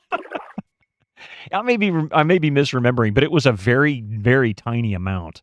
Even if it was every 3 months, that is a ridiculously small amount of money to make on royalties for songs that, he legitimately got credit for. Like, Weird Al Yankovic is notorious for actually going to the artist and saying, hey, I really want to do your song. I want to do a parody of your song. I just want your blessing. I don't need your blessing, not legally, but I want your blessing. So this is a guy who truly respects the other artists and gets them to agree to it. And sometimes even come and perform on his albums with him. Or at least on that song sometimes. And that's cool. You'd think he'd make more money. If you can't sing it, then don't. No talent bums, yeah. And this cape. For effect, it's fine, but don't use it to be. Yeah, if it's used for an effect, if auto-tune is used for an effect, that's fine. But not to mask your inability to stay on pitch. I mean, that's ridiculous. And the K-pop stuff is driving you crazy because it's just bringing girl and boy bands back, and we just moved past those. You already had Spice Girls and Backstreet Boys. Why are you bringing that back? I don't know. I mean,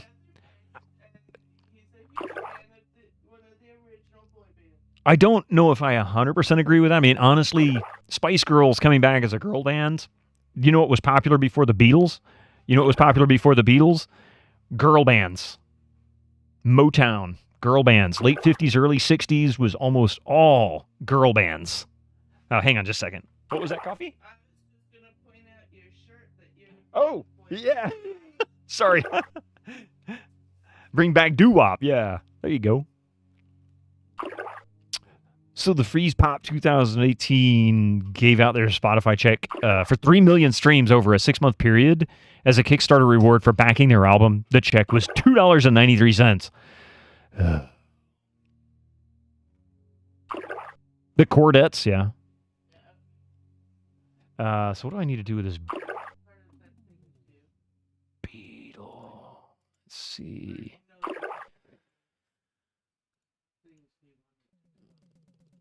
That doesn't seem to work.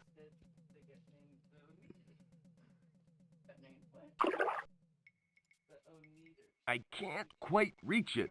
Chappelle did a parody skit of Prince with him dressed as the singer when Prince released his new album. He used as a cover photo Chappelle's cosplay of him. Oh, that's funny. I don't think I knew that. I'd never heard that. You'd stab the fish out of that air. I mean, yeah. I don't want to cut that. I don't want to cut that. There's got to be something else I can do to get this beetle, and something I need to do to get that fur from the sloth.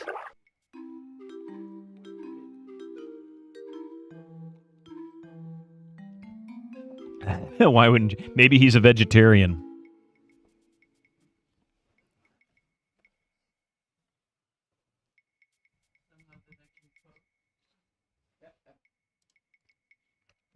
Hello again. Howdy, Joe. I see you got a new comic. Is it any good? I see you got a new comic. Is it any good? It's terrific. It's the Commander Rocket Summer Special. It's got Commander Rocket fighting the evil Captain Atomic. Sorry, but I've only got one copy. That comic you gave me is really exciting. I'm glad you liked it. It's definitely one of my all-time favorite Commander Rocket stories. Back in my day, all we needed was Gregorian chants. Well, Hummaker, actually, they were popular when we were in high school. God, that makes me feel really old. Our family would beat the crap out of them. Wait, what? Oh, 1940s New York Italian lad? If you were a vegetarian, yeah, exactly. Beat the crap out of him. I'm sure artists are missing now when a vinyl record would pay them maybe $3 per $39.99 record versus, yeah. Believe it or not, there is one instance I'm aware of trivia wise. The band The Stone Roses back in the 80s released their self-titled album in England, and I think in Europe as well at the same time, and it did really well. They were, of course, dubbed the next Beatles, that kind of thing. They didn't quite take off like that, but they sold incredible numbers of albums in England. A couple years later, they released the album here in the U.S. Otaku_Hanzo just cheered 100 bits. Don't forget your baseball bat.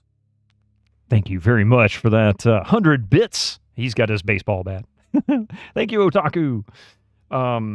But yeah, so when they released the album in the U.S., the contract through RCA Records said, we'll give you X amount of money per record or tape sold, and you'll get 1 penny for every CD sold.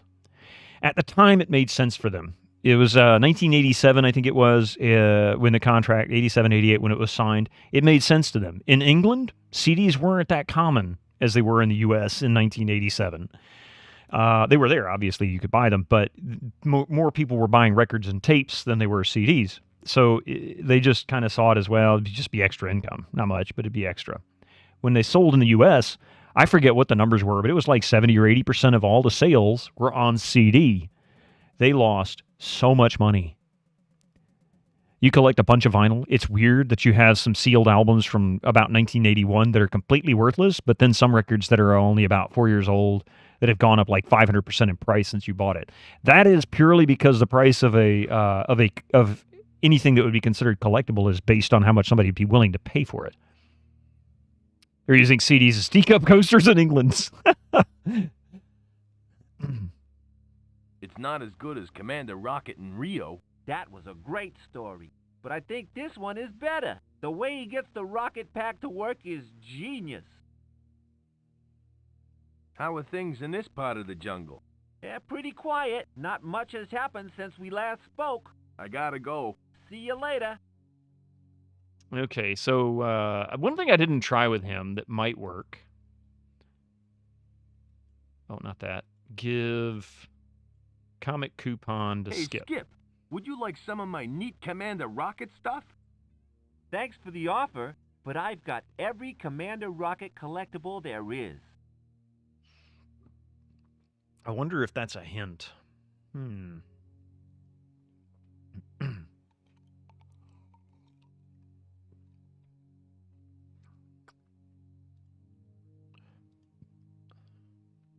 Speaking of next Beatles. Hey, good morning there, Reg. You were introduced to the 70s British pop band called Jigsaw last night. You're finding the song Tell Me Why to be the kick in the shin you needed. I don't know if I've ever heard them. Jigsaw. I bet they're real cut-ups.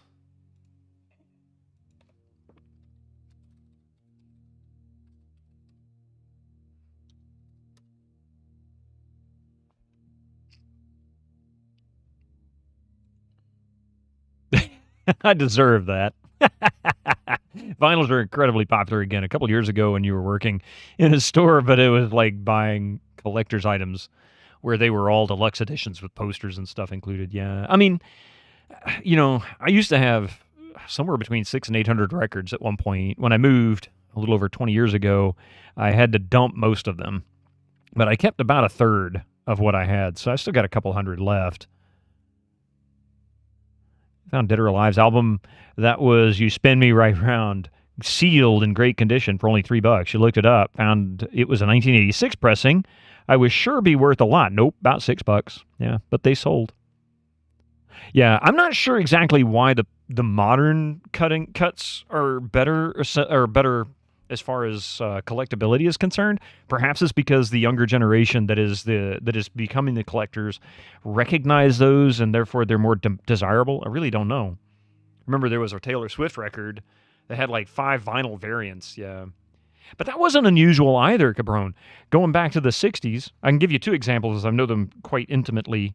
Beatles and the Monkees both were notorious for having different mixes, both on the 45, on the records, and sometimes even on the greatest hits. So, for example, I'm going to use the Monkees as a good example here. So there's a song that was written by Neil Diamond called A Little Bit Me, A Little Bit You. There are at least, I think, 5 different variations of that song. I'm aware of at least 3. I know there's a couple more takes, but there is the single version. There was also a television version that was recorded, that they mixed for television, that was different from the single version. And then there was a greatest hits album version. All 3 of them are different. And then over the years, they've released a couple more takes of it. But the single version was the one that actually got their original music director fired, because when he released it on single, they used that as leverage to say you didn't have a right to do that. And apparently Neil Diamond pitched a fit as well, said, you can't do this. You told me you wouldn't release this without my permission. I never heard the song. Like, you didn't hear the recording to approve it. There's always the greatest hits double dip, yeah. But the different versions of it, though, more often than not, the mono version was significantly different from the stereo version. This is very, very true for the Beatles. The story behind that has to do with the fact that the Beatles never really participated in the stereo mixes until the White Album came along. And the reason for that was because the mono version was what people were expected to buy in bulk. That was the more popular versions of the albums. More records were mono in England at the time than in the U.S. In general. And you couldn't always just play a stereo record on a record player that had a needle designed for a mono record. You could damage the stereo groove. So most people would look for the mono version because that was compatible both on stereo and on mono record players. And, safely compatible.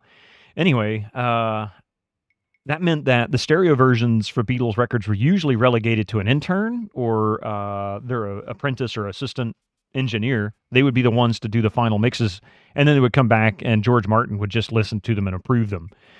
So when they went to do the CDs in the 80s, starting in, 86, George Martin went through and said, most of these really just suck. Like, they're not CD quality. They would never be able to release them on CD without them sounding horrible.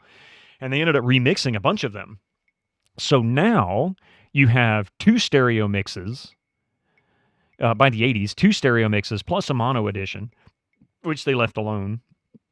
And then they've remastered them a few times. So Giles Martin, George Martin's son, has gone back and remixed all the albums again. That was about 10 or 12 years ago. So now there's more. The running joke in Men in Black was, this is a new music format that they're, talking about putting out. I guess I'll have to buy the White Album again. It's that kind of thing. Sometimes they were actually higher quality. Like Bon Jovi's album New Jersey, the 80s and 90s pressings were on a single record that was super thin and floppy. They made a 2 LP version in 2022 that has way better sound and is thicker vinyl. It's definitely a better choice to get the new pressing. Well, yeah, there is some debate there. The higher quality vinyl, of course, will definitely make a difference. But the problem is if they remixed it and changed it. It's like they went back and did a gloss over pass on the Mona Lisa. That doesn't make her look better, right? Maybe she was brighter and more vivid hundreds of years ago. But ultimately, it's not the Mona Lisa. Somebody else has gone a pass over it and has changed it. So I kind of don't always like those. But the quality of the vinyl definitely makes for a better sounding record. Less rumble, less noise, that kind of thing. But I oftentimes will prefer the original cuts if I can get hold of them. This game was a lot of fun. Definitely worth the nothing you paid for it some kind of had. If I actually play it, stop running my mouth. Hello. Hi, Joe. Hang on a second. Let me show you something. So these guys, I swear, are supposed to be an analog to Bud Abbott and Lou Costello. Let me show you why I say that. Because there's Bud Abbott and Lou Costello. And no, Abbott doesn't always have a mustache. And then there's these guys.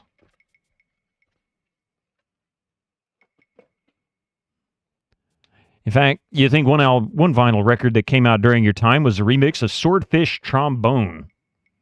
Say what? Swordfish Trombone? I don't even know that one. You bought your dad a modern day record for Christmas a couple of years ago. He actually enjoyed the Chris Stapleton's EP Starting Over. Yeah, we bought the kiddo a record player for her birthday just a couple of weeks ago, and she's been enjoying that quite a bit. Oh, Tom Waits. I didn't recognize that album title. Huh. I know Tom Waits, but I didn't recognize that one.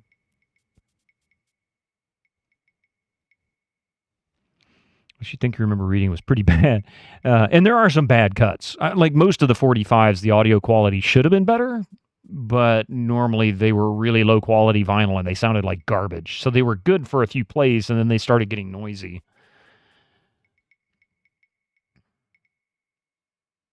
But they also did more with 45s too.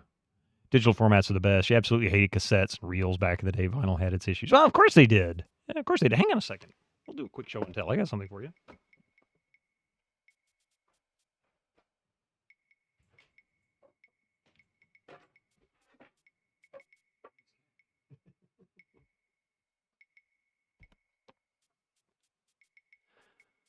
One of the worst mixed albums of all time was Red Hot Chili Peppers' Californication. They clipped the hell out of it in the loudness area. The final studio mix was boosted for radio, and CD was leaked. It sounded way better. Yeah, the whole loudness wars thing is really obnoxious. It's not my favorite. Of course! This is what usually... Of course you do. This is what usually gets...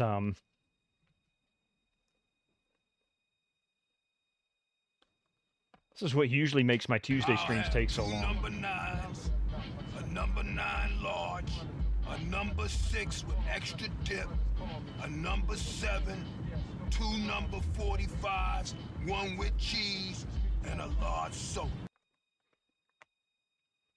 Here you go. All right, so I got some for you.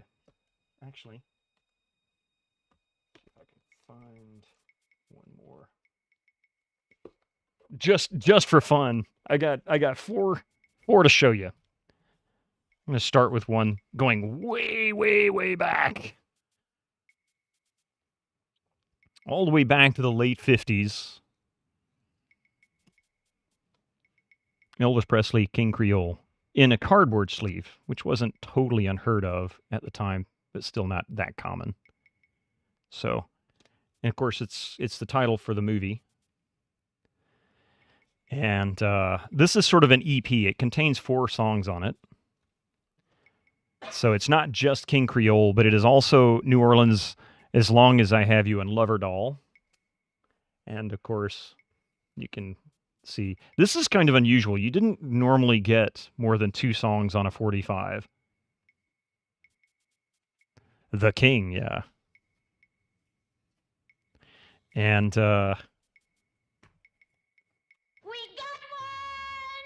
thank you for the follow. I appreciate that. How do I like the HD 490 headphones? You've read they clamp less than the 650 and their other headphones. Are these 490s? I couldn't remember what model they were. Oh, these are 429S, yeah. Nice black cup coaster you got there, but oh yeah. I like these. These are very loose fitting, but they're also about 10 or 12 years old now.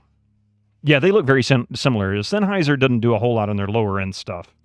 And then, of course, we can jump all the way to the 80s with Bon Jovi's Wanted Dead or Alive, which, of course, because somebody else mentioned Bon Jovi, I figured I'd pull this one out. I've also got Slippery When Wet, Living on a Prayer, I'd Die for You as the second song.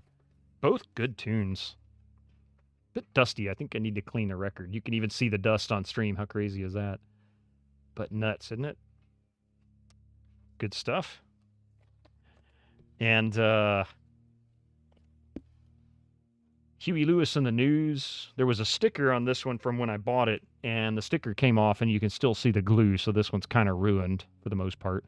This is kind of cool because not very often do you actually get the lyrics for the song either on the back of it.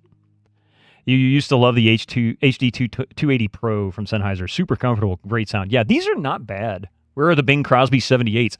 I have a Gene Autry 78s. The only 78 I have. Gene Autry Rudolph the Red-Nosed Reindeer. That's the only one I have. I don't even have the cover for it anymore. Just the record. Do I have the version of Slippery When Wet with the lady in the ripped up yellow shirt instead of the trash bag water on it? You don't remember what the actual cover looked like. Hang on. Yeah, I don't have the record itself. I only have the single for Living on a Prayer. I never bought the actual record, but that is not on there. So, and then let's see, Red Deer, the Rain-Nosed Rube. Yeah, something like that. And then just for Mystic, what are you doing? Nah, he's over here trying to get it. Mystic, stop it. He keeps trying to claw on Coffee's chair. And then here's the best one, because most people probably would not recognize this, but it's quite funny. The Fat Boys Wipeout. Wipeout! Featuring the Beach Boys. How about that? The Beach Boys. And then, of course, Crushin', pardon me, on the B side of that. So you got two songs here. Some Europe versions and all the Japanese copies. Back in the day, you used water to make vinyl sound cleaner. There is a method for that, but it's pretty inconvenient and mostly suitable for digitizing them. Yeah, I don't know about that. Although cleaning the records really makes a big difference, especially albums, older records, like ones from probably 15, 20 years or older. If they were kept in smokers' environments, they're probably coated in a good bit of tar. If you get them cleaned up and get all that off of them, it makes a big difference. The oils and the greases and whatnot kind of mess with it. Actually have a few Elvis albums, or singles. Appropriate. Elvis Blue Christmas. Some Europe, some Europe versions and all the Japanese copies had the woman in the yellow shirt. They had to censor it for the USA release. They got a trash bag wet and drug a finger through it to spell slippery. Okay. Back in the day, the tar adds to the sound quality. You debated buying an ultrasonic cleaner. You have enough to where it might make a difference, but the good ones are hundreds of dollars. Yeah.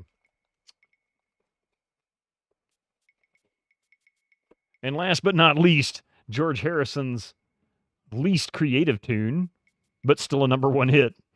Got My Mind Set on You. Very simple cover, really, for this one. And just because it's fun, how about that? That's a blast from the past. The snap-in hubs to save you from having to worry about placing the 45 hub on the spindle. So, and these just pop in and out. Super easy. I used to have a whole bunch of these. I've got maybe a dozen or so left. And they just snap in.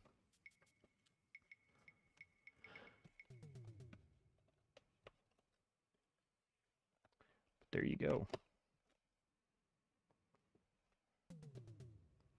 That wasn't that exciting, kids. You debated about, yeah.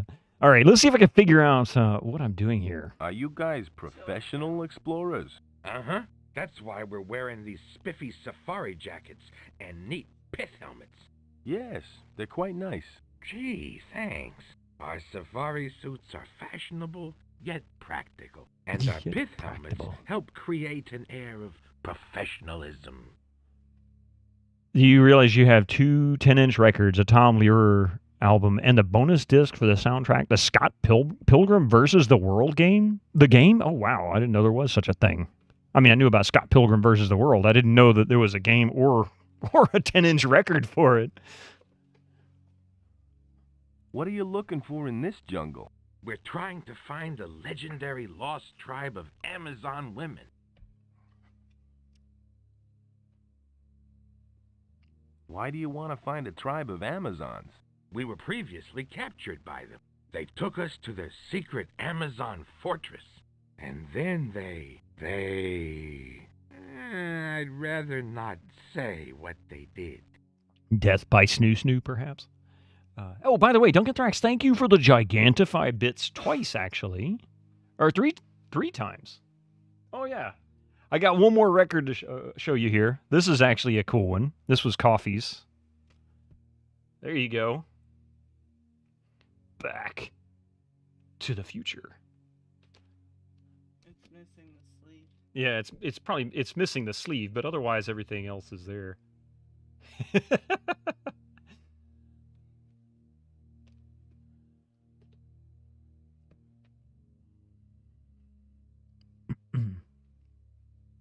Oh, let's see. What did they do to you? What did they do to you? Well, after they captured us, they used us for certain services. The sort of services that only Oh, no. can provide. It really You know was. what I mean. No, I don't really know what you mean. You know, they made us do things that only men have the equipment for. What? Like fixing the thermostat and cutting the grass? Oh, I give up. Yes, they made us fix the thermostat, cut the grass. Incoming ads for you and non-subscribers. take out Use your the Twitch Prime garbage. now. It was dreadful. Wow. It really was Death by Snoo Snoo.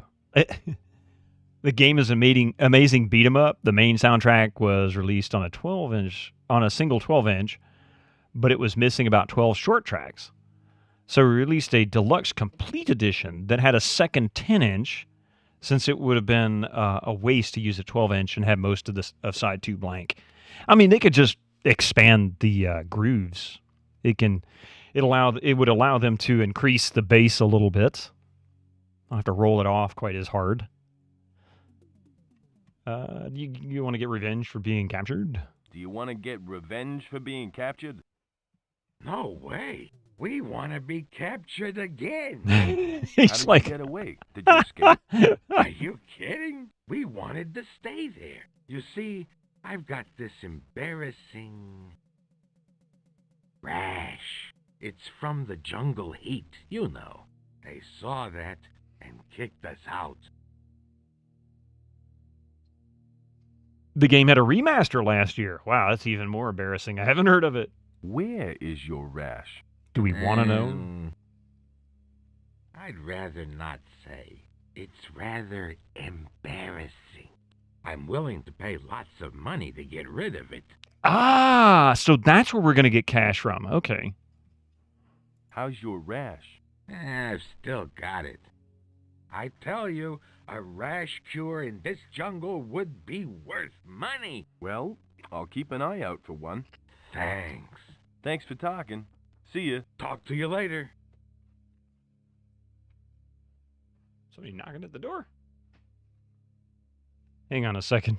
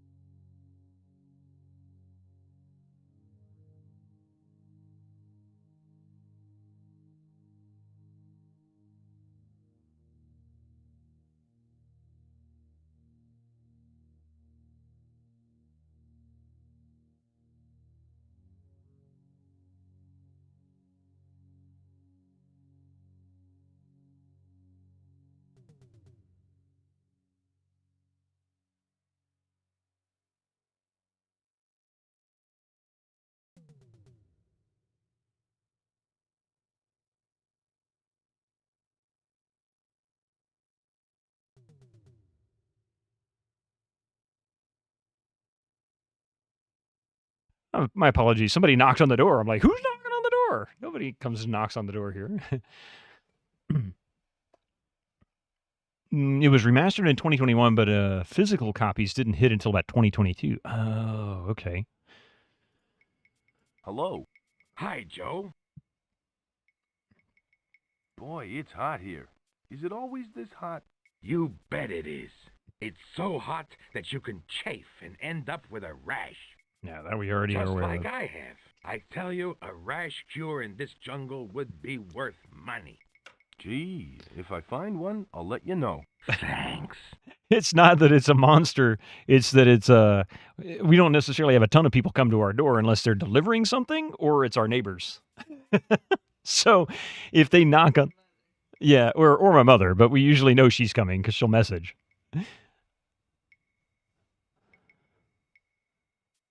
Either that or somebody left the house and then tried to get back in and we locked them out.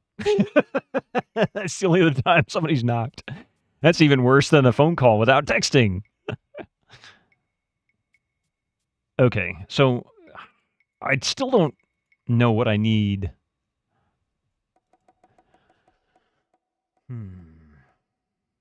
Could be Mystic Ding Dong ditching. Nah, Coffee was playing with him.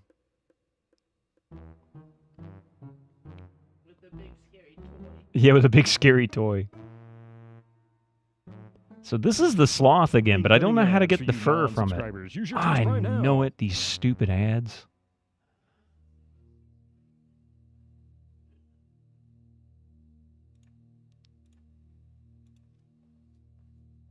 Maybe the sloth wants to read Captain Rocket?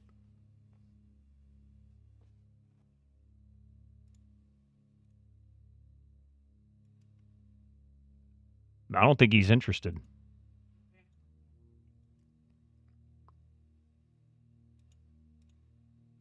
That doesn't seem to work. That doesn't seem to work.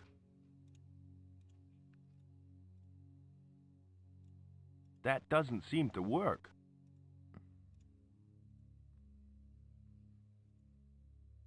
So rude, but I'm running out of other Now things to ain't do. the time to be playing baseball.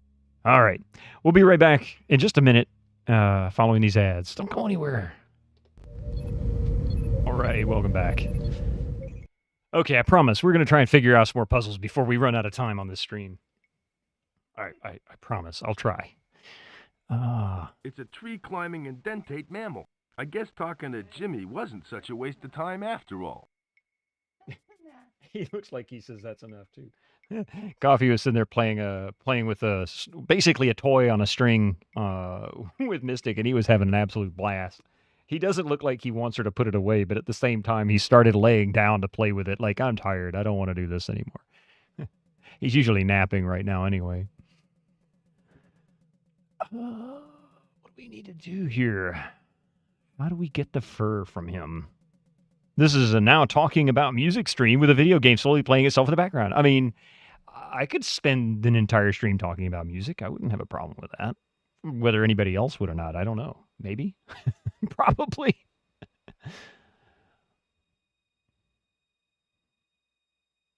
Go for it, right? Grief, Endor, you're not wrong. I could probably make an hour-long stream. I wouldn't go more than an hour. Hour might even be stretching it. A half-hour stream at least. I could pick a different record or CD that I own and do a stream every day, and it would likely take me about 7 years to finish. Somewhere in the range of 6 to 7 years. Because I've got about 1,200 CDs and 200 to 300 records, somewhere in that range. So maybe not 6, maybe 6 years, 5 or 6 years. But they would be mostly boring. Because most of them are insignificant. Like most of the music that I have would be really insignificant. But I remember almost every single CD that I got when I got it. And I forgot where I put it. I even have some of the old CD covers, the boxes, the long boxes they used to put CDs in back in the 80s when you'd buy them. I got a whole shoebox full of those, probably about 30 or 40 of them. Okay, so there's two things I need to get. I need to get the beetle, and I need to get the fur from the sloth. I don't know how to do either one. We'll go to the pinnacle. Let's check out some of the other areas. Maybe something else is opened up that allows us There's the jetty. There's the jungle. There's the crash site. I don't think there's anywhere else. Trader Bob's. We're on Pinnacle right now. Okay, let's go back to Flota. Maybe there's something else now that I can do.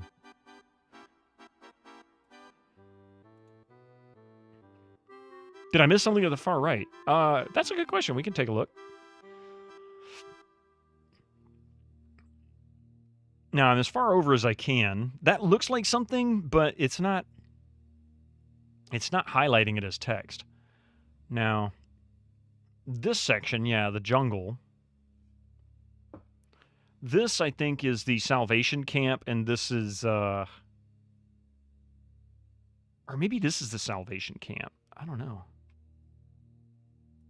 I think it's going to take us that same entry, no matter which way we go.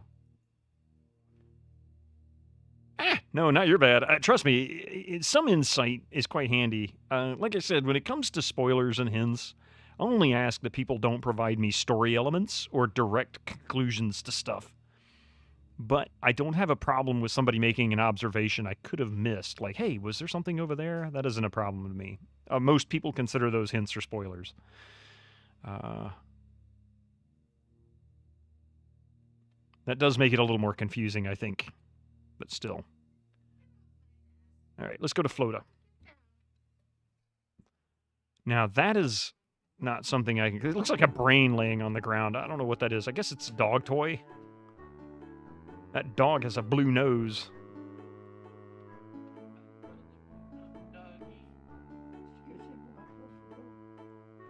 Good morning. Hey, He Kira. doesn't look too happy. Dogs usually chew on brains. Yeah, well, if it's meaty, they'd be likely to chew on it. Nah, I'm gonna hold on to it for a while longer. This game has an ending. How dare you?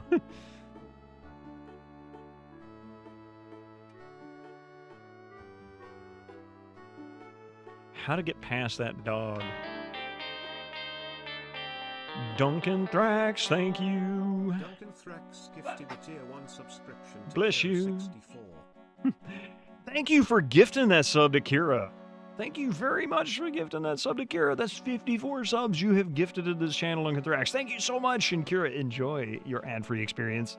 Means you get to listen to the intro, the Be Right Back music, and also emotes.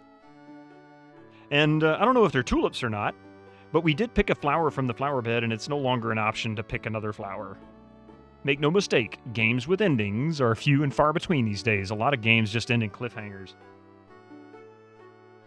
Hey, you know what? The funny thing you say that, though, some guy in a hat, is like Pac-Man. Pac-Man technically doesn't really have an ending. It just cycles back to level 1 again. I think there's, 254 variations? And then it flips over to 1 and starts over, but harder. Like the ghosts just keep moving faster and faster. Has a kill screen. Ah. Did it? I thought it cycled back over. Huh. Must be something else I was thinking of. But a lot of them don't have real endings per se. Because, like, for example, all those arcade games, they never really expected you to finish the game. I mean, like, the first ones that came out, the early to mid-'80s, they didn't start really putting endings in some of those. I think the first arcade game I ever actually saw the ending to was Mortal Kombat. It probably was a bug. I don't know. You thought Pac-Man just went on forever until the memory overran and crashed. That's what I thought, Zaxler. Jensen Bros Gaming, welcome in. Yeah, you think it crashes at level 255? Yeah, see, that's what I was thinking. I thought it rotated back around. Maybe it does crash. So, yeah.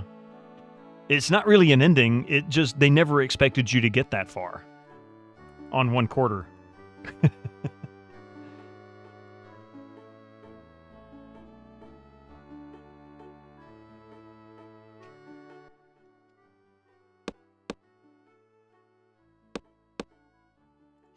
Maybe she's got more insight now. Excuse me. What do you want? I've come to fumigate the place. I've come to Oh, that's fumigate right. the I'm place. missing. Crap, oh, yeah? I forgot. I need Have to. you got your equipment with you? Darn, I forgot it again. Sorry, I can't let you in unless you have your equipment. Wait a minute. Wait. You know what? I haven't been back to the plane since we got here. I wonder if there's something on the plane that I can pick up now.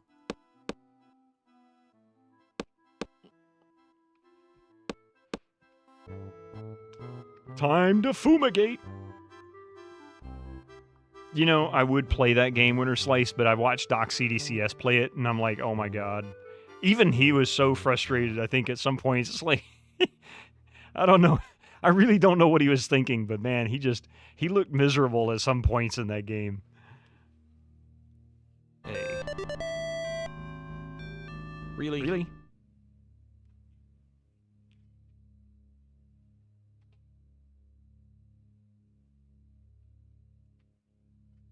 It's not exactly an underrated masterpiece. No, that was Congo, in my opinion. That was an underrated masterpiece. Almost masterpiece. Let's talk to Sparky first. Hi, Sparky. Hi, Joe. What can I do for you? Gregor, how you doing? I gotta go now. I'll just stay here. Well, that was short. Hey, I'm Brooks Span over here.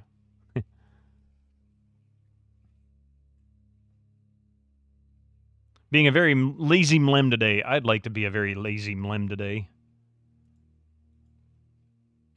It's already open. I don't see anything special. Waterlogged seats. Really nothing there. Just crates. These crates are made out of rainforest timber. Congo has no right being as fun as it is. It's got such a wild cast. It really does, right? I mean, it's from a movie that nobody really cared about. Really? Nobody really cared about. Came out months after the movie came out and bombed, so nobody paid any attention to it. And then, yeah, it's just good. I should play Mission Critical sometime. First-person point-click with Michael Dorn cutscenes. Pixel Turkey has been playing it. Oh, really? Mission Critical, huh?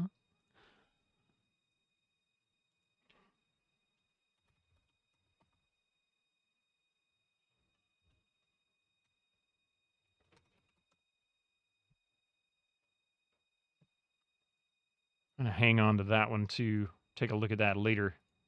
Wait a minute.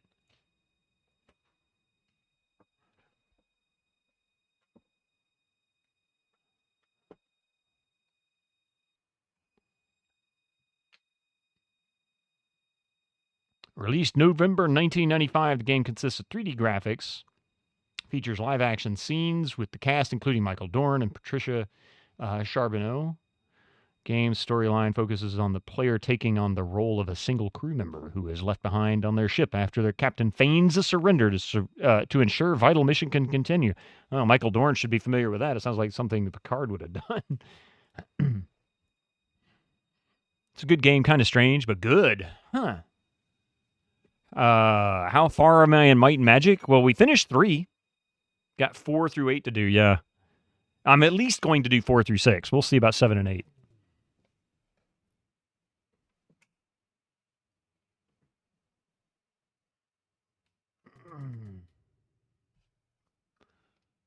I don't know. We'll see. 7 and 8, I mean, I've heard some things about 8 being but I don't know. We'll see. We'll see. Definitely doing up to 6, though. There's no question about that. If I'm still feeling it by the end of 6, we'll do 7. And then the same with 8. But I have been loving the first 3. That's for sure. You do know 7 and 8 are the same as 6, just better graphics. No, I didn't.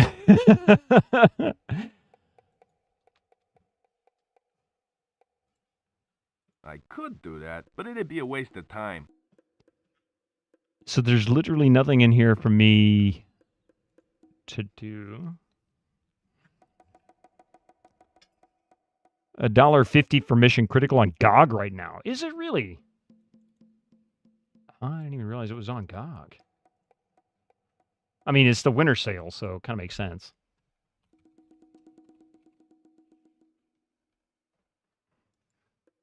No, $1.74. But yeah, 75% off.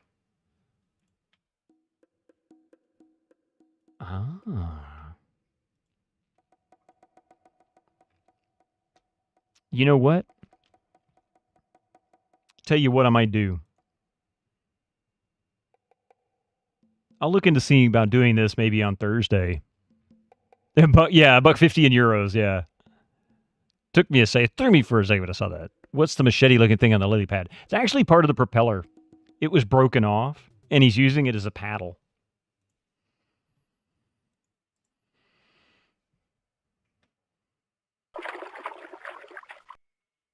An early Christmas present, yeah. What a ride. That'd certainly brighten up any girl's day. Yeah, I can get it. I'm gonna see if I can get it for Thursday, because if that's the case, that'd be a fun one just to try out. And if you know what, I was trying to decide what other DOS game to do after we finish this. If I can stop running my mouth, perhaps I'll finish this in the next couple of streams.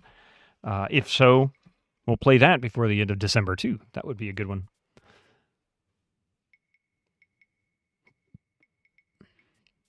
Yeah, 3 is finally over. It was good. I really enjoyed it. Oh, that's right. This takes us to the Bum Rocky. How you doing there? There's another banana. Oh, there's more bananas there.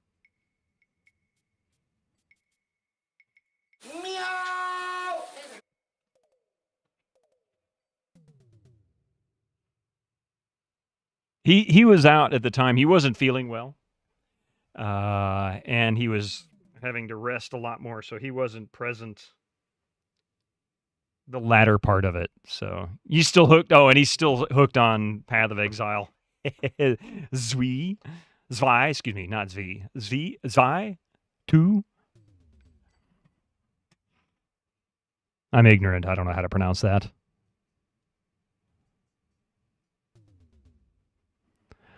Zwei, that's what it is. Zwei. Zwei.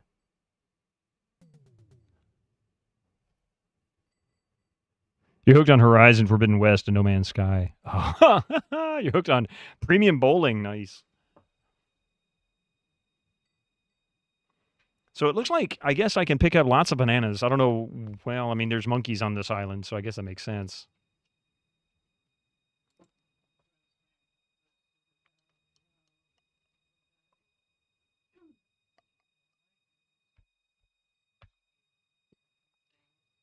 You love the pixel water? Mysterious mist-shrouded valley we passed in our plane.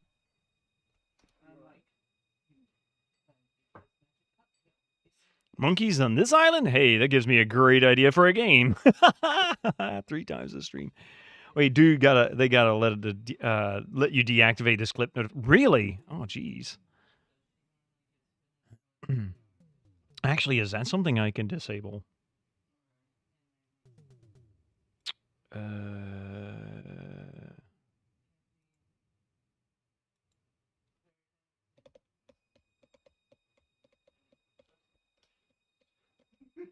Huh. So apparently there is a holiday badge that I can earn by simply sharing a clip. I might have to do that, but not right now.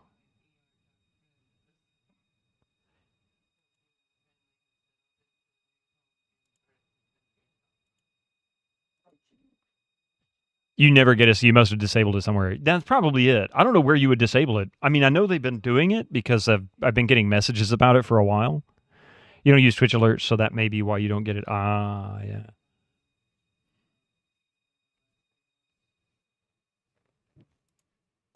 Yeah, I really don't know what it is that it wants me to do now.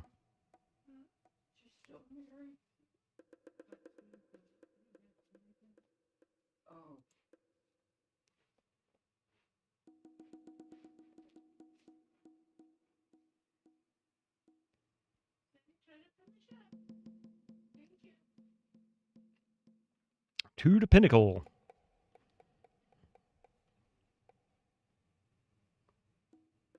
You make your own alerts through your bot? Really? Interesting. Okay, so we don't really have anything to do with Floaty yet. We need to get the fumigator pack, the spray pack, in order to be able to get in there. Got to do something to get the dog away from the door so I can get in there. I need to get the beetle and the hair from the sloth from the jungle area. The jetty, there's nothing there for me yet.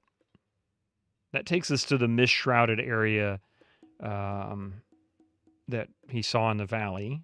There's Trader Bob's. You know what? I hadn't talked to the other pygmies. Maybe these guys can help me. Hello again, Mr. Chatterbox. Oh, that's right. This dude don't talk. What's the matter? Cat got your tongue?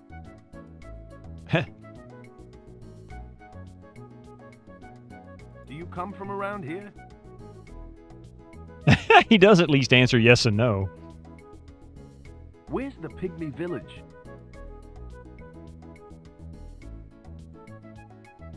You still aren't gonna talk to me, are you? I give up. He rubbed his belly like he was hungry. Maybe give him the banana? No thanks. I've grown attached to it. He didn't want to. How about give him the rest of the beef jerky? Nah, I'm gonna hold on to it for a while longer. Rather shove it down his throat? Well, then he really wouldn't talk to me.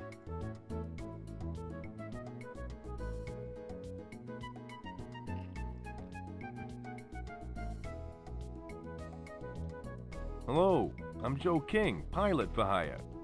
Greetings, Joe King. I am the chief of this pygmy village. How may I be of service? It just occurred to me that the hair from a slow-moving creature might actually come from this guy. Hair Hunters. He's a barber. He's even got a barber pole. So I think maybe the sloth is a ruse? You need to give pizza. Everything is better with pizza. Hey, he'll give you 2 heads for one of yours. Either way, you come out heads. So you are the chief of the village. You are chief of the village. Is that like the Wessels? The nuclear Wessels? Let's see, the statue behind you. Is it an original? That statue behind you. Is it an original? You bet it is. It was carved by one of my great ancestors. Do you like it? Yeah, it's very unique. What's it meant to be? It represents the gods that have visited us throughout time. They came from the heavens in fiery canoes bearing gifts for my people. Great minds, right, Bum Rocky? So that statue is holding a baseball bat. Oh, Dark Max, you still hear about it. It's just now a lot of people treat it like it's legitimate news. It became a really common name about 6 years ago. Funny trivia about the nuclear Wessel scene, that was all done candid camera style. The people that answered were not scripted and the cop was really watching them. Oh, man.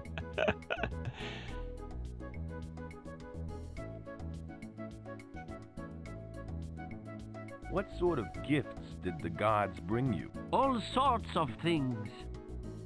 Like Velcro, liquid soap, key rings that beep when you clap, and banana-flavored jelly in a tube. That was yummy. It's just so creepy. So when they asked the lady about where they can find them in Alameda, she answered in Alameda. It was too perfect. Oh, wow. Well, here's some more trivia for you, Bum Rocky. The punk on the bus, the one that's listening to the music, and he said, and Spock gives him the Vulcan neck pinch and knocks him out, and it turns off the music because it was so loud. The guy that's playing the punk actually wrote and sang that song, and even more so, he also was an artist for Jim Henson. And still does puppets and acting and stuff like that. And if you go and look up a picture of him, you would not recognize him. Yeah, he reprised the role in Picard. I saw that he had a placement in Picard recently on IMDb. I didn't realize. I had to go back and look at it. And the funny thing is, in an interview, he made a comment. He says, nobody really knows me for any of the other work except that scene. And he's been doing a lot since Star Trek 4. A lot. I forget what his name was, though. Like, he has a very long list of things that he's worked on. And it's mostly art, not music, but like, oh God, pretty much everything to do with films except for the music. They redid the scene, and when they asked him to turn down the music, he apologized and turned it down and looked scared. Do these gods look like that statue there? No, not at all. Apparently, they're much, much uglier.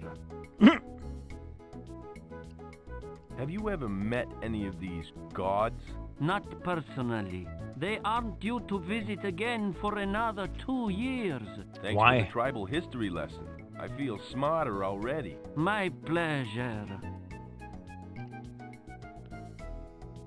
What's the name of your tribe, Chief? Where the heck are we? How the heck should I know? I just crashed here. That was not the name I expected. That was good. What's the name of your tribe? Where the heck are we? Third base. Okay, nice T-Pat, just because you said that and because I showed it off earlier. Thank you very much for that Abbott and Costello reference. Very appropriate.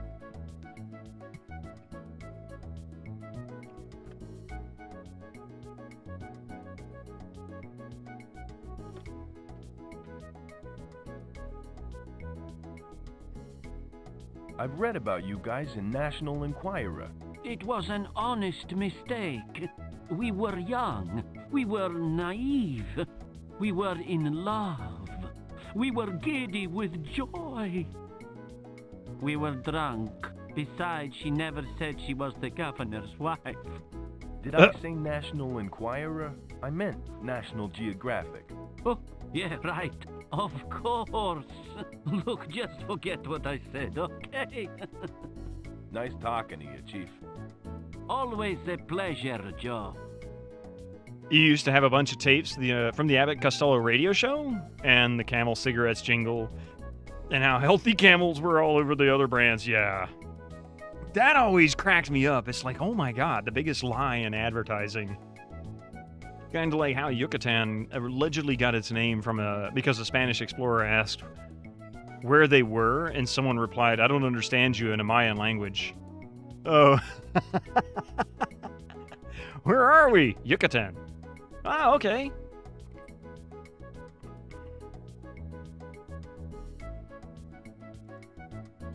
Hello again. Hello, Joe. I used to have a few of the Abbott and Costello radio show tapes. I used to buy those when I could find them. Always loved really any of the 30s, 40s, like vaudeville acts in particular, but I always loved comedian duos, comedians from that era. So there's the Witch Doctor, Sleeping Villager. He's asleep.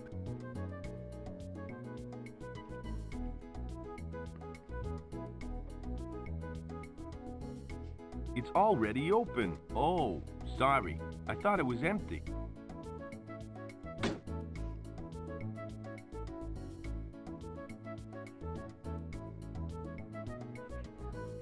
Maybe I can get hair here.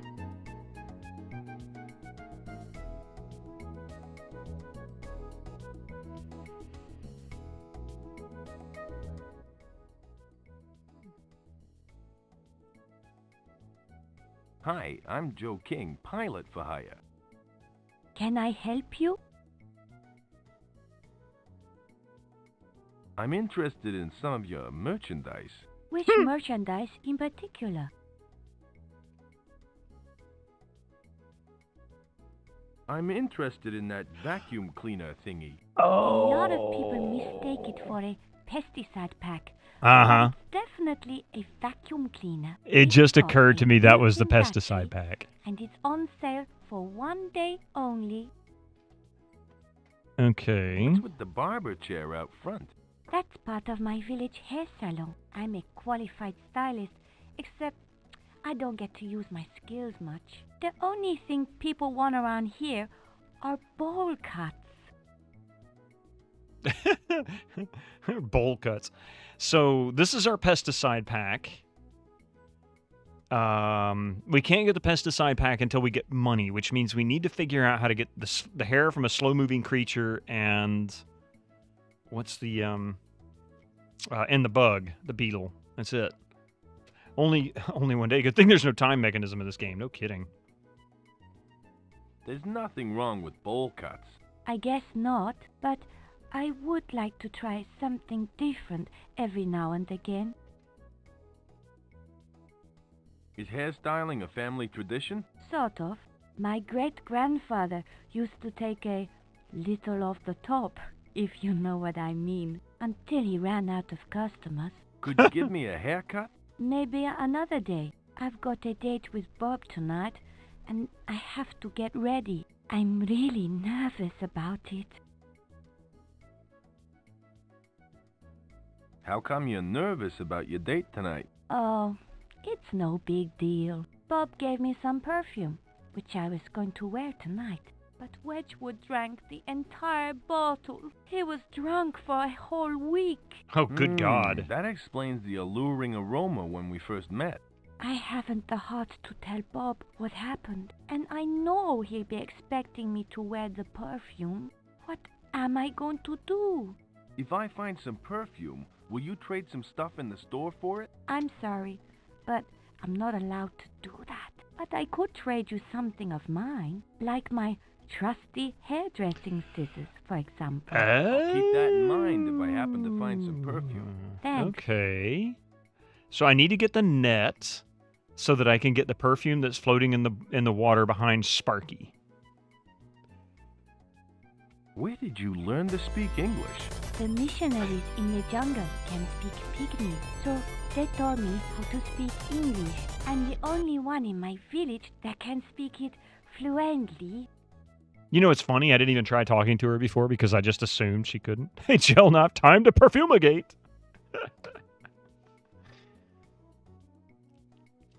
One moment there. Apologize.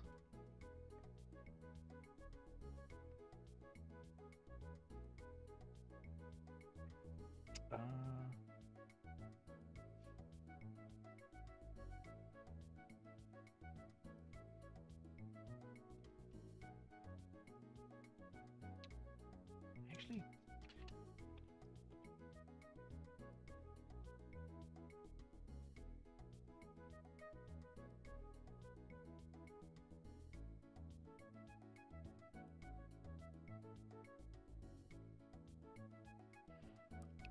let's see. I've got an English to Pygmy dictionary. I'm impressed. Now you can order coffee from a Pygmy coffee shop, safe in the knowledge that you'll get coffee and not a shrunken head. Time to boomergate. Pork chop sandwiches? Hey, those are good. How come Bob over there didn't teach you? Bob's a nice guy and all, but his grasp of the English language is a little limited. He thinks grandma is the person who washes his grandfather's socks. Thanks for your time. That's okay. Okay, so I need to get the net. Essential for Amazon fishing. I'd hate to put my bare hands into piranha-infested waters. So this is clearly what I need to get the perfume Howdy, from. Bob. Hello again, Joe. I've got some questions that I'd like to ask. What do you want to know?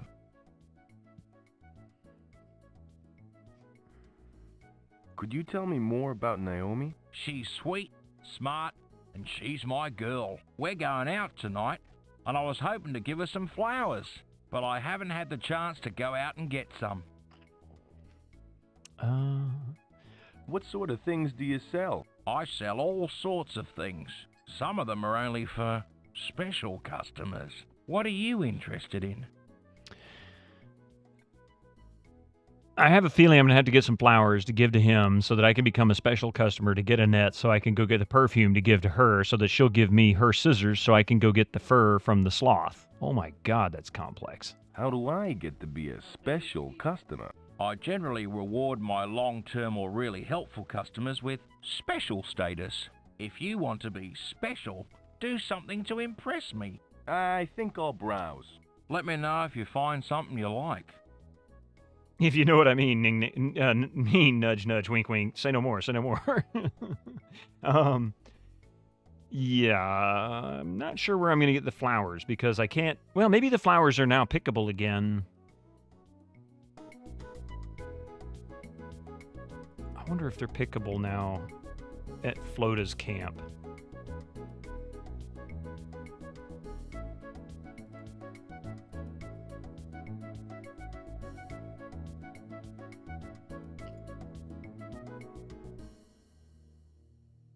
Sounds like playing an adventure game, all right. We'll go back to the Flota camp. There might be flowers there. I don't know. I mean, might be able to pick them. Probably not.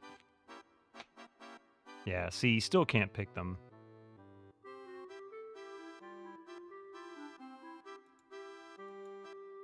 Nothing to pick up. I don't think there's any, Yeah, there's no flowers here.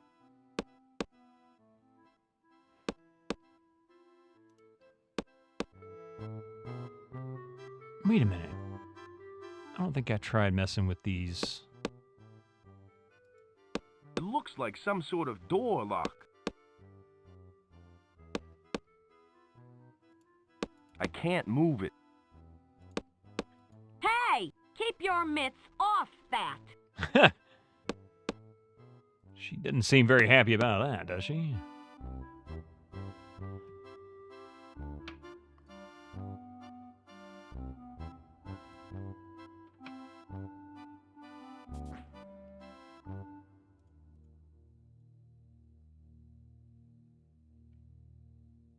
Not fine leather jackets, but fine lederhosen to buy. Great, you're not wrong. It's exactly what it is.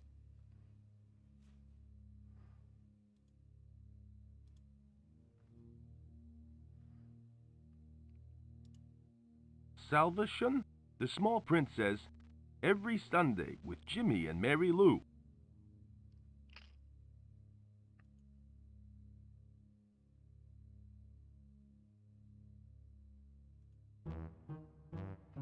Okay, I can't pick up the flower. Why the heck would I want that? That's got the sloth. We're going to have to use the shears on the sloth to get the fur. Where else could I get flowers? And how can I get this stupid gorilla to move away from that hollow trunk?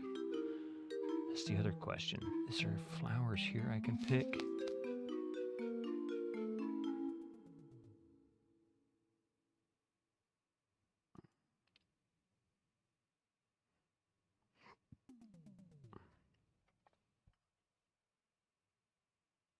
I love that most every LucasArts game seems to reference the "I'm selling fine leather jackets" from the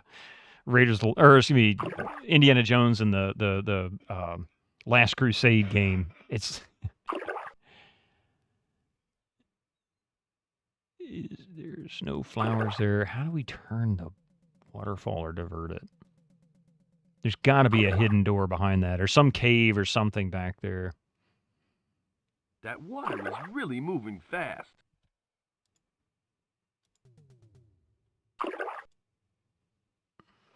There's always something behind the waterfalls. I mean, look here, gorilla in a pink costume. Maybe he just wants a comic book. It's sacrilege now to not have a secret behind the waterfall, right? That's what everybody was saying, Kira. They've been saying this is really good. And I really want to play it. Hey, big guy, if I give you some food, will you take a hike? No way! This is my log and I'm staying here. Okay, so food doesn't do it. No way, it ain't Christmas yet. Yeah, I know. That's the reason I haven't tried it.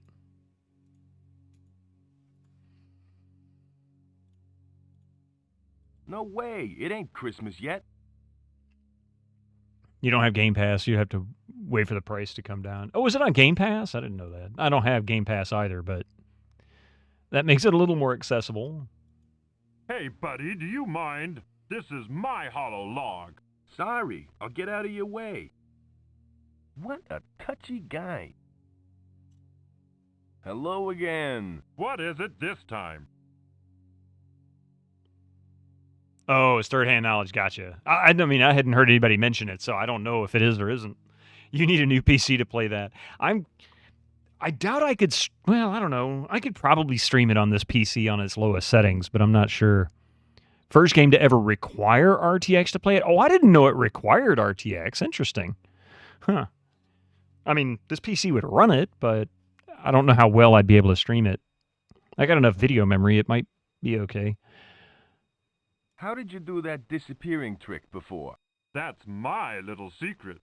Let me just say that it's easy to do if you don't really exist.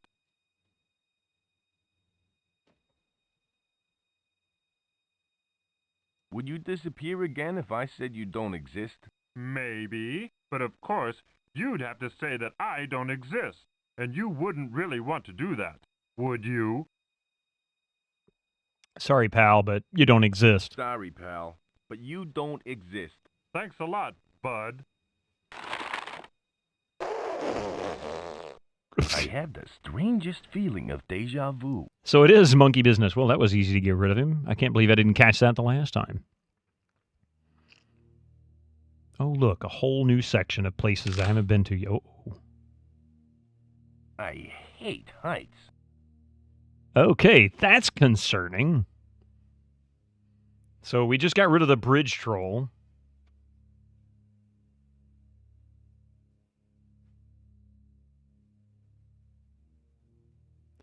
Oh. An orchid swarming with wasps. Well, I found the flower that we're going to get for Naomi, but now I got to figure out how to get rid of the stupid wasps. A Sierra Bridge that you can only cross so many times? Sounds like King's Quest 2. It looks nice. I want to know what that is.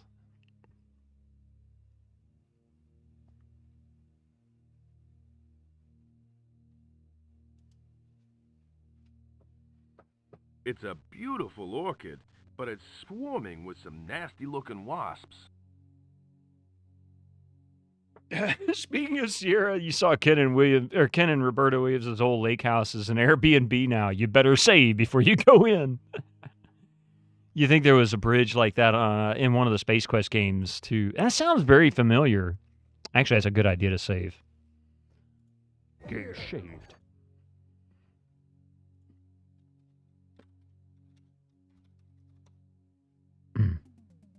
This has been a problem in gaming since the mid to late 90s, but they forced the FOMO factor on the players. Yeah.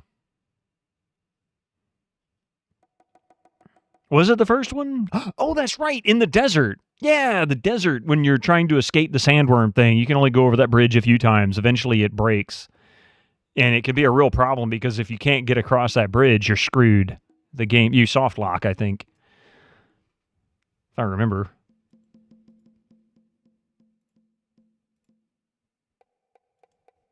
No way! They look pretty vicious.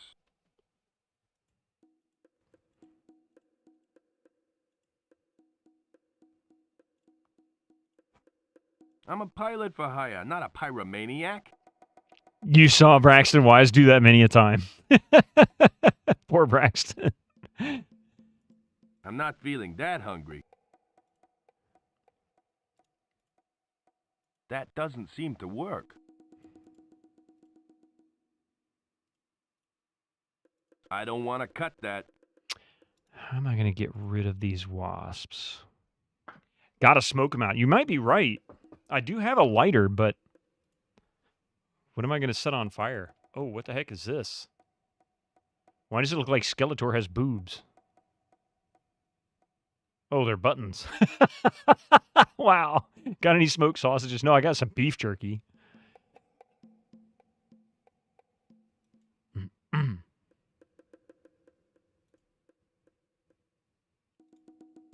I don't see anything special. I don't like being a bully. Skeleton. I'll never see it now. I mean, that's what it looks like to me. What? Don't shame Skeletor's moves. We're all getting older.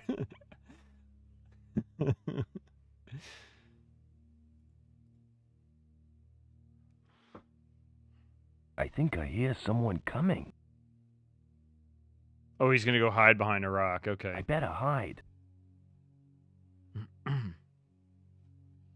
Oh, it's the Amazon women they were looking for. Okay.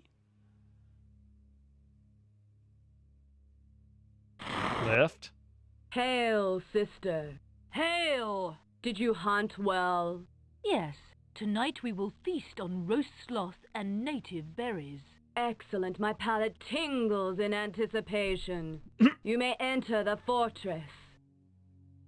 Why does she sound like she's trying to pretend she's Queen Amidala like 5 years before Queen Amidala was even a thing? German sausages are the first. Real Amazons.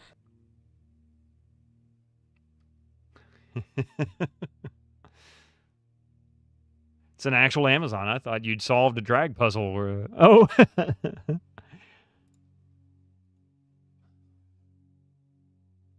Well, here goes nothing. Just my luck. A trap.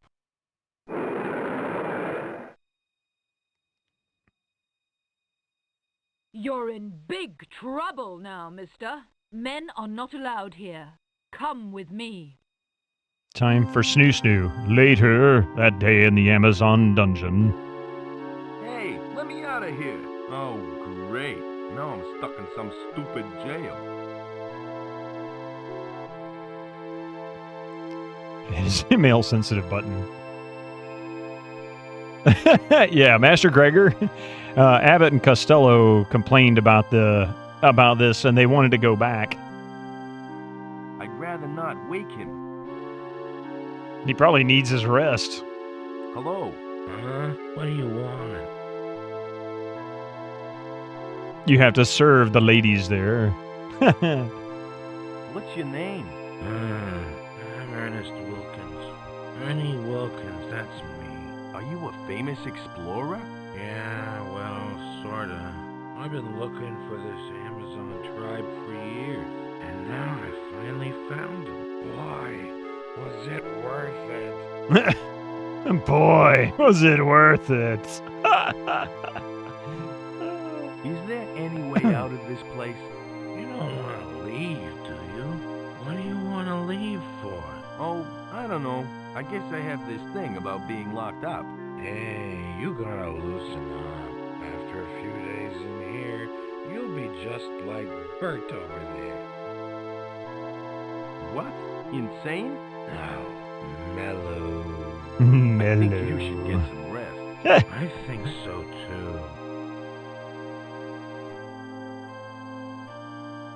I'd rather not bother him. Excuse me. Yeah? Where am I? You're in the Amazon's dungeon. Amazon dungeon? That's bad. Isn't it bad? No, that's good. What's so good about being in the Amazon dungeon? What's so good about being in an Amazon dungeon? You really don't know, do you? The Amazons are a tribe of all women warriors. They need outside males to help keep their tribe populated. Know what I mean? Joe! Hey, it's good to see you, bud. How you doing? Amazon's dungeon? So a warehouse. Yeah, you get that one.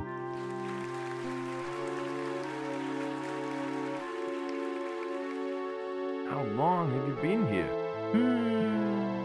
Now let me see. You're not wrong, Paraffin. About 2 days. 2 days? You look like you've been here for years. Yeah. It's all the hard work that we have to do. It makes us look older. I think I've heard enough. Okay, I'll get back to my puppet show.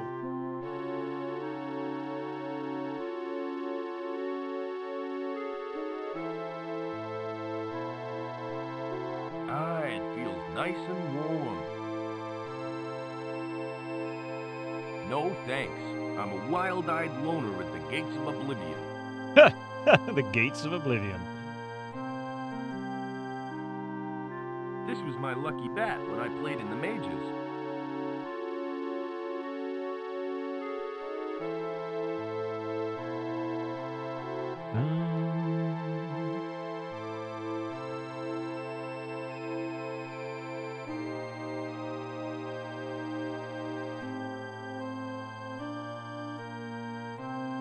So the real question here is, how do I get out of here? I don't see anything interactable except for the torch and the prisoners.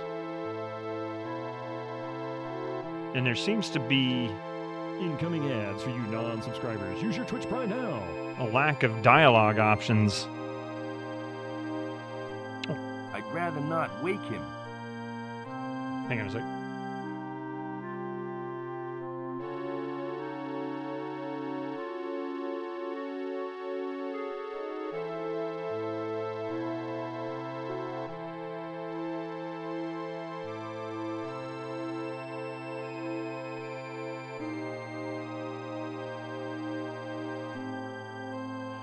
Playing Soul Reaver Remaster, and while the game itself is okay, the achievements for it are bugged, and if you do something out of order, you softlock yourself out of getting them, so you've lost, like, oh my goodness. Oh my goodness, that sucks. Why would you want to get out as it came? You're not wrong, yeah. I mean, considering. Hi again. Hello. Is there any way out of this place? I've gotta go now. Excuse me. Yes? Nice hand puppet you have there. You really think so? Yeah, I like the one with the stick. That ain't a stick. That's a baseball bat. It's not a baseball bat, it's a stick. Oh, yeah? Yeah, this is a baseball bat. Hey, that looks like the one my puppet has. Why do I bother? Seeing that you're so interested in it, I'll let you have it. I don't want it. You don't want it? I'll have it. You ain't getting it. My new friend here is gonna have it. Thanks, but I'll pass on the sock. Just take it. I don't want it. You know you want it. Really, I don't want it. Of course you do. Now take it. I don't want the stupid thing. Take it. For the last time, I don't want it. I'll have it. Why don't you shut up? Now take the puppet before I change my mind. Are you deaf? I don't want the stupid puppet! Is that it? You're gonna hurt my feelings just like that? For crying out loud, it's just a puppet. Fine. I extend the hand of friendship, and you bite it. All right already. I give in. I'll take it. I know you wanted it. Anything to shut you up. You said I could have it. No, I didn't. Yes, you did. I did not. Did too. That's it. I ain't talking to you no more. Want some puppet? Of course you do. Talking to you no more. What did I do to deserve this? Uh-oh. Is that So, Faye? What do we have here? Faye?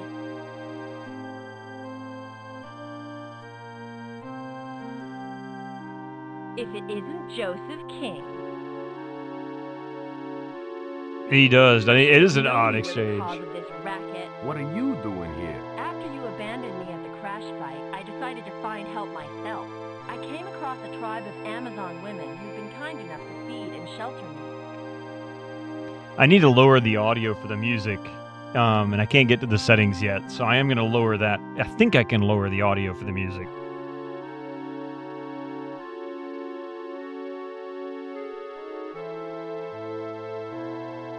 I thought I told you to stay back at the plane.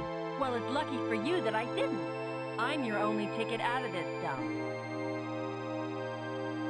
Where the heck am I? You're currently in the Amazon's dungeon. This is where they keep any men that they capture snooping around. Not a bad idea. I could use one of these myself. Of course you could. Are these really Amazon women?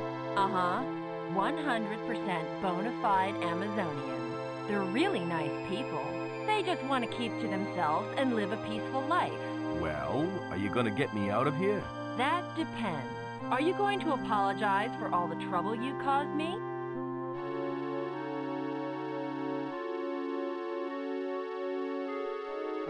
I guess I'm just going to go straight for the throat. Okay. I'm sorry for all the trouble I've caused. You don't sound sincere enough. Try that apology again. God. Okay, I'm really sorry. Will you forgive me? You're not wrong, Zaxler. Okay, you're forgiven. Just don't do it again. By the way, there's someone here who wants to see you. Follow me. Ads are coming up here in a second. Unfortunately, I can't stop the cutscene, I don't think. Oh, I can. Okay. Let's see if I can lower the music real quick. Incoming ads for you non-subscribers. Use your Twitch Prime now.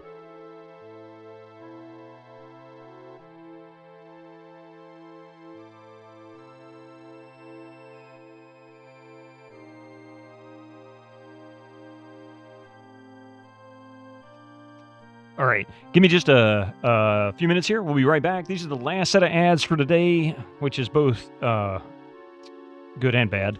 Give me just a few minutes. We'll be right back after these commercials.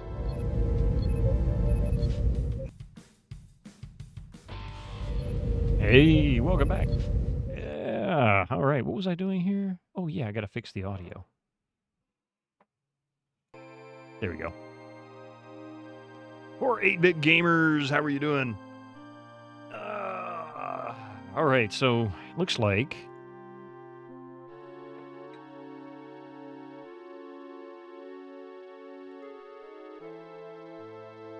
I like how he has a sock puppet now. What's he going to do with a sock puppet?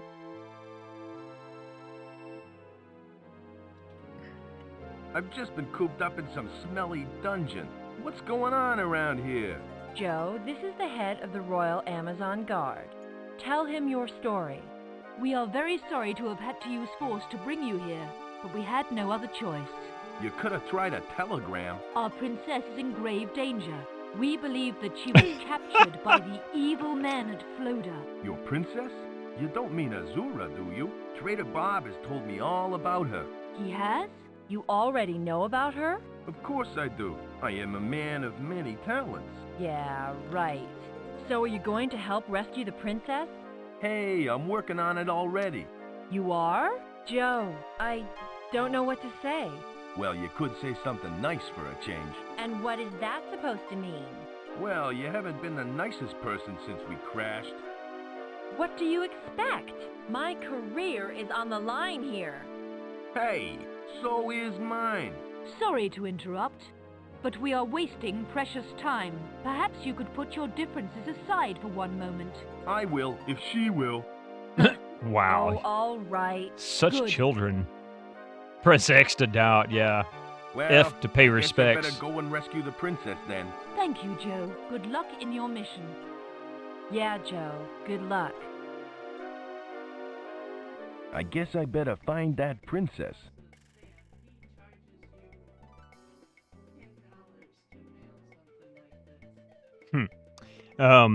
The music in that other room, something was wrong with that music. There was an instrument in the right ear that sounded like it was off key. I don't know if that's a bug in SCUMMVM or if that was actually a problem in the original release or what. You can't keep playing that fine bit of music during breaks. You just made another $500,000. Well, the good news is that wasn't mine, so I'm just disappointed I couldn't have. Okay, so what's going on here? This looks... Yeah. Is she wearing Is she got like a portable music? She's got like a portable CD player or a Walkman or something. Like she's wearing headphones. It's 1949. Where should she get a Walkman from? And sunglasses, yeah. Which, I mean... yeah. I just saw something that's going to be full. Interesting. It's full. Thanks.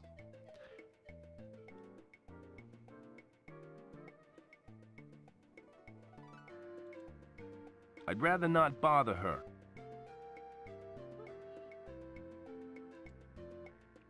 Maybe Looks Roger nice. Wilco came by his time machine. Yeah.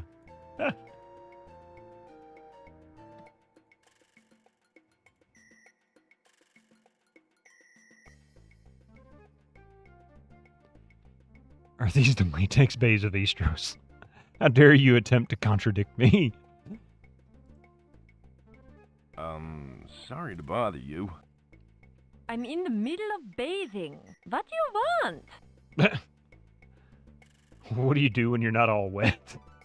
What do you do when you're not all wet? I happen to be the royal engineer. I initiate repairs, plan new constructions, and oversee all erections in the fortress. There are so many things I could say to that, but I won't. Oh, Wise choice.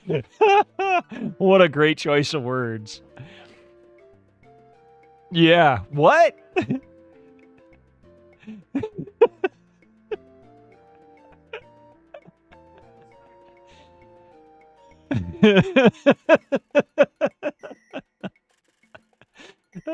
And what is it? What is it with anytime there's an engineer? It's always German. You need to be at most. Yeah, right. You need to be at most 16 to play this juvenile game. Oh my! How lewd. How come there aren't any men around here? It gets worse. Men are aggressive, You saw. destructive, inconsiderate, short-sighted, intellectually inferior, and they only ever think about themselves. You don't think I'm like that, do you? The Steel Dragon, that's pretty good. Now this just goes worse. It goes from 16 down to 10. I think you dropped the soap. Oh, darn. You wouldn't happen to have a bar, would you? I better get going now. See you around, big boy.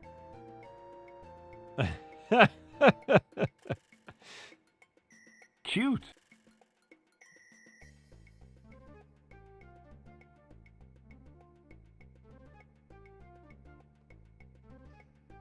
Cute. Oh, hang on a second. The less said, the better, I think.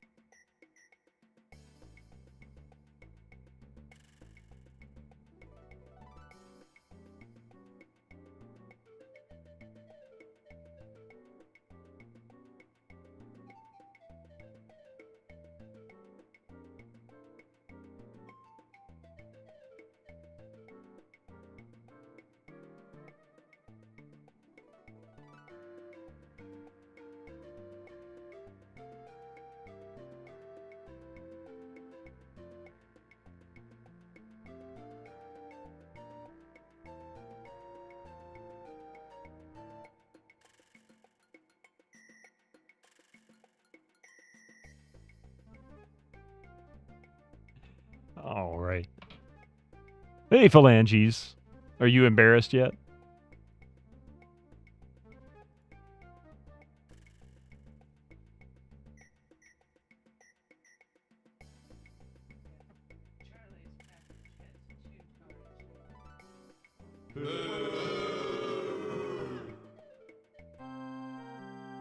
Oh, this is the prison. They leave the door wide open. These guys, they don't even want to break out. Why do they even bother having the door on it? These guys don't want to leave. They're like, oh, please, please, keep me imprisoned. They're like, what, you want me to do that? That's all you want me to do? Just keep me imprisoned. I'll stay here forever. Keep me fed, keep me clothed. I mean, they're supplying the entertainment, right?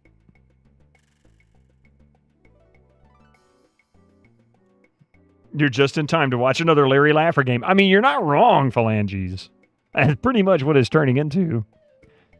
Maybe a little bit of Leather Goddesses of Phobos mixed in.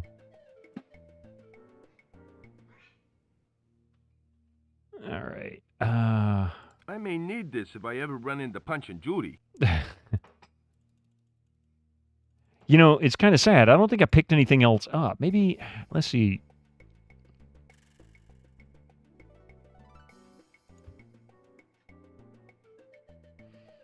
I can't move it. He can't move it, move it. Can't be Larry. We haven't seen... Yeah. Hey, it got real close over here. With the bathing. Got real close.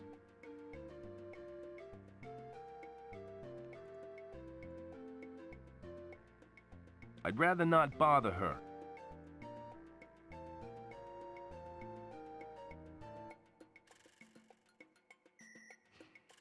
Last one into the pool is a rotten egg. I guess they're not into water sports. These are strange and exciting deaths abound, yeah.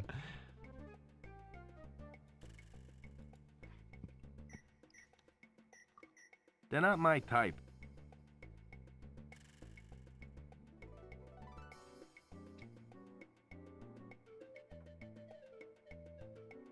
I better not go back in there until I've rescued the princess from Flota. Okay, so I guess I have what I need here. Now let's not get into water sports.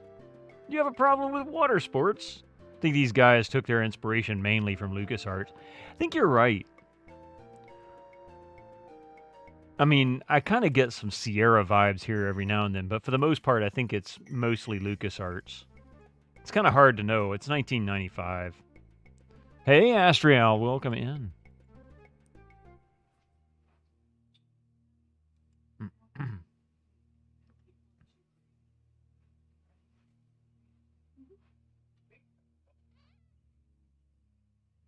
One of the better old school adventures, not from either of them. Yeah, you're right. You're very much right. Now ain't the time to be putting on a puppet show.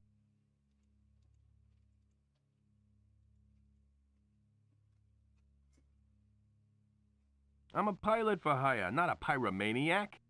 You haven't died, right? LucasArts, yeah, pretty much. There hasn't really been a... I mean, there's been points where it's killed me, but instead of making me go to a death scene and reload, it just brings me back to that same scene, like, you get another chance. Now ain't the time to be putting on a puppet show. I'm a pilot for hire, not a pyromaniac. I'm not feeling that hungry. Okay, well...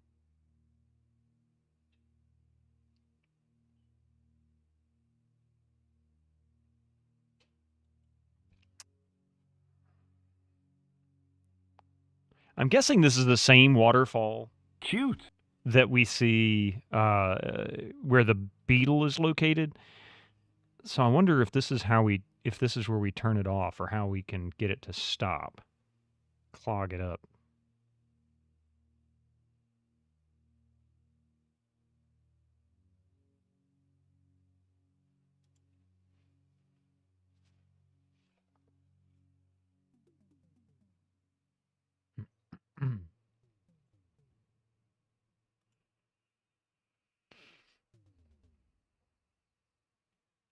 Too bad you don't have a drum of some kind of weird dye like brown.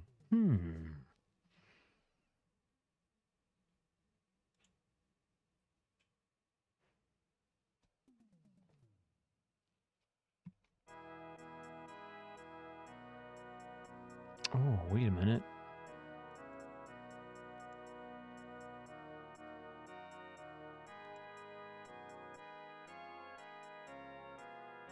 Given the water source, you would... Now ain't the time to be putting on a puppet show. Yeah.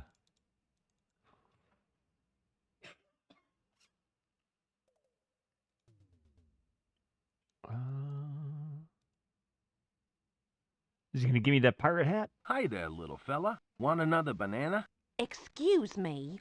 Would you mind not feeding our monkeys? Sorry.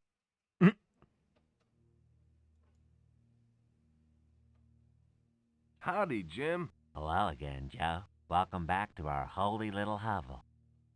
Yeah, I wasn't familiar with it either, Heart of Mithril, until I got it on GOG.com years and years ago. And even then, you know, I was skeptical of a lot of free games initially. I probably got this free on GOG.com 10 years ago. I mean, it's... In fact...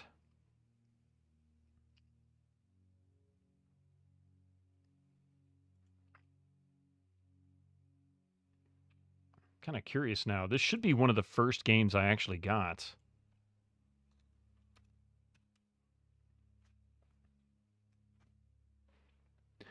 My orders history. Yeah.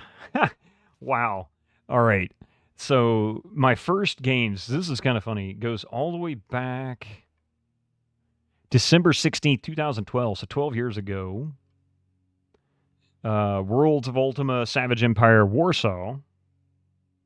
Ultima 4, Quest of the Avatar, Ultima Worlds of Adventure 2, Martian Dreams, Tyrion 2000, Treasure Adventure Game, Teen Agent, Lure of the Temptress, Dragon Sphere, Beneath a Steel Sky. All of those I got for free. That was the first thing. And then I actually bought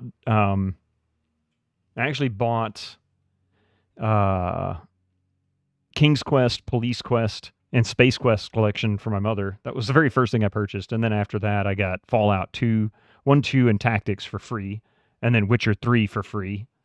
That was it. I barely paid for anything. I paid $20 the first year that I had an account. Actually, the first 3 years I had an account.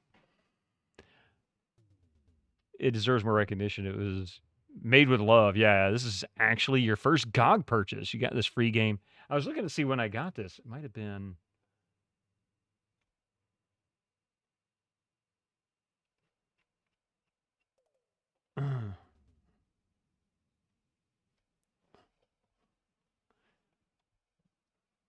Oh, wow. I forgot I got Surgeon Simulator all the way back in 2016.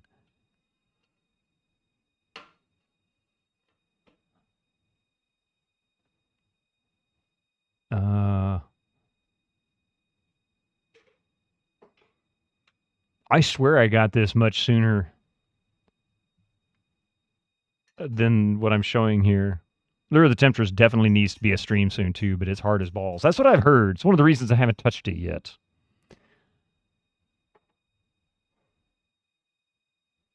You know, I don't even see Flight of the Amazon Queen in here. I got stuff. I'm in the 2018, 2019 range where I've got, you know, Diablo and Vampire the Masquerade, stuff like that. And I still don't see Flight of the Amazon Queen in my order history. I swear I have had this much longer than this, though. One game you got was CyberLife's Creatures series. You love turning the poor Norn into an aggressive alcoholic. Oh, dear God, poor thing.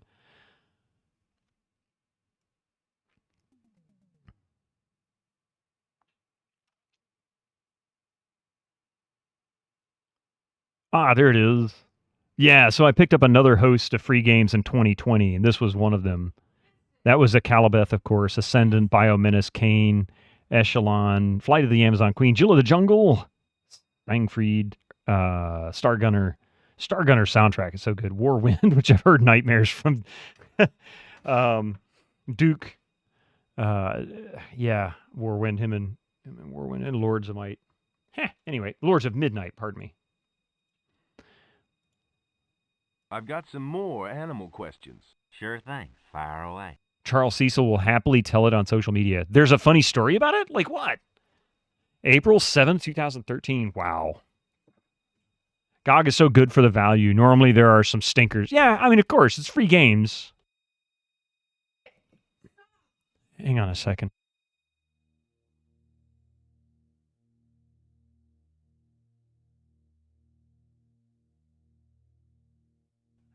Sorry, kiddo's trying to make lunch and the cat's giving her a hard time.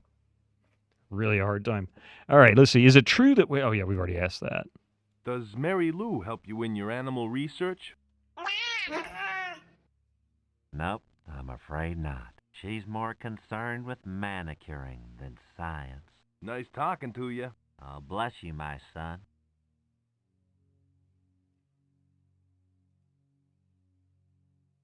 Hello, Mary Lou. I just wanted to thank you for the Pygmy Dictionary. That's okay. I really appreciate my new nail file. Want a hint? That's right, you stupid son of a bitch! Thank you for the 30 Gigantify mysticism bits. Hey, Millennium Oscuro. So far, I haven't really needed any hints. I mean, I, got stuck here and there, but for the most part, it's been pretty easy to get out of. Isn't the nail file a bit big for you? Isn't the nail file a bit big for you? Nonsense. It's just the right size. I've got long nails. Not with that file. If you keep using a metal file, it's going to take your nails off in like 2 swipes. Don't you ever get sick of living in this jungle? Not really. Jimmy and I used to live in Little Rock, Arkansas, but we got tired of the busy city life. This place makes for a quiet change. I had no idea that Arkansas was such a happening place. Compared to here, it is. Not just great for hangnails, great for removing your whole finger. I'm curious, why did you become a missionary? Jimmy and I have always liked to help people. In fact, we spent a good deal of our time in Arkansas working with the homeless, particularly homeless raccoons. So why did you leave Arkansas to come here? Well, we reached a stage where we needed to move on, both spiritually and physically. Jimmy heard that folk were needed here to teach the natives. So that's when you decided to take up a missionary position? That's right. We packed up and moved in here, ready to educate the local pygmies. All these and we innuendos. haven't looked back since. I gotta go now. Goodbye, Joe. I mean, there's like every other line is an innuendo.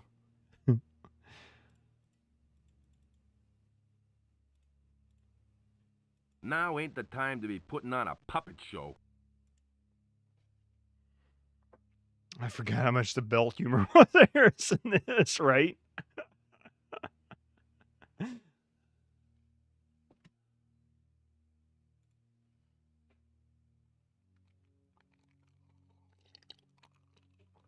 I'd like a double entendre, she said, so I gave her one.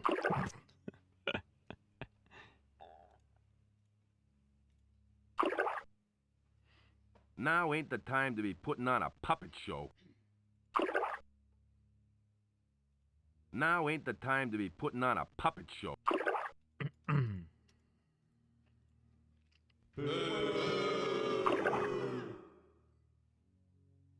Could be worse. I am starting to get to a point where I am kind of stuck because I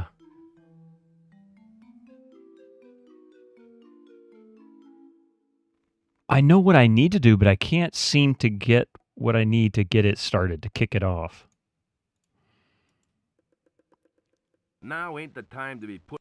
I may need this if I...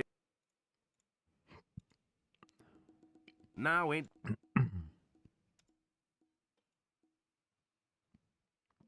Oh, wait. They wanted the Amazon women. They want to know where they were, so maybe... Hello. Hi, Joe. How's your rash? I've still got it. I've gotta go now. Hello. Hi, Joe. I gotta go. See you later. Those dialogue interchanges always crack me up in these games. It's like there's nothing to say, so you say hello, and they say goodbye.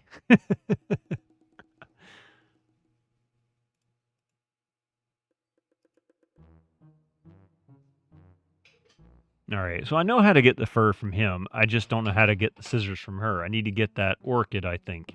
But how do I get rid of the bees? I forget where this path takes me to. Is it the, oh, it's there. Okay.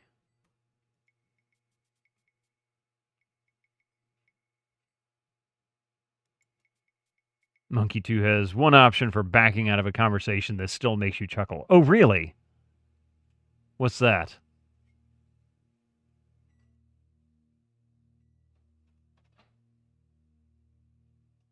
Oh, sorry, I thought I wanted to talk to you, but I don't. That's good.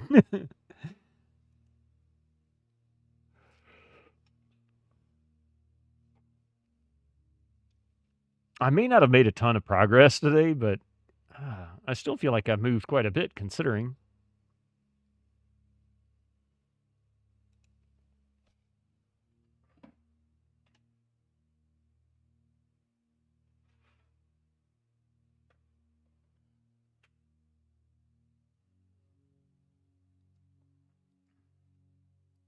Now ain't the time to be... That'd certainly brighten up any girl's day.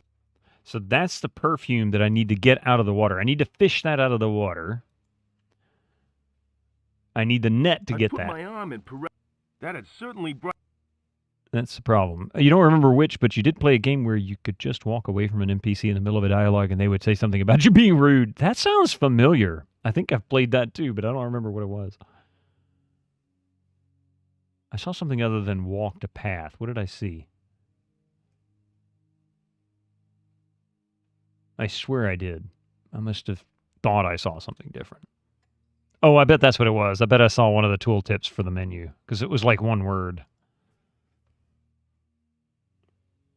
Like that. I thought I wanted to talk to you, but I don't.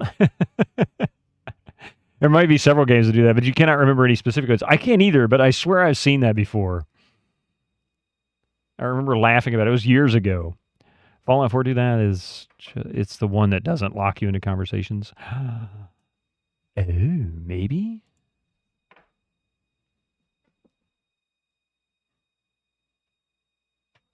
Maybe I can mesmerize the dog at Flota with the hand puppet. Maybe that's what I need to do.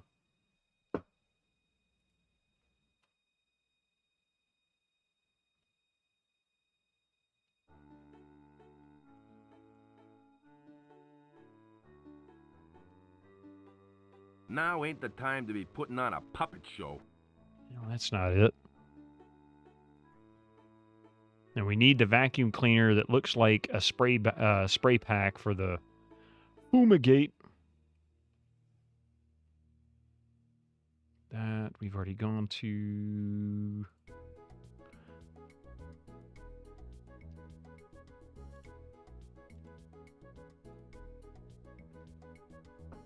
Now ain't the time to be putting on a puppet show.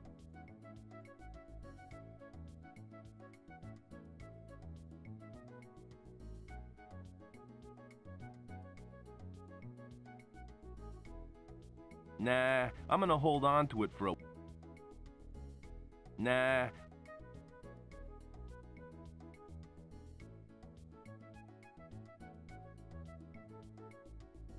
No way, it ain't Christmas yet. Wonder if it's Joe in a wig and a mustache. Oh no, it's an Australian dude. Here he is.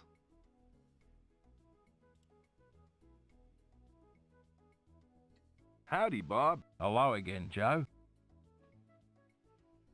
I've got some questions that I'd like to ask. What do you want to know?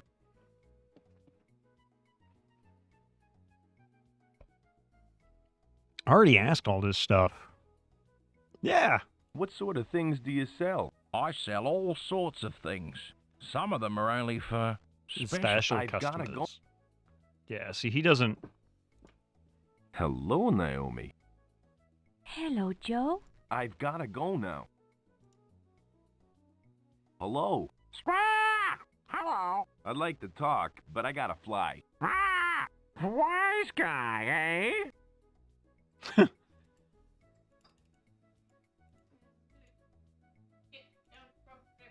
Now ain't the time to be... I'm not feeling that hungry. It's empty. That's right, son. Yeah, it's empty for a while. All right, so we need to get the vacuum cleaner. I need to get these nets. Can I just try picking it up again? Excuse me. I'd like to buy this. I'm sorry. but those are for special customers Oh, only. that's right. Sorry. So I gotta go and get the perfume. Or the flower, pardon me. I need to get the flower. How the heck am I gonna get that flower? Clearly taught how to speak by Gilbert Godfrey, yeah.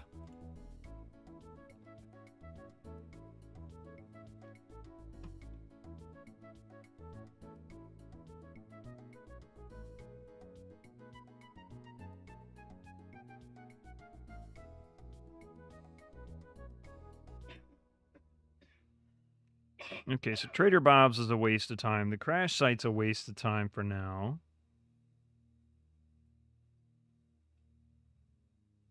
There's Trader Bob's, there's Flota, there's the jetty, and there's the jungle. And the Amazon Fortress. Okay, so that'll open up more areas that we can travel to as we get through the story. So let's see. Has the jetty changed now that we've gone to that scene? No.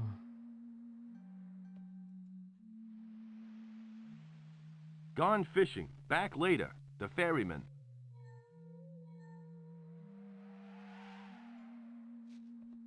Your favorite point and click, your favorite part of any point and click when you have to combine every item with every other item or NPC, only to find out you missed a pixel hunt and need another item instead. Yeah.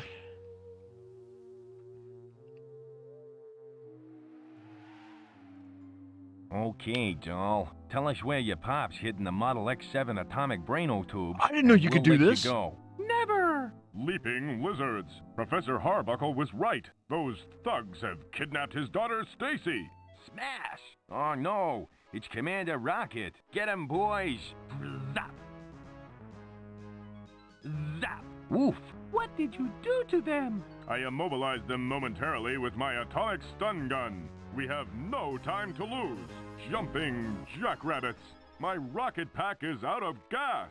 Bleep, bleep. Looks like I picked the wrong day to quit the bottle.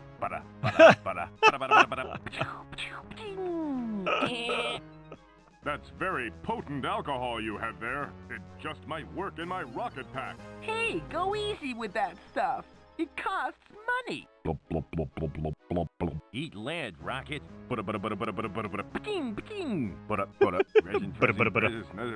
He got away. Oh, Rocket, you're such a dream. The American dream, ma'am. that was something else. And why did it just send me to that? That's weird.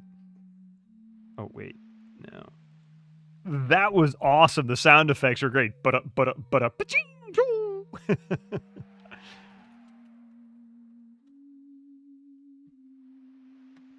Oh, look at From that. the Commander Rocket comic, and has a coupon clipped from it. There's some sort of blueprint on the back of it. So it gave me a different one. This one's waterlogged. This one is not. If I put these two pieces of paper together, I Ah! can see the complete blueprint on the back. It's the blueprint for Commander Rocket's pocket rocket. It can reach speeds of up to 100 miles an hour and runs on just a quarter gallon of gas. Wow, it's efficient too. So, okay, that was kind of cool. I did not know I could do that. It doesn't seem to open. It doesn't seem to open. It doesn't seem to open. Hey, Abstractism. But where's the decoder ring? I don't know. Whenever we get to Little Orphan Annie, perhaps that'll appear. How you doing, Abstractism? It's going pretty good here. I just did something I didn't expect would happen. I wasn't, really didn't plan on that.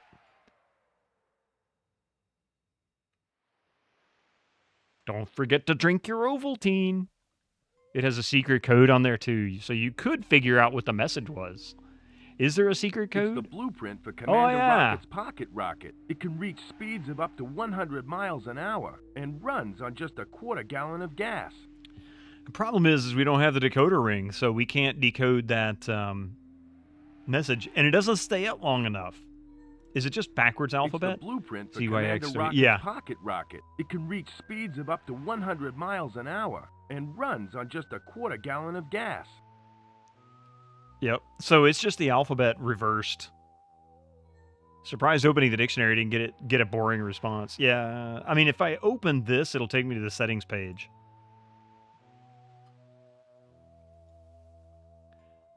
Interactive Binary Illusions, PC CD-ROM version. Totally secret, donut steal.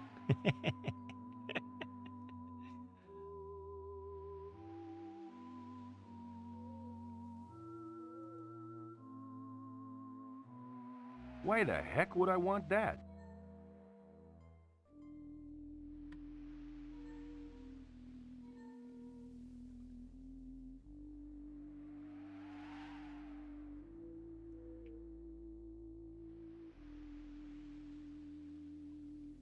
You like the little gnome on my mic arm? That's the one Coffee made.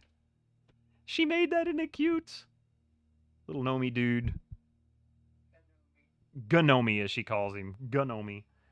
And little floppy arms, got a little fuzzy beard. The hat has the brim and a nose. It's adorable. Gnome.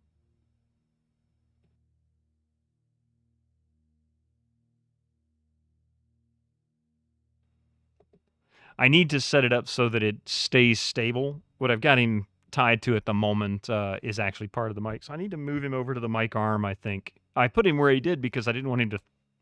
Great hat, man. If you got the ninja blue hair, I think it would match the gnome. You're not wrong. Hang on.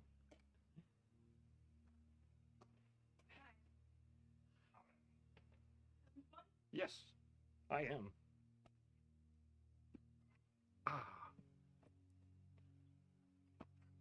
Put on your hat. Da-da-da-da-da. Ari, where are you? Okay, let's see. What exactly... What do I need to do next?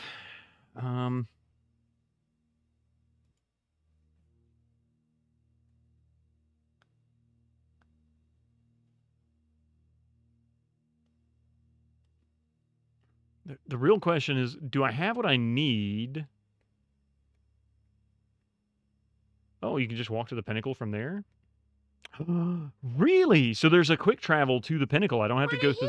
That's right, you stupid son of a bitch! Thank you, Zaxler. I think I'm okay for the moment. If I can just find how to get this orchid, I think I can get the rest of this very quickly. I'm not feeling that hungry.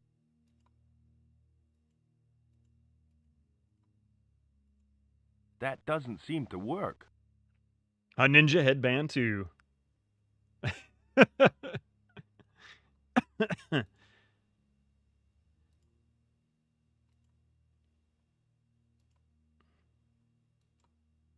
That doesn't seem to work.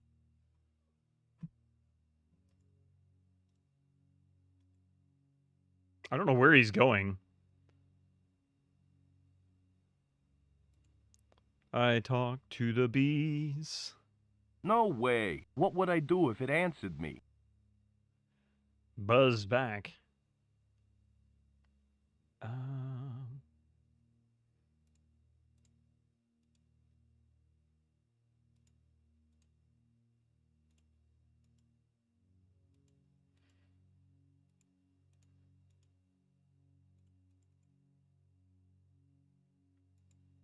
I can't move it.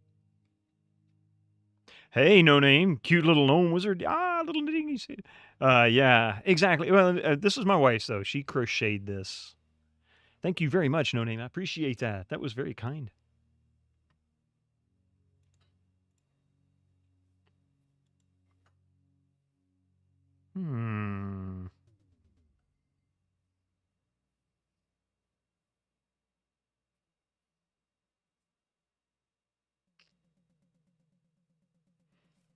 So how would we get rid of bees with what I know currently in the game? Need an umbrella so you say, tut tut, it looks like rain.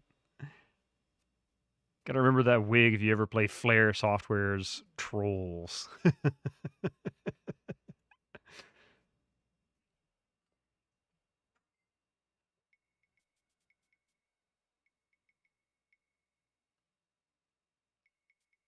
Okay, so this, I think everything is hinging off this orchid. I just need to figure out how to get the wasps away from it so I can collect it.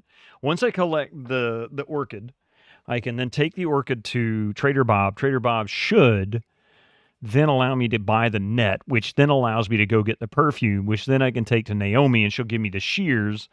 Then I can go get the hair from the sloth, which is one of the ingredients for the anti-rash potion. I still need to figure out how to get the beetle, or perhaps the bees or the buzz, something to provide a buzz. Either way, that may lead me to the anti-rash potion completely, which then gets Bud and Lou to go back to the Amazon women. And then from there, I'm not sure. Adventure gaming, yeah. Got to remember that, yeah.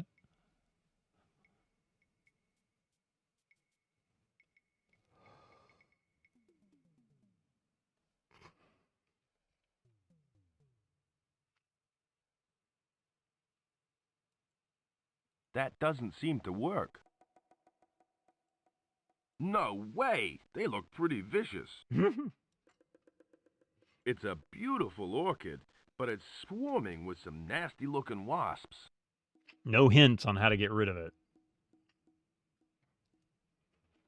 I can't move it. It doesn't seem to open. Now ain't the time to be putting on a... I'm a pilot for hire.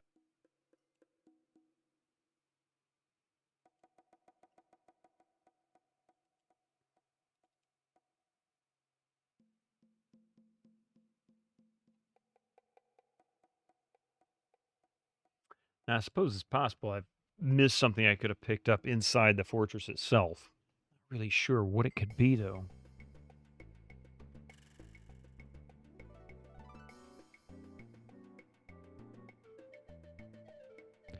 Now, the water could get rid of them, but how could I collect the water?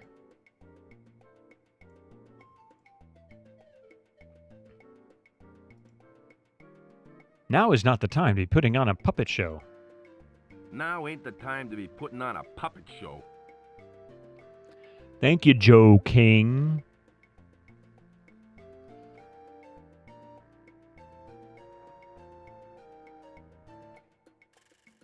You know, I didn't talk to any of these guys after having that conversation. I wonder if perhaps they'll let me out.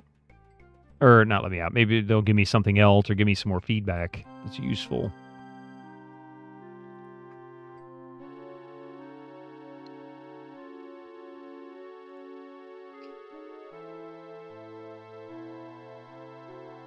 Hi again. Hello. Hello.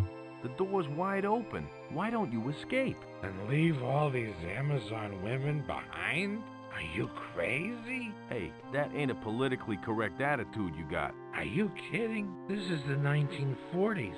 We're still using asbestos for insulation. I see your point. I think you should get some rest. Is this like time travel? We're still using asbestos for insulation. Excuse me. Yes? What's your name? What's my name? Excuse me, I've got a bad memory. First it's the eyesight, then what was that question again? How old are you? 23. No, that wasn't the question. You wanted to know my name. That's it. Bertrand Smith, that's me. Explorer and adventurer. I'll let you get your rest. Thanks, I need it. They still do, Chelnov. They still do, even now. At least here. The rest of the world figured it out. Welcome to Stupidsville, where I am your host. Excuse me. Yes? I'll let you get your rest. Thanks, I need it. I'd rather not bother him. Now ain't the time to be put... I may need this if I... Now ain't the time to be... I may need this if I ever run into Punch and Judy. It's great at everything. Try it at ice cream today.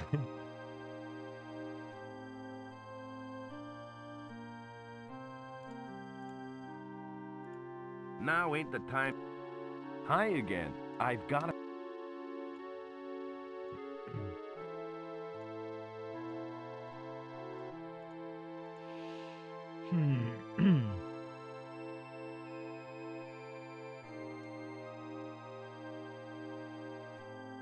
One thing that bugs me about the interface in this game, only one thing that bugs me about the interface is that if the character is moving, like walking, you can't see anything, like you can't move your cursor to click on the next location. It drives me nuts.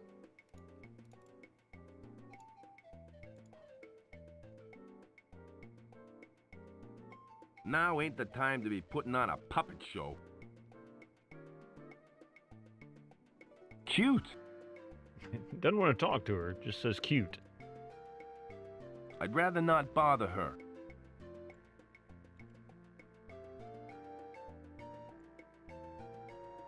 Excuse me. What do you want now? I gotta go. Good idea. Good idea. She's been in that shower for a while.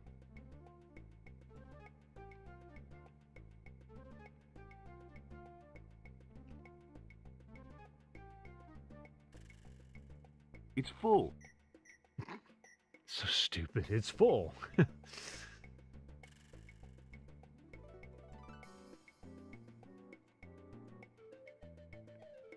Must have got sprayed by the skunk. Why the heck would I want that?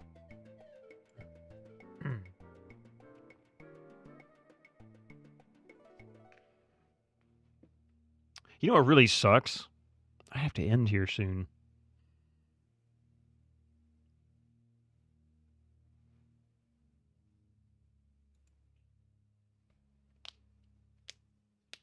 All right, I'm going to go talk to Sparky, show him this blueprint, and then we're going to have to call it a day.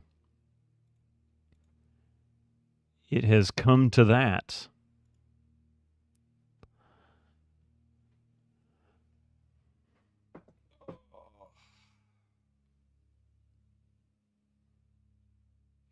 Go give my shoulder a little bit of a rest before work. Don't go. Yeah. Unfortunately, I got to. I've got to. Plus, I'm hungry. I haven't had lunch yet.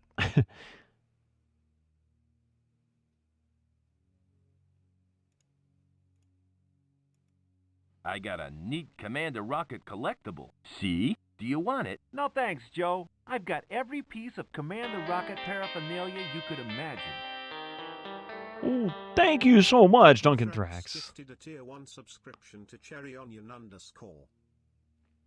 Thank you so much for gifting that sub to Cherry Onion, Duncan Thrax. Awesome. Dunk dunk. 55 subs you've gifted in this channel. I really appreciate it, and I'm sure Cherry Onion does too. Yeah, enjoy your emotes and Be Right Back music and all that good stuff. Thank you very much for that. Excuse me, Sparky. Thank goodness. How's it going? Oh, wait. How'd you like this neat teddy bear hand puppet? What do you think I am? A little kid? I'm Yeah. a grown man, Joe, and I'm insulted by that. Hey, Sparky, take it easy. I didn't mean to insult you. I'm sorry to snap at you, Joe. It's just this heat is so uncomfortable. It's so hot, my Commander Rocket underwear is chafing me. Commander Rocket underwear. I know where Faye is. She's safe with a group of Amazon women. Amazon women? You mean like real Amazon women? Gosh, maybe we should wait with them until help arrives. Steady on, Sparky. We got work to do. Shucks. Maybe after we've got the queen patched up, maybe we can pay them a visit. Maybe? Maybe you should get out more. I gotta go. Okay, Joe. You be careful now. All right. I hate doing it. I guess this is about the best place of any to stop, right? Oh, man. All right. There we go. I give up for now. First of all, thank you all for being here today. I really appreciate it. It was great. This was a fantastic stream. It's Sundays. I'm oftentimes so tired because I have to get up earlier than I, probably really should. You guys always make it special. Thank you so much. This has been a great December so far. We're only halfway through the event, and already done with one game. What, maybe a third to half the way done on this one? Probably a third of the way done through this one. Before I go, though, first of all, I want to start off with saying thank you for these raids, which were pretty awesome. Jank Jason, thank you for that huge raid earlier. And then before that, Retro Demiurge, thank you very much for that. Or Demiurge, yeah, I'm not sure how to pronounce that name. I'd never been able to pronounce it. Vitamin Chi, also thank you for the raid. And right after we started, the G-Funk. Thank you also for that raid. 4 raids today. That is awesome. Really, thank you very much for that. Of course, we also had a few bits. 1 or 2. Shilarai, how you doing? Welcome in. Otaku, thank you for the 100 bits. To not forget my baseball bat. Hi with the 69 bits. And then, of course, lots of reward requests. Not reward requests. What did you call them? What did they call them? Power-ups. Always get those wrong. Power-ups. Thank you very much for the Gigantify bits. Lots of those, Duncan Thrax. At least 4. Thank you, Otaku, for 2 of those. Or no, that was actually last stream. Sorry. Yeah, thank you for all the Gigantify bits there, Duncan Thrax. And also, Duncan Thrax, thank you for gifting those subs to Kira and a Cherry Onion. Very much appreciated. Last but not least here, the regular subs. Master Gregor with 46 freaking months. 2 months away from 4 years. I can't believe it's been 4 years, Gregor. I can't believe I've known you for 4 years. That's intense. Make Biddo not exercise. No exercise today. That'll be tomorrow. Thank you all for being here. I really appreciate it. Let's see if we can find somebody we can raid into. We'll pass this December raid or stream on over. So let's see who we have.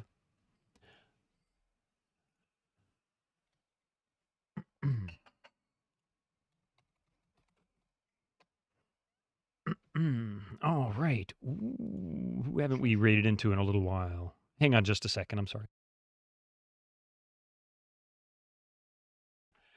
I know who we're going to raid into because we've heard so much about them.